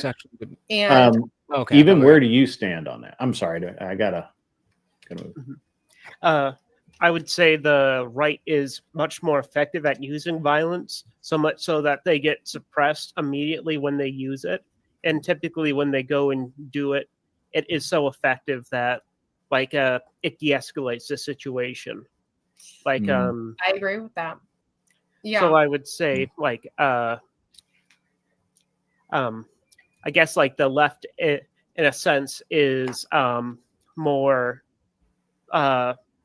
harmless with their violence, because it's like a child going and throwing a temper tantrum instead of them actually threatening the government or institutions. So I guess I think I'll go and I'll say that the right is the party of violence, because I think I can make a good argument there. See, that's where you kind of lost me there, because like other people said during the debate, or not even debate, but in the panel, that the right they go out to do karate or jiu-jitsu You don't tell me. or boxing. You don't tell me if you join. You know, You'll say whatever your username. They have the belts and everything to do sad so. whale. Okay, well, I mean, let's not debate it outside the debate. So you can make an argument that the right is the party of violence and the left is not even. Exactly. Yep. I think I have an argument that I can definitely. I have a feeling she's going to win because she's just going to give you some be more potential confident. topics. That's my all right? prediction. That are about political violence, right? So political leaders dehumanizing, okay, this is an important aspect of it, dehumanizing rhetoric is more responsible. Yeah, I was just gonna say I see Never Lucky Rubber Ducky in the After Party channel already. If you guys want to head over there, feel free. Than individual radicalization, and we can throw in you know, the academic shootings and all of that. You know, all of the kind of what would seem to be politically motivated violence, and not necessarily just, you know, straight up political violence.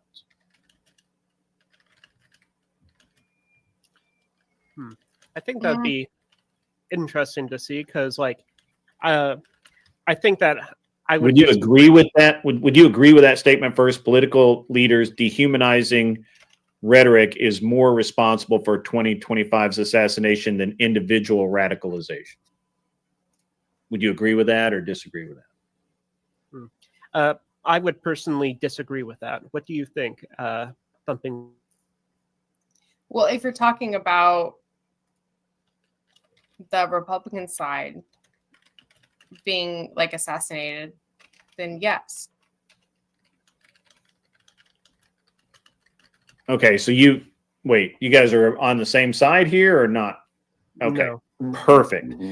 Oh, okay. So we got a debate. We got a questions debate. about Let's the prompt? Can I go. clarify anything? I didn't call. Yeah, I didn't call the after. Is it just that binary of individual radicalization versus right here politicians and all the channels? dehumanization? Should that be the two primary lenses to view it through? Right. If I were to simplify this down, basically, is it the fact that politicians are encouraging this through their rhetoric from the bully pulpit, all of this, you know, the riots, the attempted assassinations, whatever violence you want to talk about. But specifically, we're talking about the assassination attempt in 2024 and 2025. Right. So she's going with the right. You know, the assassination attempts on Trump, the assassination. I just have a feeling some of the other, she knows, and you can throw into that, you know, are these politicians responsible for some of the school? You can tell when somebody has or the academic shootings. So is that thing? Is that more? I know what it is. Is it more the rhetoric, or is it the individual lunatics being lunatics that are the problem? Do you think these people were motivated because, I mean, I'm not going to make your arguments for it. I'm sorry. I do that all the time. So you guys on opposite sides here? Yep. I believe so. Let's go. Okay. All right. Let's fucking do it. We're going to start this. Yeah. This will be great. All right. So who believes the rhetoric is the cause and who believes the individuals are the cause? Yeah. I believe that individuals, in a sense. And even I believe that the rhetoric is not a factor. All right, let's I'd say fucking that it's go. primarily the individual, or nearly solely the individuals. Okay. It sounds like you guys just said the same thing. Yeah, we agree then. Ah, shoot. Like it's But, like, people this is wanna the say whole thing. It's the rhetoric.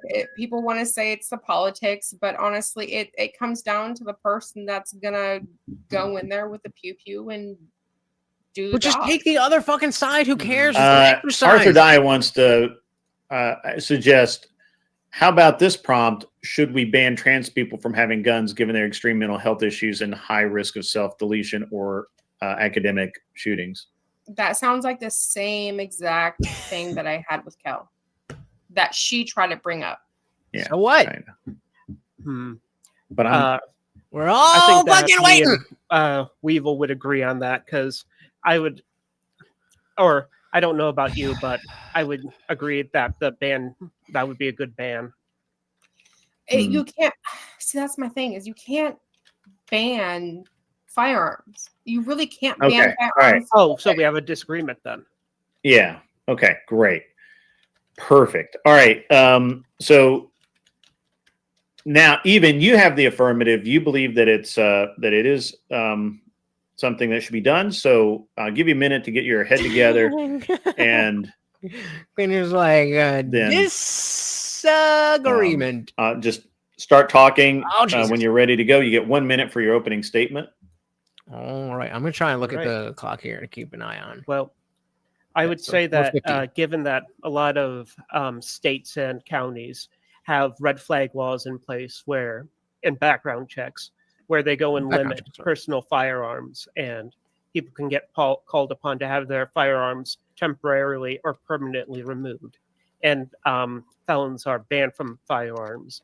I think that going in, having it so where, like, people who identify as trans, which is something that can be visibly seen, and like you can almost sort of tell, and if like they go through all the procedures to go in, based like if that's they go and start with chemicals, That's like what it their should be. doctors would go and report it to the federal government so that they get added to the system. I think that is something that could be done federally or by the state level. That would be like fairly effective. That's your minute. So use Okay, the entire that's minute. fine. And say, I think they can do this. Weevil, when you're ready, just start talking. Oh, Well, I just want to say that there are a lot of restrictions in many states, and I want to say across state lines. but we have to that listen, because if she actually wins, then it doesn't count. They will background check you. They can't background check you. Only counts if your she mental unjustly health, wins. against your medical, because that is OSHA problems. Not OSHA, but they can't check your medical health. So who's to say, if you come in dressing in a dress, if you come in a dress, if you come in a skirt, if you come in pants, if you come in a suit, if you come in whatever, they're not going to Put in judge the you chat, on judges, how you no look. simping, They're going to sell you a gun please. if your background comes Actually, clean. you know what? I'm not gonna do that. If you have no criminal record, That's right. they're not going to deny you on a gun. I'll stay on the good side. They can't get your medical background. So that's another thing. So it really comes down to teaching people about firearms from a child. And honestly, anybody's going to get a gun in the end if they really want to. So. Okay, that is time. That was really Oh good. my God! Behave! I almost spit out my Both fucking of you drink. max time. All right, 5 minutes on the clock. Come out swinging. Easy. I want a nice, clean The way fight. she You like guys fuck behave you, she yourselves. wins. And let's That's make it her interesting, husband, okay? All right. who married Just start talking when you're ready. I don't know who else is. All right. There is, I would for the say after that party. trans people, based on the delusion, That's what they I'm saying. share, Like, need that's to not tell simping if she people actually that they wins. are trans, because it's like part of their condition. They need to make themselves known, and they tend to go and do it in ways that have it shown with like official methods, like having was the their proof here? driver's license changed, trying to see if they can change the gender or shit like that, or have them go and have their job records or things that become public information where they go and have the change in like male. Is that me? You guys there? Is that me? Is that them? Somebody talk to me. Let me know. Let me know. Let me know. I'm paused here. I don't know if they are paused. Somebody say something. Can you hear? See? Okay, that's It them. has been changed legally. Okay, that was them. Okay. It doesn't matter. What it comes down to is the medical records. I feel Thank like, you. those things should be put. Those things. That's exactly what I mean. Like, Chris just chilling. In 5 seconds, I'm like, oh my God. What is right now is what they're going to be pulling up in the system. So you can't see somebody's medical history. You can't see whatever, if somebody's taking testosterone or Tim Walls or whatever medication that they give these trans patient people, because I don't exactly know. I don't go deep into that. You cannot know somebody's medical history buying a gun. If you're fucked up in the head, it doesn't matter. If you're legally, if you don't have any felonies, if you don't have any criminal history, you can go and buy a gun legally. If you're a legal citizen, you can go buy a gun. It doesn't matter. It really doesn't fucking matter. And all right, I'm gonna take Morty to piss, but that's what it is. It doesn't matter. When it comes to the medical aspect, I would say that we can identify them through the civil aspect of them going and changing their identification. And there can be a certain aspect where if gun owners know that these people are banned from having them, just like how if like a kid can't buy a Glock or if a you're handgun, banned from but buying they can buy a something, rifle. If you're banned from buying something, then it's gonna pop up, right? If you're banned from buying something, then it's going to come up if you have the background check to buy a gun. Because I don't know where you're from, but where I'm from, every single time, it doesn't matter if you're concealed or open carry, every time you go and purchase a gun legally, you have to do a background check. Right. So if you have some kind of criminal background, that's going to come up. Of course. But what I'm more talking about is the difference of changing of driver's license or state IDs or things that happen more regularly, or them going and applying for potentially them applying for governmental jobs where they would have more information in the system where that would be able to flag up more, and it could be to the discretion of the individual. It doesn't matter. It doesn't matter if you're trans or not, because it doesn't matter if you're trans or not. Do you have a criminal background?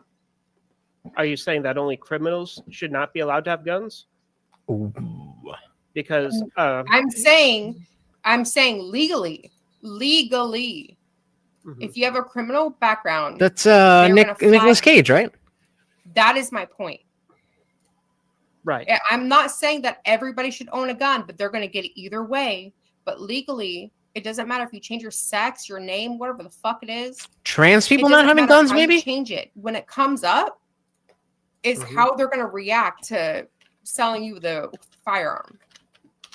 But if the law was changed to where those discrepancies were identified along with that would make an individual trans, and that would go and stop the gun owner from going in, confirming the purchase and having that as another flag, like a criminal record in a sense. Okay, that so would go and help limit their transgender access to guns. Has a violent history and has some reason to, right. What are we doing? What are we doing? Somebody. I gotta also I'm not saying that this is kind of what I was talking about. There's a lot of violence that I'm at what point am I allowed to be it should not be put on by just their change. At what point am I allowed to say? Yeah, I'm CT mute. I got it. Okay. Because I am. All right. I'm going to start with Tyler on this one. He's already shaking his head. He's already he's dumbfounded, Okay. ladies and gentlemen. He's dumbfounded. Can we repeat the prompt one more time, please? Please. I gave it to you. Okay. T-Boys, T-boys should own guns. There you go. Should we ban trans people from having guns in the extreme mental health? Okay, so read it out, Tyler, please. Oh, sorry, I'll read the whole thing again. Should we ban trans people from having guns given their extreme mental health issues and risk of self-deletion or shooting up schools? I don't feel like either of you guys argued that prompt very well, but Evan put down what he wanted to argue about, and it looked like Weave just kept giving. I got the same answer out of you 5 times. He's like offering prescriptions. What if we change this? What if we did this? And you're like, well, they don't check for that now. And he's like, well, what if we changed it so that they could? And you're like, but they don't check for it now. And he went to like criminals. It's like there's no violent record. I'm just every time he offered a prescription, all you answered with was, we're not doing that now. What you should have been hammering home to bring the other shoe down there is everything you're suggesting is overstepping onto people's rights. And it just I never heard that other shoe drop. You were just saying, like, we don't do that now. And he was offering any prescriptions for it. I don't see any counter common thing Tyler brings up. The other shoe didn't drop. Points. I don't see anything that really attacks his assertions at all. You never once. He was the positive, right? Yeah, he was the affirmative. Just in fairness, she did say you can't access their medical records. Not they don't.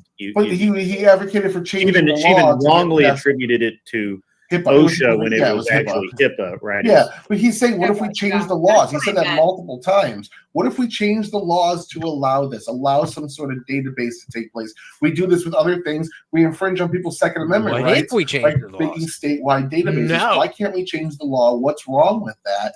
I just never heard that addressed. And his main points were never, there was no question that even went after his points. We were just talking about what we can do now, what we check for now, violence, criminal record, we don't check medical. And he's offering alternatives to checking medical records, like some other new additional thing that we do based on civil changes to their license. And it's like, well, we don't check. I never heard a response to his argument is all. And I give it to even. Go ahead, Cleaner. Yeah, I think Tyler's pretty close on what he's saying.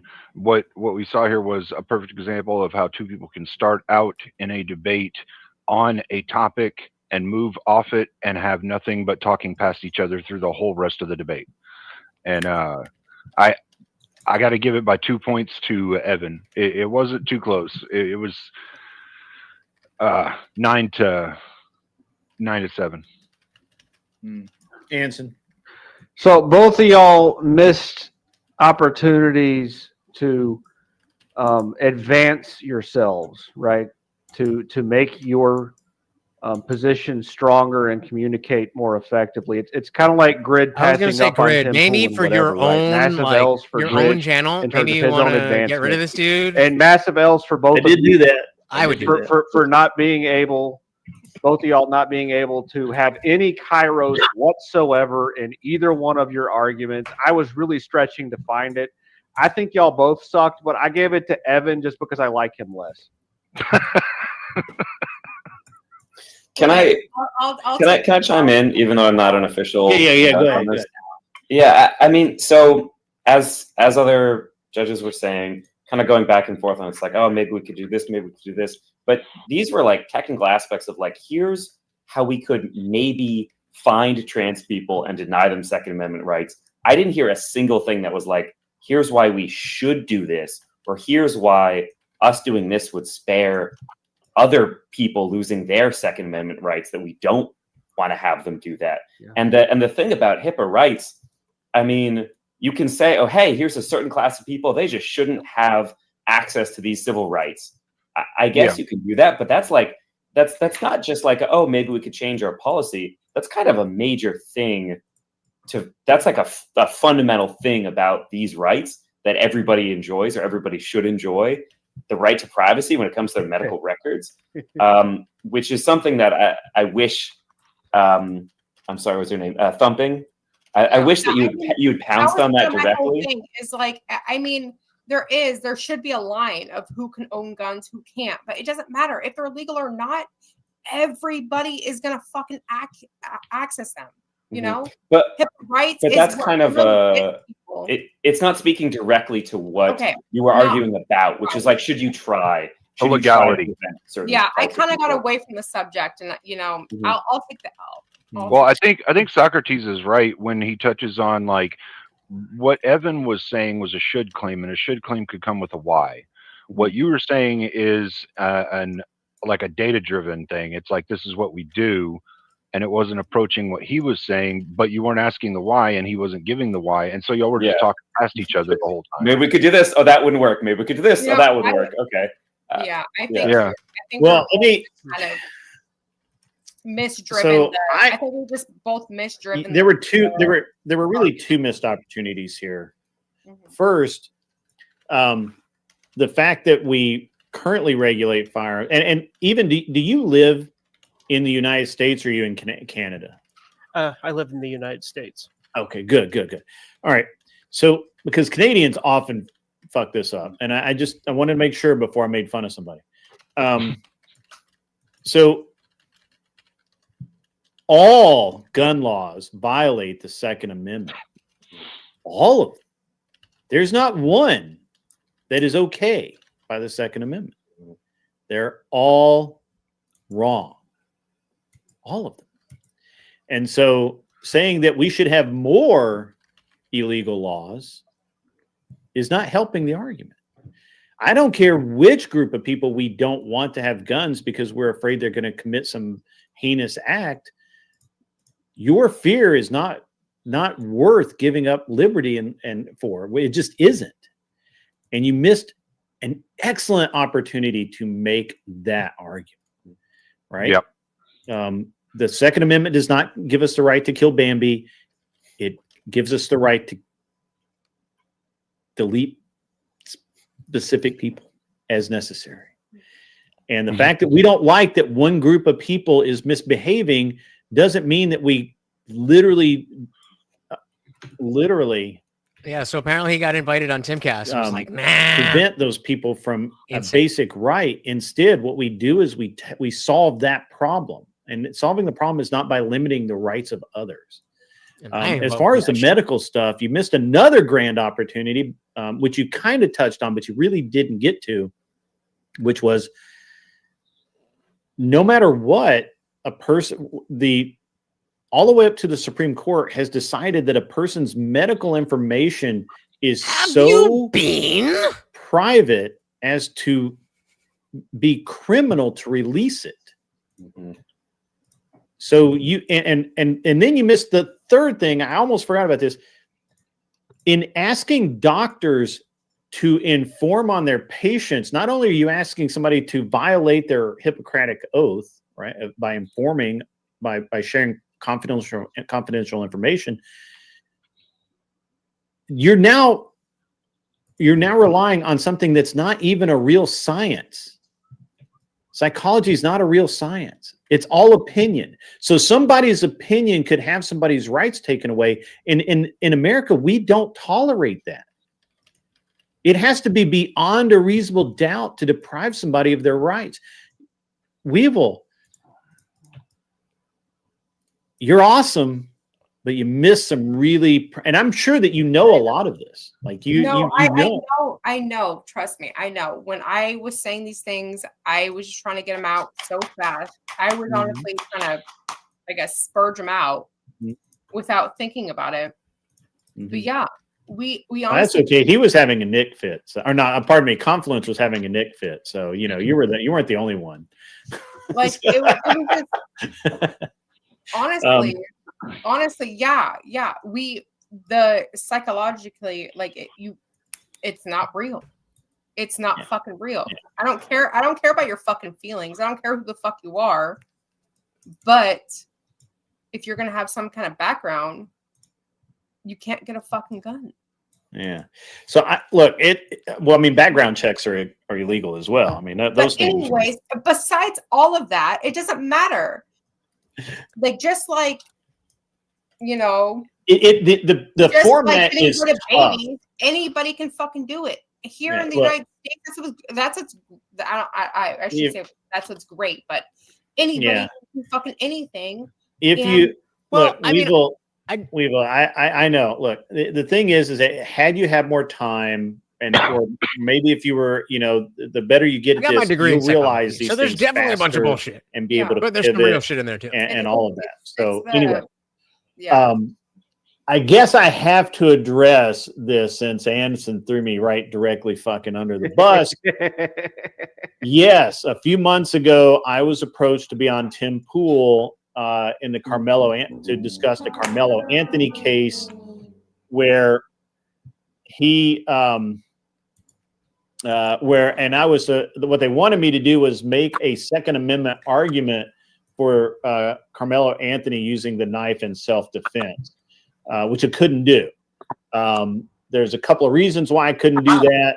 First of all, because I didn't believe that he acted in self-defense at all, and I can argue points I don't believe in, but that goes too far. That was way too far out.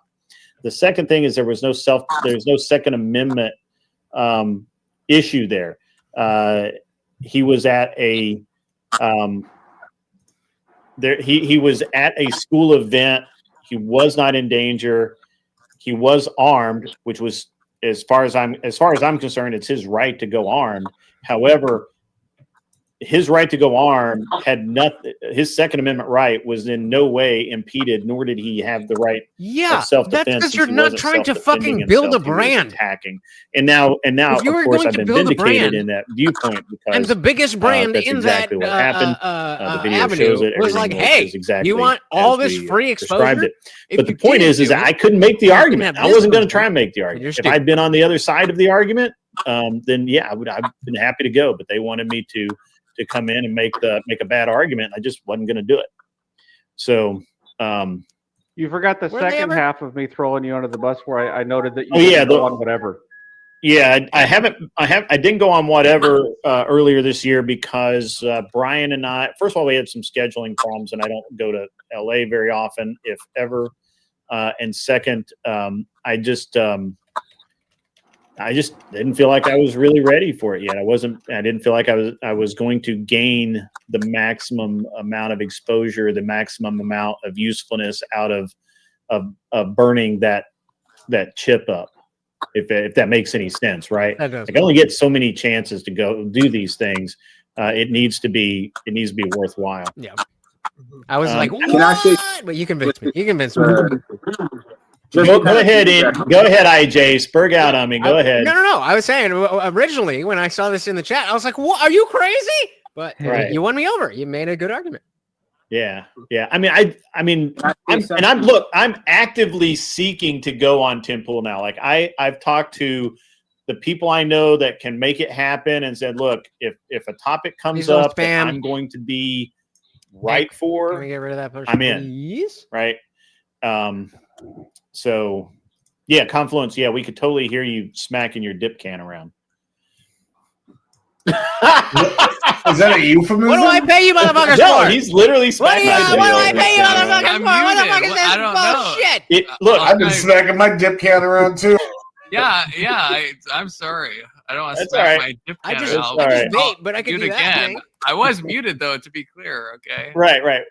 But yes, I mean that's. I'm hopefully they'll have me on. I'm maybe on. I'm going to be out at TwitchCon in about a week and a half. I may or may not be on whatever that Sunday night. Not sure yet. And I'm trying to get on what. I'm really trying to get on Tim Pool. So. You'd be like, "Oh my God, you gotta have him on the Indian Can I say Jesus." Smaga something Indian. to piggyback on that last debate? Yeah, go ahead. I think you kind of nailed it, Grid, when you said in the whole 5 minutes, neither one of you all brought up the Second Amendment, which should have been the backbone of either of your all's whole. It wouldn't have done even any good to bring up the Second Amendment. He did not. No, yeah, that's fair. He's arguing against it, but that is kind of the key point. And then really, the essence of what you're debating is red flag laws. And don't forget about Marty, could have guys. taken a tangent of saying, well, If we're gonna say trans people shouldn't have guns, how few steps off that is to say a certain race of people shouldn't have guns. Right.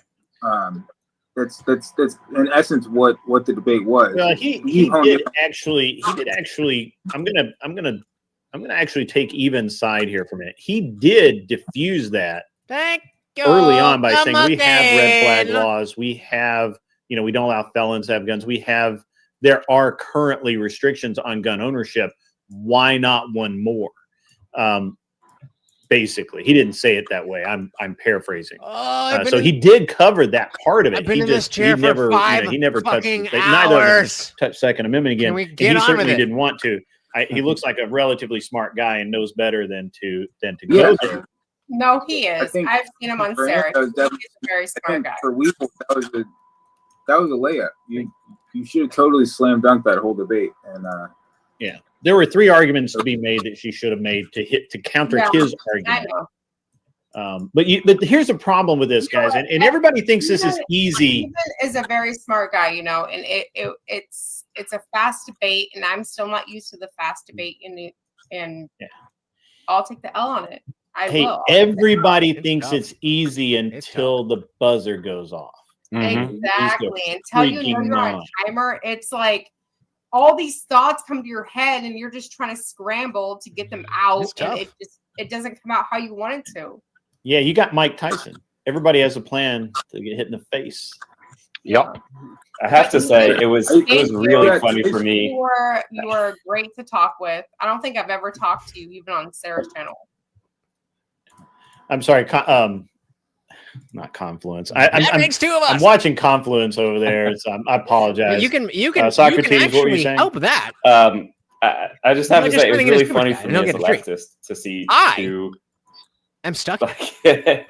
two conservative people debating like, oh, maybe we should limit Second Amendment rights a lot. Maybe people who have never even made threats to violence should have their Second Amendment rights taken away. Yeah, That was really funny for me. I agree, Socrates. The limiting of the Second Amendment rights, like you're framing, is proof that rights don't actually exist. Because if it was a right, you wouldn't be able to limit it, right? I mean, that's one conception of rights. I think most people don't see it that way. They see it as something can't be stopped. It doesn't exist. Or something can be stopped. It doesn't exist. What? Well, if it's a right, then how can it be stopped? Monarchist. In the same way that a car can be stopped. Do cars not exist? Well, what is a right? Rights don't hit brick walls. Rights are intangible. Okay, but that's not the argument that was presented. Yeah, but what is a right?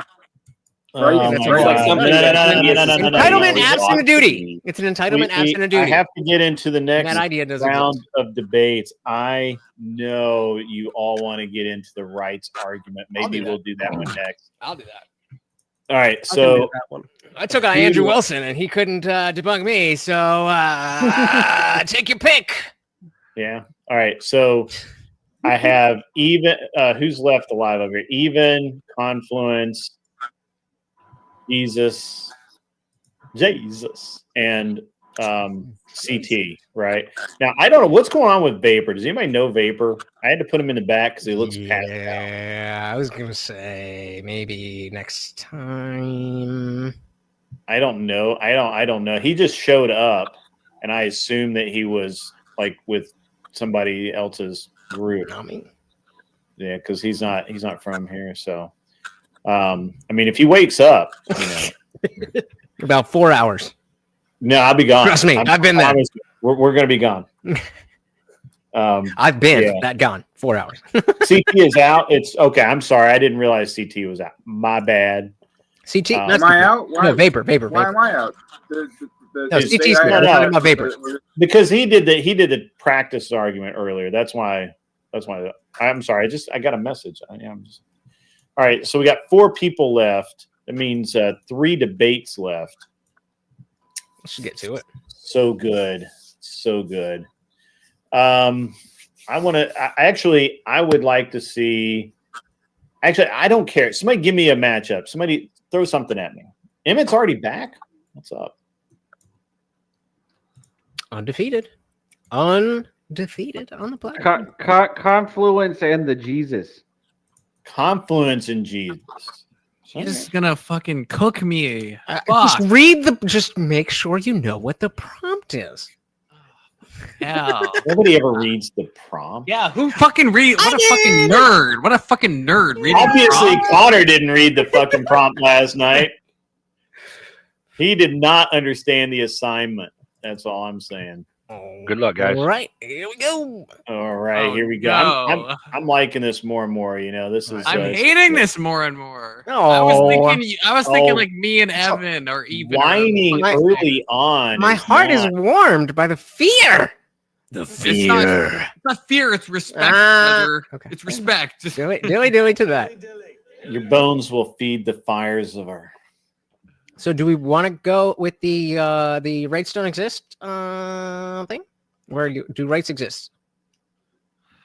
God, I fucking hate really that. wanna Already. We don't have to do that. I fucking I need hate more that. violence. So, wait, what side are you on that on Jesus? I got one for you. Vigilante violence against marginalized. I heard that word on the news today. Communities is an inevitable, means it's unavoidable byproduct of populist. I'm kind of a populist. I've lost you. Can you read them? Yeah, this is. I'm interjecting too much because the I had to fuck? clarify so much earlier. If you don't know what that word means, then you. All right, I just want to make sure that everybody's on the same page because I have to clarify so many times. Vigilante violence against marginalized communities is an inevitable byproduct of populist politics in 2025. Basically, Trump evil. He has inspired vigilante violence against these marginalized people. I would say no. Yeah, I would say no. Okay. All right. So I think we agree on that. It was a tricky prompt, though. Yeah, that's a fucking hell of I mean, a I would definitely be down to do that. Someone who disagrees, but yeah. Right. All right.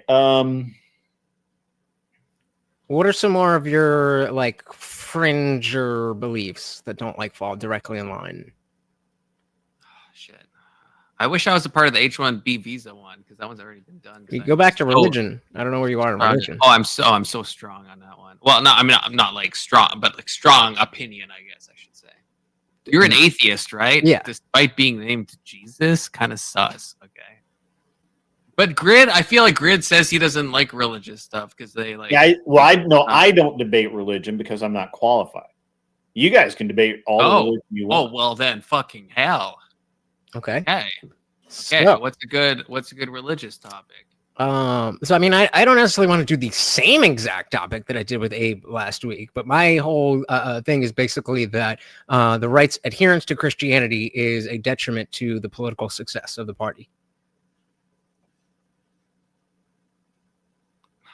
The right's inherent to Christianity. Adherence. The right's adherence to Christianity is hurting the the political. right. Okay. Yeah. All right. It's Yeah, hurting- No. The political I'm rights. too in the middle on that. I'm Okay. too in the middle Fair. on that. Like I'm honestly I can see both sides. Okay. How about there's Give me no something reason? else. There's no reason to think that Christianity is the best moral structure. Oh yeah. Let's go. Oh yeah. You ready to lose, brother? Let's Cheers to go! you. You guys. Wait. So you have the affirmative because you're saying there's no reason. Is that right? I am asserting there is no reason to believe that Christianity is the best moral system that humans can come up with. Okay. Sure.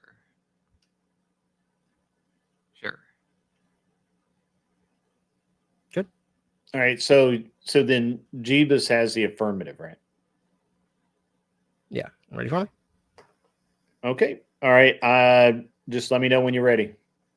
Alrighty. So, I mean, I basically, made the same exact argument last week that Christianity is a great moral structure, but it doesn't matter how great the tenets of an ideology are if nobody follows them. And we are in a society where Christianity is a central part of of American culture. So it's not like we can just inject Christianity for the first time. Yes, if we had a world where 2025 was exactly the same, but we had no Christianity, if we injected Christianity, probably that would be awesome. But we don't live in that world, and there's too many people that don't buy into the ideology, so it doesn't matter how good the morals and structures are if people don't buy into it. We need to find something that people will actually buy into, and namely something that can be falsifiable, and people will have a reason, a concrete reason to follow it because they know it exists, unlike God.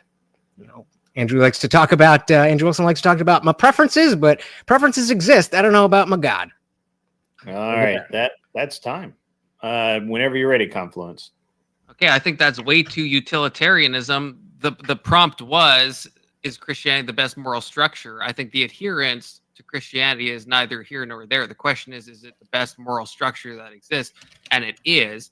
And if we even if I was to grant your point, if we look at other cultures, if we look at other societies, we look at what happens in India with the caste system, we look at what happens, to go to my last debate with Kel, I think it was, with the Mayans, we see degeneracy, we look at the Islam world, we see Sharia law, every other religion, we look at secular humanism, it doesn't work. None of those things work. But ultimately, again, I think I would challenge your whole opening by saying that you're making a utilitarian argument by saying it doesn't work in practice. But the prompt was, is Christianity the best moral framework? And I think it objectively just is. And I want to hear a rebuttal to that. All right. 8 seconds left. That's really good timing. You guys are good. All right. Just start talking. So the prompt was about best that can exist. I will give you right now, today in 2025, we don't have an already formed moral structure that is better than Christianity. But well, then you've already conceded. No, I have not, because we are looking to the future. And so you brought up secular humanism, which I agree does not work, but is an advancement on a moral structure. And it is, in fact, a moral structure. So your claim must be that you know in the future that it cannot be that humans can do something better than Christianity. And I don't think that you have that foreknowledge. I don't think you need. I mean, that's such a wayward hypothetical to say that out of all the systems of space and time that we've had, out of all the religions, the tens of thousands of religions and cults and pseudo religions and primordial religions, that Christianity is the best. And you're saying maybe in a hypothetical future we could have a possibly better one. You mean kind of like when Jesus came back and turned Judaism into Christianity, that you're now saying is the best, and that was what. Yeah, and that kind of like that. Isn't Jesus supposed to come back? That was 2 millennia ago. Okay, but Jesus is supposed to come back again, right? So why would we think that Jesus would not be like, hey, you don't know the Bible that you're, the New Testament was great for 2,000 years ago, but here we are, just like 2,000 years ago when I came, I was like, those rules, that's the Old Testament. So now the New know Testament you're atheist, but that's like just a bad view of like. Okay, so tell me how you know that that's not the case, because I am saying that is a possibility, and you are saying no, it's not. I mean, if you're saying it's a possibility, if you're punting into a hypothetical future, yes, correct. I think that's ridiculous. I think that's absolutely absurd. You're saying that. Am I wrong though? Yes, you are. How so? I mean, how do you know that humans in the future will not create a better moral structure than what Christianity is? I'll answer. That is the only way that you can concede in millennia there could possibly be, and I think this. There we go. So then you don't know that it's the best that can exist. No, I think that's it. That's you don't know it's the best that it can exist because you don't know what's going to happen in the future. That's you were on the panel watching Abe make this exact argument last week. Why do you guys keep talking about the future? You don't know what's going to happen in the future. It was a bad argument. I think we have like 30,000 years of civilization, and we've seen that Christianity is the only system that brings morality, that brings dignity, that brings anything. Exactly. So if you're punting, that seems like one of those tech bros punting into like, oh, maybe we'll have like AI takeovers. It's so what's AI? I don't think AI is taking over. What a crazy thought. No, but you are claiming that it cannot punt happen. into that for a moral argument is so absurd. It's so far-fetched that it just doesn't make sense. Listen to me. You are making the claim that it cannot be in the future. I am asking, how do you know what will not happen? How do you know what will not happen? I have conceded. I'm saying that is then that's the debate then. Then if you don't know that it's going to be the best ever, then you lose. My contention is that it is not the best ever. If you can't tell me that it is the best ever, system we know of, it may be something else that is better. It's like what we talked about with martial arts. You have to pressure test things. It's the best thing that's been pressure tested for thousands of years, and we haven't seen anything do better. There's no reason to think anything could do better. If you want to punt just a hypothetical future, you could do that with anything. You could do that with any argument. That's how the future works. We don't know what's happened yet. That's a bad argument. If you have to punch into the future and say, tell me how you know I'm wrong. If it's such a bad argument, then knock it down, brother.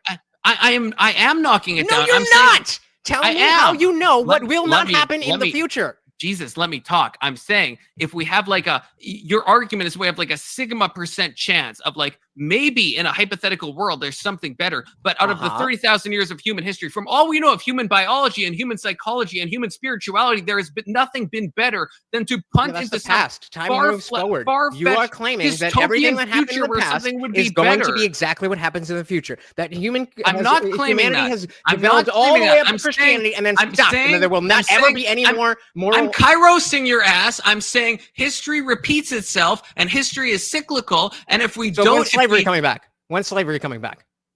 Slavery has. History doesn't repeat itself. Exactly. There's more slaves now than there's ever been in history, brother. That's a losing point for you. In America? You didn't say America. Okay. So I'm going to go on your technicality. Okay, fine. So then, when do the slaves come back to America? Oh, so that's a losing point. Back to America, then? Okay. You said what has happened will be. You're pointing to a random hypothetical that could happen in the future. You said history repeats itself. So you tell me, since you know the future, when slaves will come back to America. You didn't say America. I'm saying now slavery. I am. So you're right. There's more slavery in the rest of the world. So since you know the future, when is you're shifting? I'm calling out a fallacy. Shifting the goalposts. Okay, playing to the judge. You said you know the future. You said history repeats itself. I didn't say I know the future. I'm saying you can't punt to a you didn't say it explicitly, but the logic of what you're saying is that you are claiming that what is going to happen in the future is something that you already understand, and that is not the case. This is the exact same argument that Abe made. It's not the same argument. It is, brother.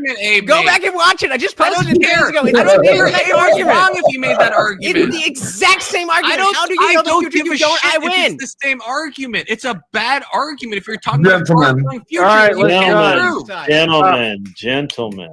Love you, brother. Love you. All love. All love. All right. So, wow. All right. He could see. It was nothing if not passionate. Okay. I don't know. I don't know. I'm going to start with Anson this time. Yeah, so I really appreciated the argument from ignorance and the futuristic fallacy that TheIndianJesus used. And I actually appreciated even more that Confluence called it out repeatedly and called it punting and basically quashed it. And that was Kairos. That was him seizing the moment that he had and being able to actually make a valid logical argument that was reasoned against it, because there were way better arguments you could have used TheIndianJesus other than saying, well, we don't know the future. Okay, but it's right? putting him down. So it's yeah. Kairos, TheIndianJesus. So Confluence, yeah, Confluence, vibes. You won that one. Vibes, bro, vibes. You literally conceded the argument to me, but you won because vibes. Word up. Cope. Okay. Nobody saw that. Okay. I did not spill anything on myself. You didn't spill a thing. Nope. I was looking over it first. I was looking at you on your other on your channel. Spilled the thing. Go ahead, Cleaner. Like this whole thing was fucked from the start because the prompt itself was an argument from fallacy. So, but Confluence had it by 3 points over Lutch. Okay. It's because of the prompt too. The prompt is an is claim, and an is claim versus an unforeseeable future is an argument from fallacy. You can't do that. Sorry, you literally can't do that. An argument from fallacy. You're arguing it from a fallacy already. You're saying you can't prove this is the only thing that, or this is the best thing. Right. Was that not the prompt? In the future. Right. Yeah, your prompt was, yeah, I can actually, I've got the right timestamp right now on the video. I can go back and play it again. You said there is no way to prove that Christianity is the best moral system in the future. Mm-hmm. So right. So I think you're making an invoking argument from fallacy. Because what you're doing is you're presupposing that in the future we can't or can, that like there's no way to prove it, right? There's no way to prove that it is or isn't the best moral system. Okay, then how's that not a wash on all? You're already starting the whole thing from a fallacy. Okay, but how is that on me if we're all agreeing to a prompt? Yeah, no, I was just saying based upon how you were arguing it, you're arguing an is claim based off of something that's a fallacy. You can't prove or not prove that it is the thing. Like the prompt was horribly structured. All right. But I think the prompt was no evidence, right? It wasn't even proof. So you need to make a pretty strong claim. There was no reason. Evidence. All I was asking for a reason to think that we cannot get past Christianity and do better than that. So that is it's specifically invoking the future. I feel like I gave a lot of reasons for that. You just kept going to a hypothetical possibility of right. And that one hypothetical is all I needed. You needed to knock down that hypothetical. The hypothetical is that in the future we can do better than Christianity. It continues, Grid. Okay, that is my position, and you did not knock that down. I don't understand how these judges are saying that he literally conceded the debate to me. I don't understand. I feel like Indian Jesus is going to become a regular debater on my channel. Like we're going to have to do long format for him, but if you'll allow me. But yeah, all right. But hold on. Let's get through the judging first. Tyler, you got to go. Okay, go ahead.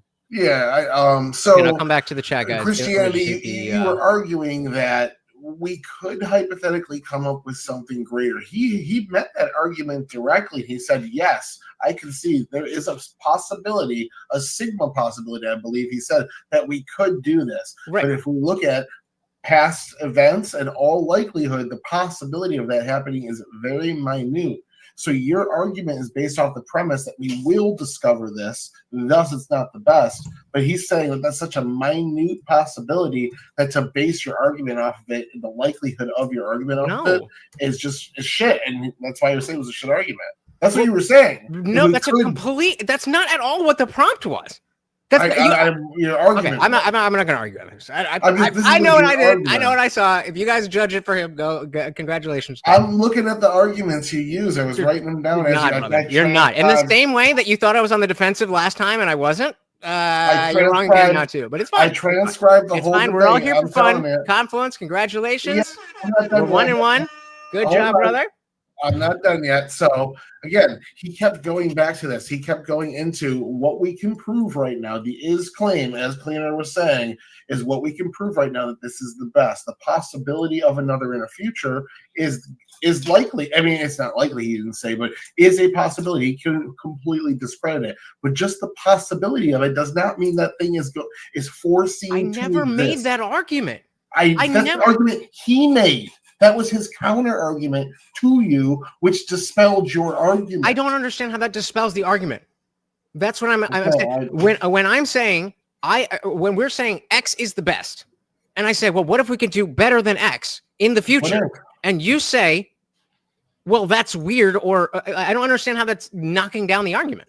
And I really don't want to be argumentative. Like I'm enjoying all of this, but I really don't understand what you guys are saying. And he's saying that what if is plausible to exist in some way. But that is the argument. That is the prompt. Happened. If there is not happened. That's not the prompt, though. The prompt is there is reason to believe that it may, in the same way that humans evolve over There's time. no reason to believe. There's a small sigma possibility that it may. There's no reason to think. He went in and said that. Actually, if we look at all of history, we look at 30,000 different attempts at morality and moral systems, we see with history repeating itself that it's very unlikely we're going to find something better than this particular So can I ask? There's no answer to that. All right. Whatever you guys say. So Confluence, I actually agreed with your argumentation in terms of your belief structure. It would have been way more efficient to say that the Christians took their belief structure from the Greek virtue ethics and their entire concept of sin isn't actually their own. And so, yes, of course, better systems can exist than the Christian system because they just took their ideas from other people, and people take ideas from other people all the time. I disagree with that, but I appreciate what you're saying. I do think there was Greek influence, but it's obviously like ties into Hebrew influence as well, right? Apparently not.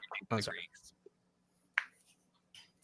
Apparently not. Yeah, I would say if I can jump in as well to Indian Jesus from one humanist brother to another, I would have in that moment just owned humanism is already better. So I would just say no, it's not.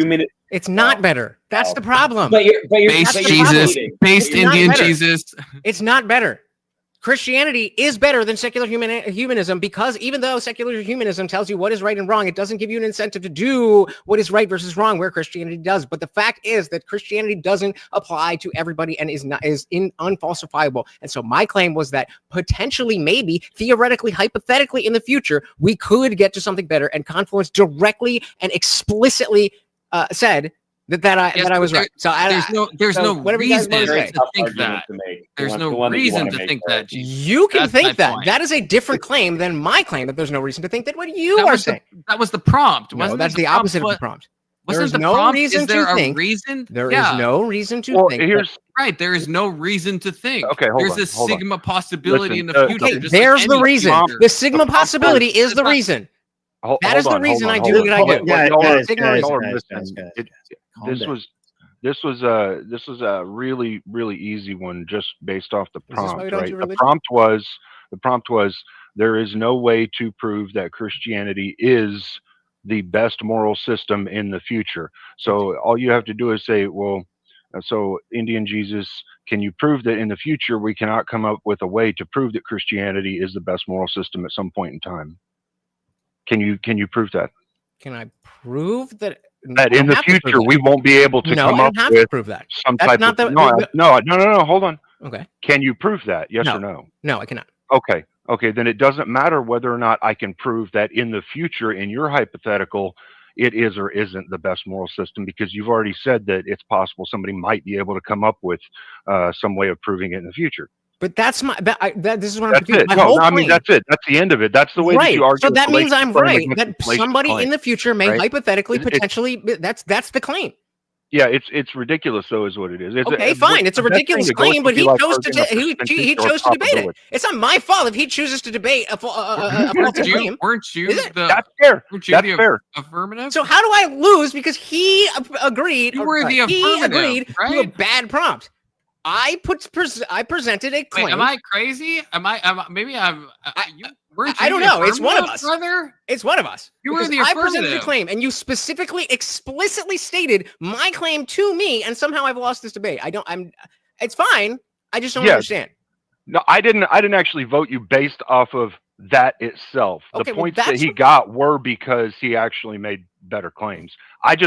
Like me personally, I would just say like there's a better prompt, because it already had a fallacy in the prompt. Sure. So it was like fair. I get it's a bait prompt. No, it's a bait prompt. I get it. I've got them too, but I don't typically have them with fallacies in it unless I'm being an asshole. But but my point is, any issues with the prompt have to go out the window once everybody agrees to the prompt. If it's a bad prompt, okay, it's a bad prompt. But everybody equally, Grid, myself, and Confluence equally agreed to the prompt. So how am I getting dinged for the prompt? I didn't ding you for the prompt. I was just letting you know that the prompt was from fallacy. I'm sorry. I'm trying to understand. No. That's what I'm saying. No, he got a better point score because of the arguments and all that stuff in the debate. I was just letting you know that prompt started out as a shit show because it was from a fallacious point of view. Like it was a fallacy. You're throwing a fallacy in there. You can or can't prove something in the future. Nobody knows what the hell the future holds. That's like by itself. That is a fucking fallacy. You can't prove anything in the future or disprove anything in the future because that's we're why not it's a there bad yet. position to claim that Christianity, that Christianity. Right. So this is. I don't get it. I don't get it. It wasn't the it wasn't the reason to believe a thing that doesn't exist. It's their I don't want to reason take. to It's fine, guys. believe. I don't want to take up so much time. Let's keep moving. No, you're fine. So if I may, gentlemen, one of the things about this, which is why I asked you a couple of times if that was really going to be the prompt, is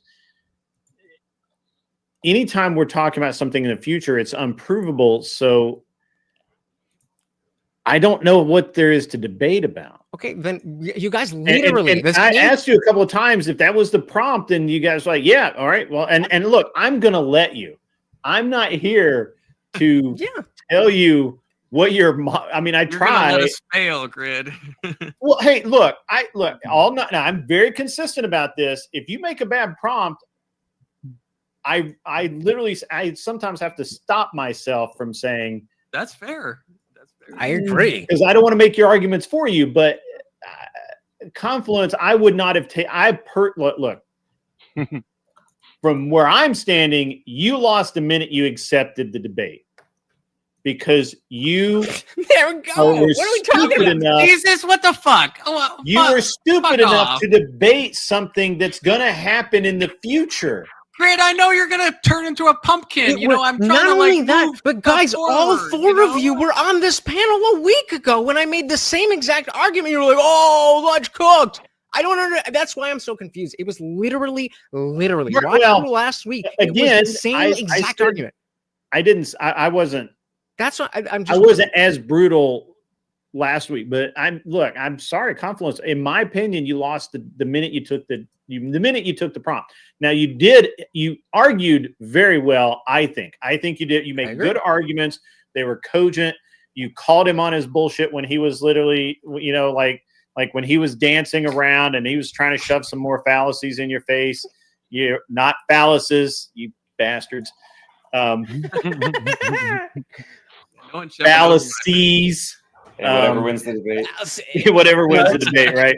Can I just throw this out there? Last week, the prompt was morality and Christianity is out of step with shared U.S. morality. Should we embrace more of a freedom of religion structure because it pushes out secular? That was not me. That was the prompt. You and me and Abe? Yes, that's what I have it written down. You made a very similar argument, though. It was a similar argument, but it wasn't a future argument. It absolutely was.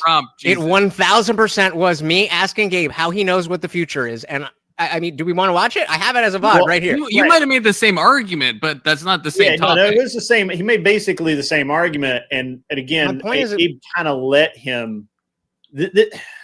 But that's the thing. He's right. Say this all the time. You can't be wrong now and right last time. So if you're saying it was wrong both times, I'm willing to accept that. But I'm just confused if I won before with that. It's a different topic. You can't use the same argument for like two different topics. That's not what the issue with the judges is. I understand I understand the questions that IJ has, right? Lutch has a question in that. Look, I use basically the same argument, and basically it followed the same order. Why did I lose this week?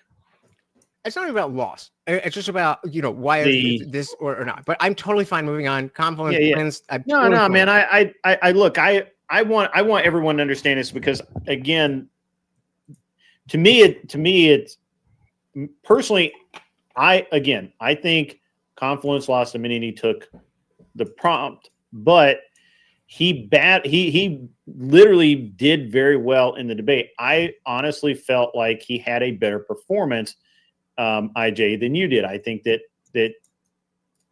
actually I think you did better against Abe because Abe didn't fight. Abe did not come at you as strong and mirror your energy. Sorry, it's late. Confluence was very effective at every time you ramped up, he ramped up just a little more. And that is why I would have, if I had been a judge tonight, I would have given Confluence the win after I admonished him that you were stupid to take the prompt. Right? But once he took the prompt and you guys got in the debate, you're right. It doesn't matter that neither of you can prove either of it. You're arguing an esoteric prompt.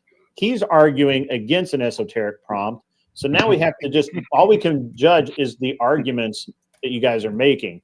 I agree to you that I will give you the point that he did concede, but he said, so what? We have all of the history. We have all of this.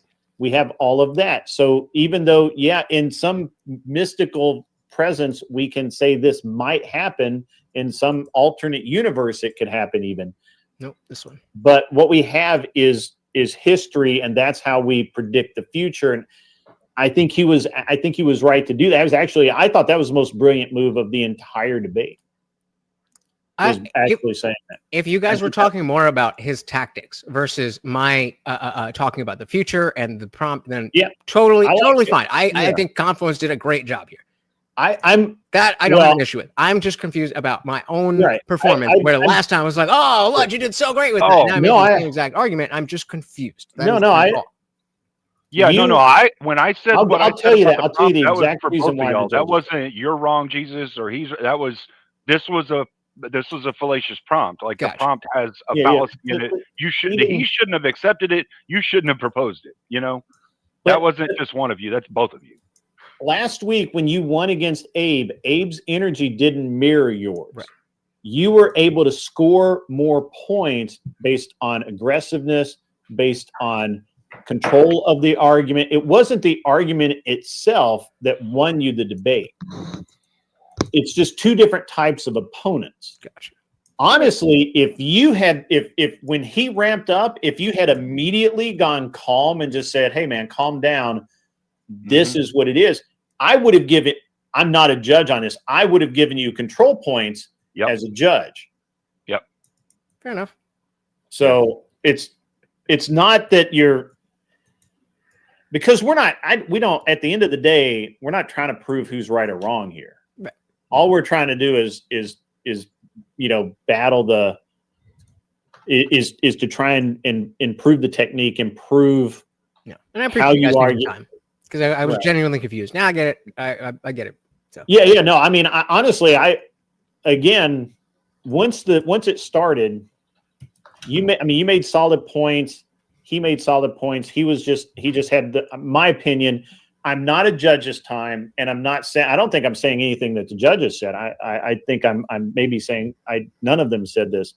I just think that Confluence was much better at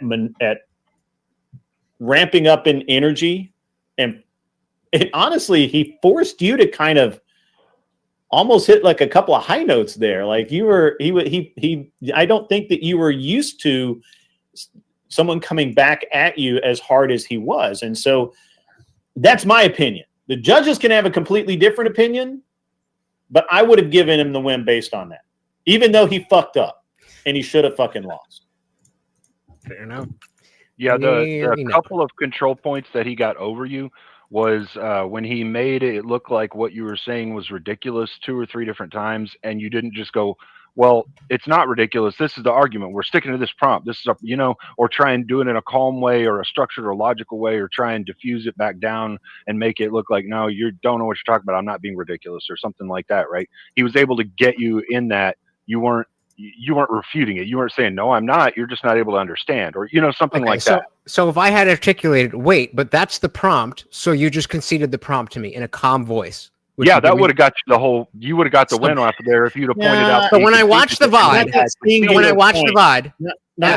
it's just going to be about the tone. Yeah, no. It's not just that singular point. That's what I'm saying. That's why I'm confused, guys. You're talking past yourself. So I have a maybe a really general point about this, which is when I asked you this, Indian Jesus, my kind of first question to you, I said, "Oh, you should have just said humanism is the best." And you're like, "No, well, Christianity is better than humanism." It is. This is something I've run into in debates where I have my actual real world opinion about something, which is always going to be more nuanced than especially in like a rapid fire debate like this. And you can up the difficulty for yourself and say, "I'm going to push my actual real world, nuanced, complex human view of this thing," or you could try to win a debate. But that's I want to say that's an amazing concession. That's an amazing concession from Jesus post debate to say that, I think, because like I appreciate, not concession in a bad way, Jesus. I feel like you're furrowing your brow, but I'm like complimenting you because Socrates is saying, "Oh yeah, this is secular humanism is better," and you're like, "No, it's not." And it's like, yeah, that would be a path that you could take. And I honestly appreciate the radical honesty of you not taking that path because you don't believe it. So I agree with Socrates that, yeah, from a debate point of view, it would be better. But like from an honesty point of view, I honestly really appreciate the honesty. No, I mean that's baller to actually argue your real world beliefs in a debate, because it's always harder. It's always tougher. And if you want to do that, more power to you. That's really fucking The baller. lone MAGA atheist out here. And one day you will all know my name. Maybe. I mean, honestly, that was one of the. I mean, I called it the way I saw it. The other judges have the thing about the judging, right? Is you have guys like Anson you have Anson, right?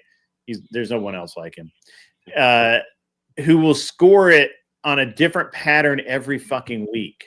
Vibes.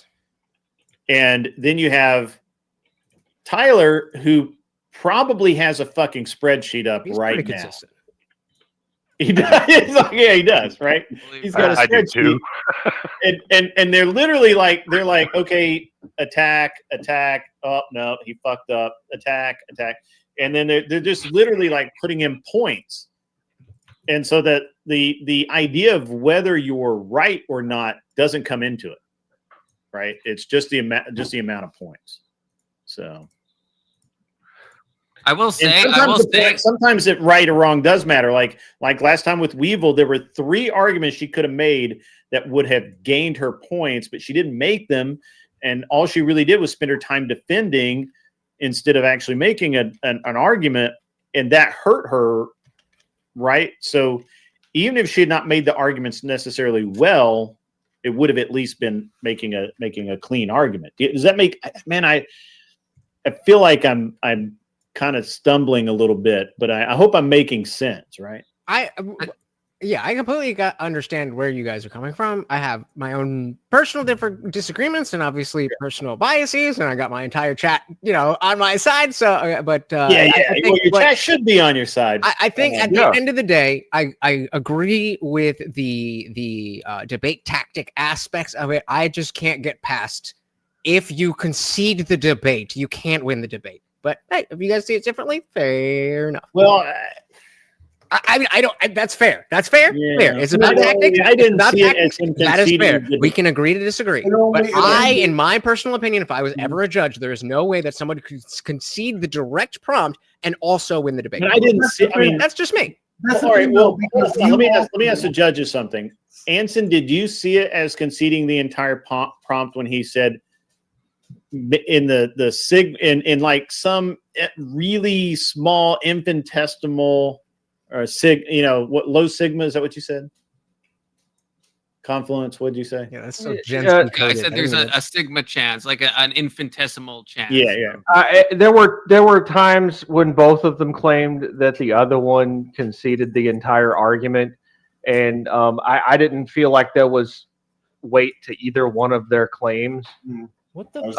I think that's more of a debate tactic sometimes and that's exactly what it is, where you're trying to basically diminish the credibility of your opponent, and that's all I saw those as. Because you just almost brought the whole house down. Sorry, guys. There was a time there where Lutch said flat out that of the moral systems that we know of, Christianity is the best one, and in a way, the way that you said that during the debate, and in a way, the way Confluence was arguing the prompt, you conceded his point.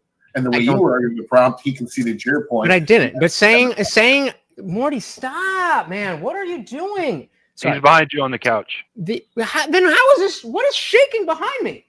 I don't know. He just actually just popped up. But again, me saying if the prompt is there's no reason to think that we can't do better, and I say right now it is the best, I don't see how that's a concession that we can't do better. Do we agree that in any other circumstance, if we say this is the best we have, but potentially it's not the best that can be? Yeah, it's not conceding the whole then debate. that is a concession that is not the best that can be.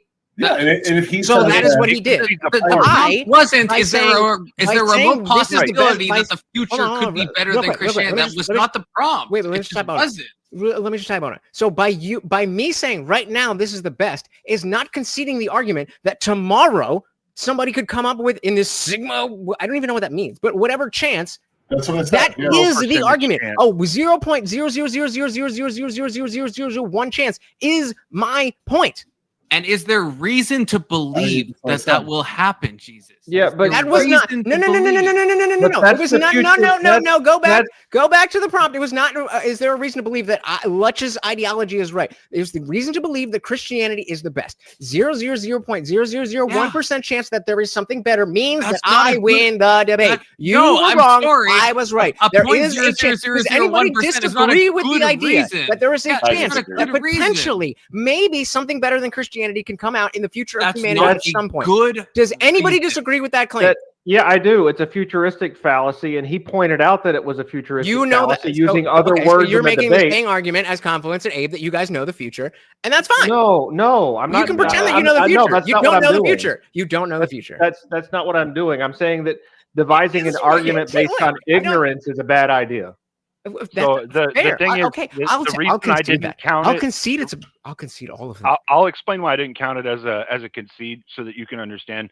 I heard the prompt, and the prompt was there is no reason to believe that in the future we would have to say that Christianity is the best moral system, or to something to that, right? And so what I'm hearing is what I'm hearing is like you're saying that like there's no way of believing that it is the best moral in the future, like it's the best moral system in the future.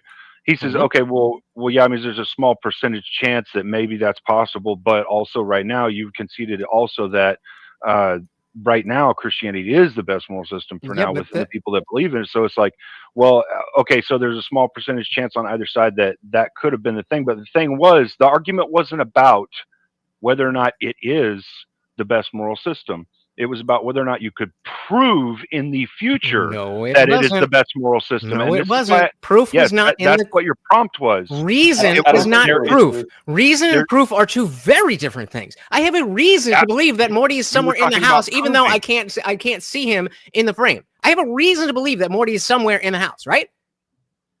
Do I have proof that he didn't run out the front door? Those are not the same things. I'm sorry to be a stickler like this, guys. Your prompt was about proving it, though. It wasn't. No, about... it was not. Read it back on your timestamp. Where did it say proof? It said you have no. I'm very, very deliberate with my words for this reason. This is not the first time I've had this conversation. There is no reason to believe that we cannot do better than Christianity in the future. Did Confluence give me any reason why we should believe? If you're punting to Abe, that was a different. And prompt. I know. I asked, did Confluence give me a reason why we should not believe that it's possible?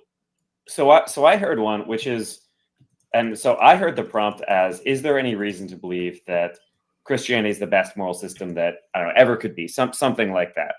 If Christianity has been the best moral system for like a couple thousand years, I think that is a reason. Maybe it's not an amazing reason. It's not a perfect reason. It's not an overwhelming reason, but it's a reason. And I'm a Jewish atheist, right? And I don't. Which is weird, by the way. You were like pushing me toward like being a Christian. Okay, that's fair. You know what? Yeah. I mean, in my determination of the difference between proof and reason, I was asking for proof. And nobody made the argument that proof and reason aren't the same thing. Only just now did I win a debate against myself. So I'm the only one who has ever beat me on a debate on this panel. Thank you very, very much. You should have made that argument, Confluence. Hey, yes, Jesus, I gave you a reason. It may Jesus, not have been a good reason. It may not have been proof, but I gave you a reason. Jesus, You didn't make I would that. love And to none of the go judges on said your that. channel and do a longer 1v1. Let's do it, brother. In like a friendly way. I'm not saying that in the divisive way. Yeah, of course. Also, I want to say I've had multiple people message me in this past 10 minutes agreeing with the grid that I shouldn't have taken the prompt and that taking a futuristic prompt is cucked. So yeah, you shouldn't have. I guess I shouldn't have, because I'm getting like a lot of feedback on that. So. That was the bait prompt, and good on Jesus for baiting you. I did ask you like 3 times. Already did. He couldn't prove me wrong. Try again. Okay. I actually say good job on Jesus for having baited you into that prompt, but I don't judge based off of that like when we're here doing this, But I think that's a G move, in my opinion. Like if you I can said bait 5 somebody seconds ago, into I already into a did. He knew what he was doing. That's with a fucking me. G He move. knew. This is like what K2 Jesus did knew to what he me. was doing. This is what K2 did to me, if you guys remember, about like holding hands and like obviously me and Grid both, we all took it as like gay people holding hands, and it was like, it's not in the prompt, and I was like, he fucking baited me so hard on that. And then you didn't let. No, I'm just kidding. Yeah, that was funny though. That was funny. That was good. Yeah. All right, so Is that everybody? It looks like a couple people dropped. Ethan was the last person that was supposed to go, and he's not here anymore. So I win 2 times in a row. I just want to point that out. Am I a double victory because I won last week against Kel in the final Did you round? really? So next Well, week, then this is a dubs, okay? I'm gonna make everybody change their vote if that's the case. I mean, that's where the fuck are my mods? I'll come up next week if that's the case. We're gonna put him in a timeout. No, don't do it, Tyler. I literally my answered you. trips. I need So my you're gonna trips, get a brother. 1-minute timeout. And it's gonna be hilarious. I'm gonna have to. when I'm you're gonna still have here. to do something about. So he's still gonna be the here. arguing over the prompts at the end is. Look, I'm always trying to refine the show, right? I'm always trying to make it better. I'm always, if we have a glitch, I want to know why we have the glitch. Maybe it's the people we have on, maybe it's the prompts themselves. But in this case, I got to tell you, I feel like that part of the problem is I was asked what the prompt was like 3 times tonight. So I'm going to have to figure something out about the prompt. Can I make a suggestion, Grid? Yeah, go ahead. Get a I'm not list. gonna take it, but you can make it. Yeah, I'm just, make a list of 20 prompts and write them out, and then share the screen so that the shared screen is showing what the prompt is, and make the debaters choose between those 20 prompts instead of going through the whole, y'all, what do y'all want to talk about thing. Just basically say, look, this is what we're talking about tonight. And then That'd probably do it, yeah. And then then you can make sure that it's well written with a good binary choice instead of the open-ended stuff. Alternatively, you could try and get like a little banner program and just type the prompt and have it at the top of the well, screen. I can run a banner. That's no problem. Yeah, like that way everybody knows the prompt throughout the whole debate. Yep. At least have it written down somewhere so that there's no like ambiguity. Yeah, that's true. Yeah, because there's a lot of fighting about like what was the prompt. We should probably have like so we don't have to all go back into vault and find out the written word verbatim words. Streamers discover the written word. Yeah. I'm going to be fair here, but I think if Jesus, if he did actually concede that I did say that 0.01 based off the prompt itself. Yeah, you're right, man. Actually, he did concede the debate then, based off of the exact text of the prompt. He did actually concede the debate. I can't argue against that. I went back and I listened to it and I typed the exact text out. And yeah, you're right. Based off of the exact phrasing. And dude, it's a fucking bait topic. You asshole, it's a bait topic, but you're a G for getting it pulled off. So are you changing your vote? Are you changing your vote, Clean? Yeah, I have to, dude, because based off the text, yeah, he did. He got it pulled off. Wait, I still lose that, right? And based on Cleaner's explanation, I think I'm going to change my vote too and give it to NDNJesus. Oh, come on. That's not a thing. NDNJesus won. That's not a thing. Come on, dude. No, it's not a thing. It is a thing. If you concede a debate, you can't win the debate. That's Like not a thing. I think you did a better job than I did. I think you argued better than I did. That is not a this thing. is But you Confluence, conceded. This is a learning example for why you should listen to the exact thing that your guy is saying for the prompt. You can't take a prompt that you can actually. That's the precedent we want to set. If you fight with the judges for like 30 minutes and then you overturn them, then you're right. win. I mean, fucking hell. No, Confluence. Confluence. No. I don't want it then. Confluence wins. I'm eliminated. Indian guys. This is, I mean, I like all of it, right? Like I want to make the show better, but I want to make sure that we, that this kind of stuff doesn't happen again, and because look, I personally I would have said that Confluence won. I just think he was more aggressive. He did all of the right things. I honestly I did not see it as a concession, but I'm not gonna second guess my original thing, right? Like because I mean, literally, there's a lot of stuff. Anyway,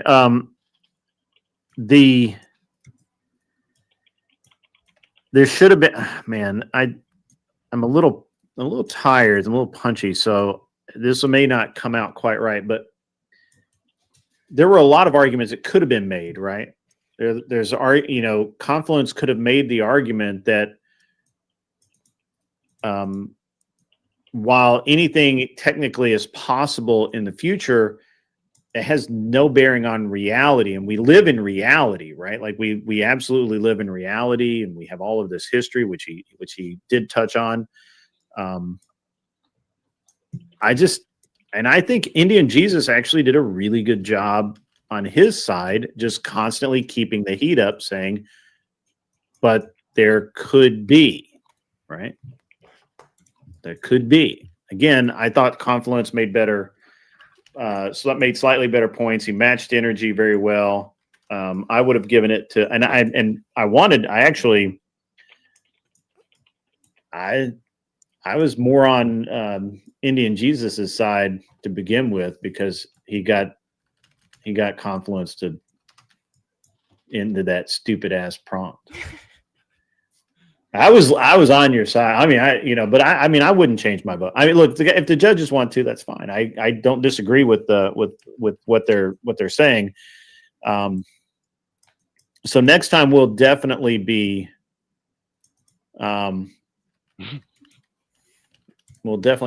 keeping track of the prompts. As long as I can fight with the judges for like 45 minutes to try to switch their mind next time and derail everything. You can take an hour. As long as that's the precedent you guys want to set, then fine. I'm down with that. Hey. I'm glad that both you guys are have such good humor about this. This is awesome, because this is to you, Confluence. Couple of I mean, we all know people that would have we all know people that would have kicked rocks by now and been mad. Oh yeah. Yeah. So Confluence, the only reason I changed my vote really isn't that it's that Cleaner changed his, and then you said that I was biased against you, so I had to prove it. I said that in the previous one. I said that. I was giving you credit for let's not. Call it a tie. Figured out that let's call it a tie. Like a troll. Can we call it a tie? Did you not figure that? Because then I'm still undefeated because you guys were wrong about me on the defense. That's between you two. All right. Jesus, I would like to fight for another 40 minutes with the judges to prove that. What you doing tomorrow? What you doing tomorrow night, brother? I got a client fighting at 4:30. with you. I'm fighting with you. Let's do it. Bet. All right, bet. I'll be home by like 5:30. Like we have. What do we have going on tomorrow night? We have something going on tomorrow night. What is it? I forget what it is. I think I remember, Grit. I think it's me and Jesus fighting for like 2 hours. That's what I heard. That's what I remember. I don't know. Do you remember that we scheduled that earlier in the week because I think so.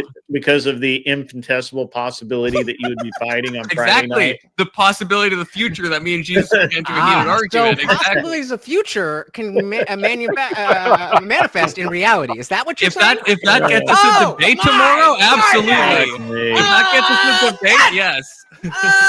It's so bad. I think I was supposed to have a guest tomorrow night. I don't think she's gonna be on. I think if she doesn't show, you have two people willing to fucking fight like you guys can definitely come fight. If you guys want to come fight tomorrow night, come fight. Absolutely. We'll do if you got something else to do, we definitely do it on my channel. Either way, go bare knuckles and make it happen. Confluence, you're in Grid's Discord, right? All right, we'll make it. Yeah, we'll make it happen, baby. So Indian Jesus, I've got to put pressure on you here, brother. We have DebateCon coming up in November, right? That's 6 weeks to make things happen. You're not that far away. It's a cheap flight from New York down to Nashville. He's the problem. I mean, I have my other job, but I could, finagle that, but I can't. He's 15 years old. I gotta be. You're a pup. Yep. His whole face was jet black. And so I mean, if I knew all of you guys were going to be down there, and like I knew one or two people that were going, and DebateCon and DebateCon 5 was here in Jersey. It was a good time. Yeah. Oh, dude, this is my event is going to be. I'm going to make you really sick to your stomach here, but I don't care. So here's we are doing. So I've rented a venue that is for the debate, for my debates, like because DebateCon doesn't argue political or social issues. Modern day debate really likes to stick to just religion and some like flat earth shit. And I don't find that funny anymore. So I have so we've got Rob Knorr, Fabian Liberty, Jake Varr. What are the actual dates? November the 14th is my event. 15th and 16th is DebateCon itself. And then on the 16th, we're going out for a range day for anybody that's left. I assume that several people will be left. 16th, the range? Yeah. And see because that's Monday. So basically Friday through Monday. I assume because DebateCon won't end until is not scheduled to end every day until like 8 o'clock at night. Nobody's gonna like finish watching the debates at 8 or 9 o'clock and then run to the airport and fly the fuck home. That's stupid. Because I'm thinking about it. I'm thinking about trying to make things work, at least to come down for something. But like because in debate, need a debate or to debate. Who you need to debate is probably Fabian Liberty. Oh, that'll be good.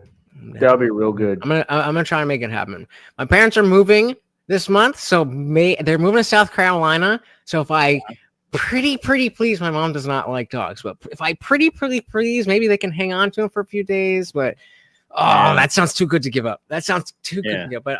But so my event is free. Anybody knows a dog-friendly hotel there? Maybe that is an option. Oh, there are lots of dog-friendly hotels. I'm gonna look into it. Yeah, there's a lot, and Airbnbs too. But yeah, so my event is free. Super chats will help me get to Tennessee. We're basically requiring a DebateCon ticket. You need to, because we're doing this in support, not in competition of DebateCon. The tickets are kind of pricey, and they seem to be going up the closer we get there. So you guys doing VIP? Sorry, you guys doing VIP or just regular? I did VIP, but I don't care what ticket you have. You can get into my event because this is my event. This has nothing to do with debate. Right. Yeah. So VIP is usually worth it for these types of things. And then so I do. Well, they're expensive now at this time, so like you should check before you commit. But my event is free. The food is free. I'll have soft drinks and water. If you want something more, gonna have to provide that on your own. We have plenty of room. It's a legit facility. We're gonna have, we hope to have 4 to 5 2-hour long format debates, and we, I got to go up there towards the end of the month, and I got to look into some of the stuff that I can do there. So, but you're welcome to come. You too, Socrates. I know you can take some time off. You look like you've been working. Bring your video games. Playing video games, of course. And these are going to be live in-person debates that are live streamed to basically everybody we know. I almost just peed and forgot to turn off this camera. That would not be good. I did not understand any of that. Don't worry about it. It's all good. All right. So, Yeah, but yeah, definitely don't pee on camera. Definitely don't. yeah, don't take a leak on That camera. TOS? It's shockingly yes. Oh, you can't even pee on camera. What kind of Orwellian world do we live in? Sheesh.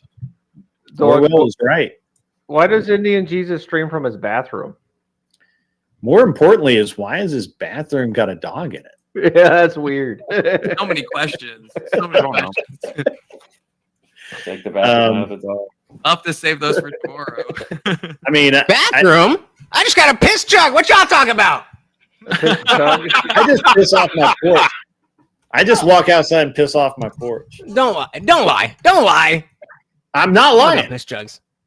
Well, I mean, you know, you get a piss jug and some hand sanitizer. What's the No, difference? I walk. So I'm in. This is my airplane shed. On the other side of that wall is an airplane, and I built this office. I originally built for my wife to work from home, but she doesn't like it anymore, which is fine. I took it over as my studio, and so this is completely separate from the main house. I just walk out that door and piss off my porch. Nobody cares. Oh, that's so much cleaner. I mean, you know. I guess it is. Jesus, you're not holding your piss jug right now, are you? No, that's his There orange piss juice. in there. This is kratom. That's not Gatorade. This is my kratom. I was like, why the Kratom? fuck hell am I? Yeah, Brother, I was like, why am I kratom. sweating right now? Face. I was like, oh yeah. Face, Jesus. It's not Gatorade. No, Don't kratom drink is yellow bad. Gatorade. If you don't know what kratom is or you don't know about it, don't do it. Kratom It's is bad. based. Oh yeah, no. No, That shit's it's horrible. not based. Yeah. So the one guy is sitting here that has never tried drugs, never smoked, never drank, never done any of that Yeah, nonsense. don't do that. Is the one that has to listen to this crap. Don't do it. It's not worth it. If you're gonna be a dumbass and smoke and try and smoke something that's like weed or weed like, just fucking get it over with and go get. I already the damn rolled weed. up. But Can't smoke kratom, brother. Okay. I mean, You I mean, can you if you could. try Maybe- hard enough. I used Yeah, to be. maybe you could, but I don't think. I used to be into pills and stuff, so this is my way to stay functional in society. And eventually, I'll get have to deal with it. But we'll deal with it. I like Confluence's way. I do the same thing. A little bit of port, a little bit of whiskey, good to go. Hey, was that guy Triple X out in the chat that was kind of spurging out earlier? Yeah, he was in my chat too. I don't know. Oh, he was in your chat Yeah, too? I don't know what he was on. Yeah, that dude was like apparently spurging out. Oh, One he of my was- mods was like, He was like, "Oh, you think you won? You should debate Andrew Wilson." Copy paste. I was like, "Bro, I already did." Modern day debate: Andrew Wilson versus 5. I'm trying to get him for more. I think a conversation between me, Andrew, and Jake would fucking blow up the internet. If they understand where I'm coming from with this MAGA atheism, they're all going to be. By the way, Andrew and Jake Rattlesnake are going to be at my event. Yeah, I met them at the previous. No, I mean they're going to be at my event all day. Nice. Yeah, I'm going to find a. They're not scheduled. I'm not to making debate. promises, but I'm going to try. They're not scheduled to debate, but we never know what's going to happen. I'll be like, so. Yeah, Confluence, are you coming? Probably not. What? I wish I could. I am temporally located outside of the U.S. right now. Oh yeah. You were birthed out of the. Wait, why does that matter? It's just a temporal location. So You real can quick, temporally convey your butt back here. It's- Where are you at right now? I'm from Wisconsin, but I'm sadly against my will located in fucking Canada, and I hate it. I hate it so You're much. in Canadian land? Yeah, sadly. I mean, at least you can get I wish crown I right from the wasn't. source. At least you can escape Canadian land. I hope. Yeah, I got to get back to America because, like, I fucking hell. You guys complain about like California. Holy shit! You guys don't even. You don't even know, bro. You So literally it's don't. interesting that you talk about Wisconsin. I read an article today about, or not an article. I had something sent to me. This the sheriff in Wisconsin in a town called Coleman, Wisconsin. I didn't know that existed, but apparently it does. There was this guy. This guy's like walking across the country. This just random dude. And instead of running the guy into jail, right, because he's basically a vagrant, the sheriff gets on Facebook and posts, "Hey, this guy is walking across country. He could use a new pair of shoes. I gave him, some whatever, and but he could use a new jacket, whatever, and we're giving community. I don't know if you guys are watching, but let's do the right thing. I'm trying to see if I can. And so many people in his community responded to that, and like, I've got a jacket, I've got a shirt, I've got this, I'll buy him shoes or whatever, and the dude's literally walking across the country on the kindness of others. It's like Forrest Gump. Yeah, he's literally like a Forrest Gump dude. He's like, he doesn't have $1 million from Apple in the bank, but apparently he doesn't even like. Apparently he was a kid that was a foster kid. His brothers or foster sister or whatever posted in the thing and was like, yeah, he had what's that, fetal alcohol syndrome, something like that. Yep. Drinking while you're pregnant. And so he had some abuse when he was younger, so he's just like kind of messed up in the head, and he will just like they will get him a place, they'll rent him an apartment or whatever, and then he'll just stay for a while, and then he'll just start walking again, just leave. And yeah, that's apparently something he does. I think it's cool though. I think it says a lot about America that somebody can still in this day and age to some degree depend on the kindness of others. So that's awesome. But that was in Wisconsin. I don't know why that, like when you said Wisconsin, it's like, oh yeah, I heard something about Wisconsin today. Yeah, it's few and far between over here in Jersey. What the fuck you talking about? Yeah. I haven't I don't know where you are in Jersey. Near there's Central. Jesus. But I have an apartment in Jersey City. Okay. Right off of literally right across from Manhattan. Nice. Yeah, that's where my sister lives up there. I'm more central, like around where like Rutgers is. Okay. Yeah. Yeah. But just so I could tell my chat, they're asking about the after party that we do. Am I eliminator? Am I doing another debate? Oh, after party? There's no. You don't have anyone to debate. Okay. Yeah. No. Yeah. No. Whenever I'm done streaming, we go into my Discord for an after party. They're. Oh, yeah. You got. Yeah. I mean, I'll raid into you. So am I done here, or do I have another debate? Raid into you. Just calm down. No. That was it. Stoker was eliminated earlier, so it was just you and Confluence there at the end. Cool. The only other person that was left was Evan, but he had to knock out early because it was even in CT, and CT both of them pieced out. I guess we ran into, and we did run a little long tonight. So last week it went till like past 2 a.m. So this is like good. Well, 2 a.m. my time. I was gonna say it is past 2 a.m.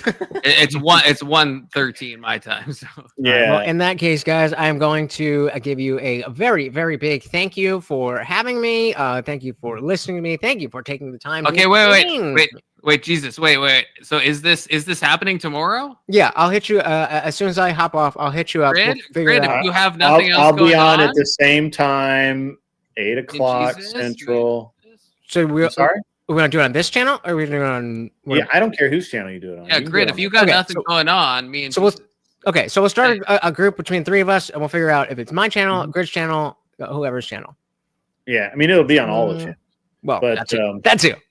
But yeah, I don't mind moderating. You guys talk over each other, but you're not that bad about it. So I would love it. So if you got nothing, if the whoever you had Grid falls through, Jesus is down. Sounds like I'm down. I mean, that's I have content, baby. Yeah, I have no. I mean, yeah, conflict. I'm supposed to have the same young lady that was supposed to be on last week. She hasn't reached back out to me to say that she's got her tech issues. So yeah, I'll coordinate with Confluence, and then if it's your channel, then we'll be able to do that. If you've got something going on, we can just do it on my channel, or if you want to do your channel, I'm down for that too. Yeah. But I'm gonna run because if I don't go hang out with these guys, I'm gonna be up till 6 in the morning. But guys, well, don't do that. Thank you. I'm gonna rate everybody over there. Everybody, it was really cool hanging out with all of you. Socrates, you've been like the coolest dude just over there playing your game and just be like, fuck it. Socrates is the one who's really winning here. You know. I know, right? He is. He is. No, All right, this was super fun. If you guys want to hit me up, I'm in Grid's Discord. Confluence was really fun debating with you. Yeah, it was great. I love debating with you. Love debating with you, Jesus. Always a pleasure. Always. Yeah. All All right, guys. Thanks for having me, Grid. Thanks for the Everybody, judges. you're getting rated over to the Indian Jeebus over there. As always, be cool. Wear glasses if you need them, and go stand on that guy's lawn. Indeed. God Thank you bless so y'all. much, guys. You have a good night, Compounds. I will hit you up shortly. Hit me up. Good night, everyone. Yeah, we're clear, guys. So go have fun. I'm gonna.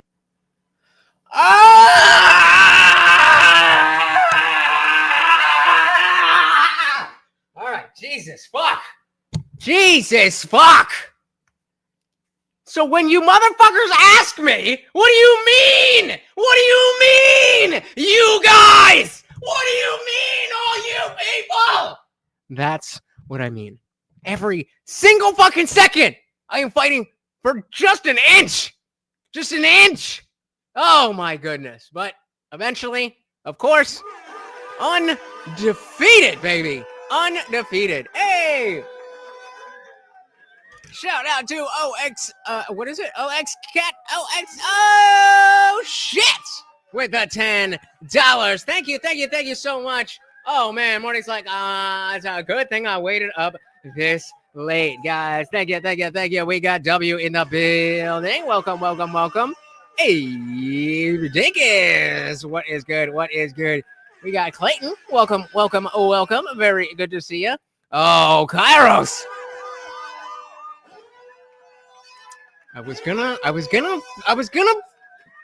but y'all came around, and that is what really matters. We got I Am Charlie Kirk. Let's give a dilly to the real CK and anybody who was affected by his murder and assassination. Don't call it a death. Shout out. Cat says like and sub. Please do. Welcome to the party. Guys, there is a link pinned to the top of the chat. And you know what? Why am I even trying to explain this to you? I made a video for this. Check this shit out. We about to go do this. If you guys are enjoying the show, the party rages on 24/7 over in our Discord. The link is pinned to the top of the chat and is absolutely free to join 24/7. We're in there hanging out, having a great time. And guys, it is absolutely free. However, if you are a member of this channel here on YouTube, you can scroll right below that video and hit that join button. Starts at $2.99. There's a few different tiers, but $2.99 will get you in. It gets you members only live streams here on YouTube, all that other good stuff. But it opens up the full Discord server. So we've got the free chat that is open to anyone. Anybody can join and talk. But as you can see, that is just one of our channels. There's a bunch of different channels here, including our Disciple chat for members only, our Word of the Day watch party, where we're talking about all this stuff. And of course, we have the voice channel here, where we are hanging out at this moment in the after party. We are hanging out at this moment. Shout out to everybody in the Discord server. Say hello and tell them to come and join. Hello, come and join. There you go, guys. Simple as that. See you there. And like the video said, it is members only. However, if you click that link, I've just seen Cleaner join, W joined. If you guys join before this stream ends, which is going to be in about a few seconds, if you join, you have access to the entire server, which is for members only, including that after party you just saw. I see Adam, Avery, Rubber Ducky, and the Golden Bear already in there, guys. Hit the link. It is free. The worst possible case scenario is you join, and you're like, oh, this sucks, and then you leave. That is the worst case scenario. The best thing is that we take over the world. Shout out to all of you guys. Thank you so very, very much for coming through. Thank you so much for the link is pinned at the top of the chat. Let me get that link for you one more time, especially just for you. Boom. Right there. We are headed over there right at this moment. Anson joined. There we go. Anson getting permissions right there. Cat joined. Permissions right there. Did I miss anybody else? All right, I'm gonna give you guys 30 seconds. You can either ask me a question and or join the Discord for the after party. But in 30 seconds, we out of here. I'm about to be at the 6.5 hour mark. And yes, I have a pee jug. But this chair is not as comfortable as it seemed. Shout out to Confluence. I mean, listen. Last week, the judges, when I debated Kel on universal suffrage should not be the law, I got dinged for being too aggressive. And I was surprised because, greatest part of the Crucible, the Bloodsport debate. I thought that's what we were doing. I destroyed this chick. And they're like, yeah, but you were on the defensive. Was I though? Running back the VOD. No, I was not on the defensive. So, even with Confluence taking the win, I am still undefeated. But Confluence, of course, did not win. Even though, great guy, we will definitely make that shit happen tomorrow. Yeah. I just happen to be undefeated on the platform. I am Charlie Kirk said, given the same prompt from the debate, could a better system be created if said system isn't allowed to copy any of the tenets and principles, etc., of Christianity itself? Probably not. Probably not. There's just too much good stuff from history that is baked into Christianity. And in the same way that those values didn't originate in Christianity, there were different ways of thinking. There's the sun god and the Mayans and whatever fucking bullshit.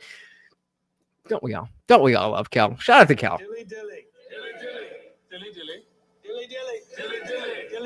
But no, this is the argument that I made with Abe last week. He was saying, well, if we just tried to, throw Christianity on people that didn't know, then, it would be great. I'd be like, okay, well, maybe, but we don't live in that universe.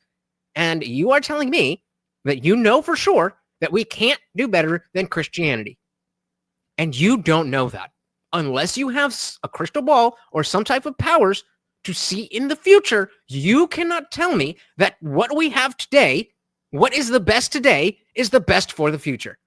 I am confused as to how that was even confused. But it is all in good faith. It is all for fun. It is all to get better at discussing things with each other. That is what we are here for, guys. That is exactly what this whole channel is about. If you are new here, please hit like and subscribe.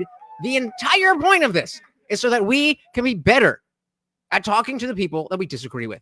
There we go. We got only Bill. Somebody just got permissions for the after party. Hit that let us speak, and that is where the after party is having. But yeah, if we don't have something that is true that people can buy into, we need both things.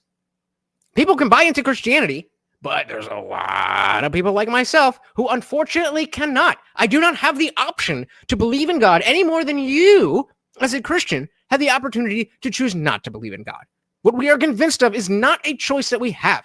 And so if we are to say that you must believe a thing, and people don't believe that thing, it's not going to fucking work. It's only going to work for the people for whom it works. And so, great, you have your little cluster of people that believe in Christianity, but the secular left is going to grow and grow and grow and grow and grow and grow and grow unless we find a way to bring them into the fold and be like, yeah, I don't necessarily believe in, we can even trivialize it. Yeah, I don't believe in a man in the sky. That's silly. But obviously you agree that we don't want to hurt other people, right? Obviously you believe that a community is a good thing, that grace, that forgiveness, that family. These are all very important things, right? Then politically, we win. That is it. When we get everybody to agree on the values, despite the belief in truth claims, then we win. That is it. Yeah, if they already won't agree to Christianity, they won't latch on to new system either. Prove it. That very well may be the case. And when I reach this wall, then guess what? I will become a cultural Christian. I can't choose to believe. That's not an option. That's not an option for me. But if we can prove that there's no system that has Christian values that people won't latch onto because they don't have, religious trauma from growing up thinking that, whatever it is. Shout out to Ebbet. Join the Discord. Again, guys, we are in the Let Us Speak voice channel. Headed over to the after party as soon as I get through your chats here. Cairo said, Jesus is magic. Indian Jesus is a telemarketer. Hey, you gotta play the hand you're dealt. I'm Charlie Kirk says people only get more degenerate without proper structure. Exactly. But that structure does not need to be based on an unfalsifiable truth. Cleaner. So the prompt versus the arguments and the debate are different things. Also, judges do not always catch everything. If someone's able to articulate something someone misses, it's just fair to review it. Well, I don't think Confluence likes that, but we will work that out tomorrow. Guys, I will keep an eye on the chat. I will give you an extra 10 minutes.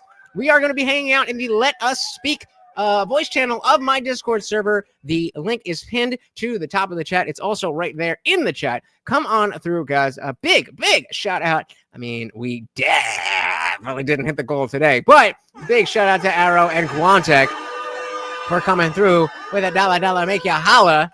And, why not? So I will see you guys over there. Thank you so very, very much for hanging out, guys. Once again, you guys know that is the Overlord, a.k.a. Morty, my co-host, and of course, I am the host of Lunch, a.k.a. the Indian Jesus, here to resurrect the second coming of common sense. Until next time, guys, we are out of here. Peace.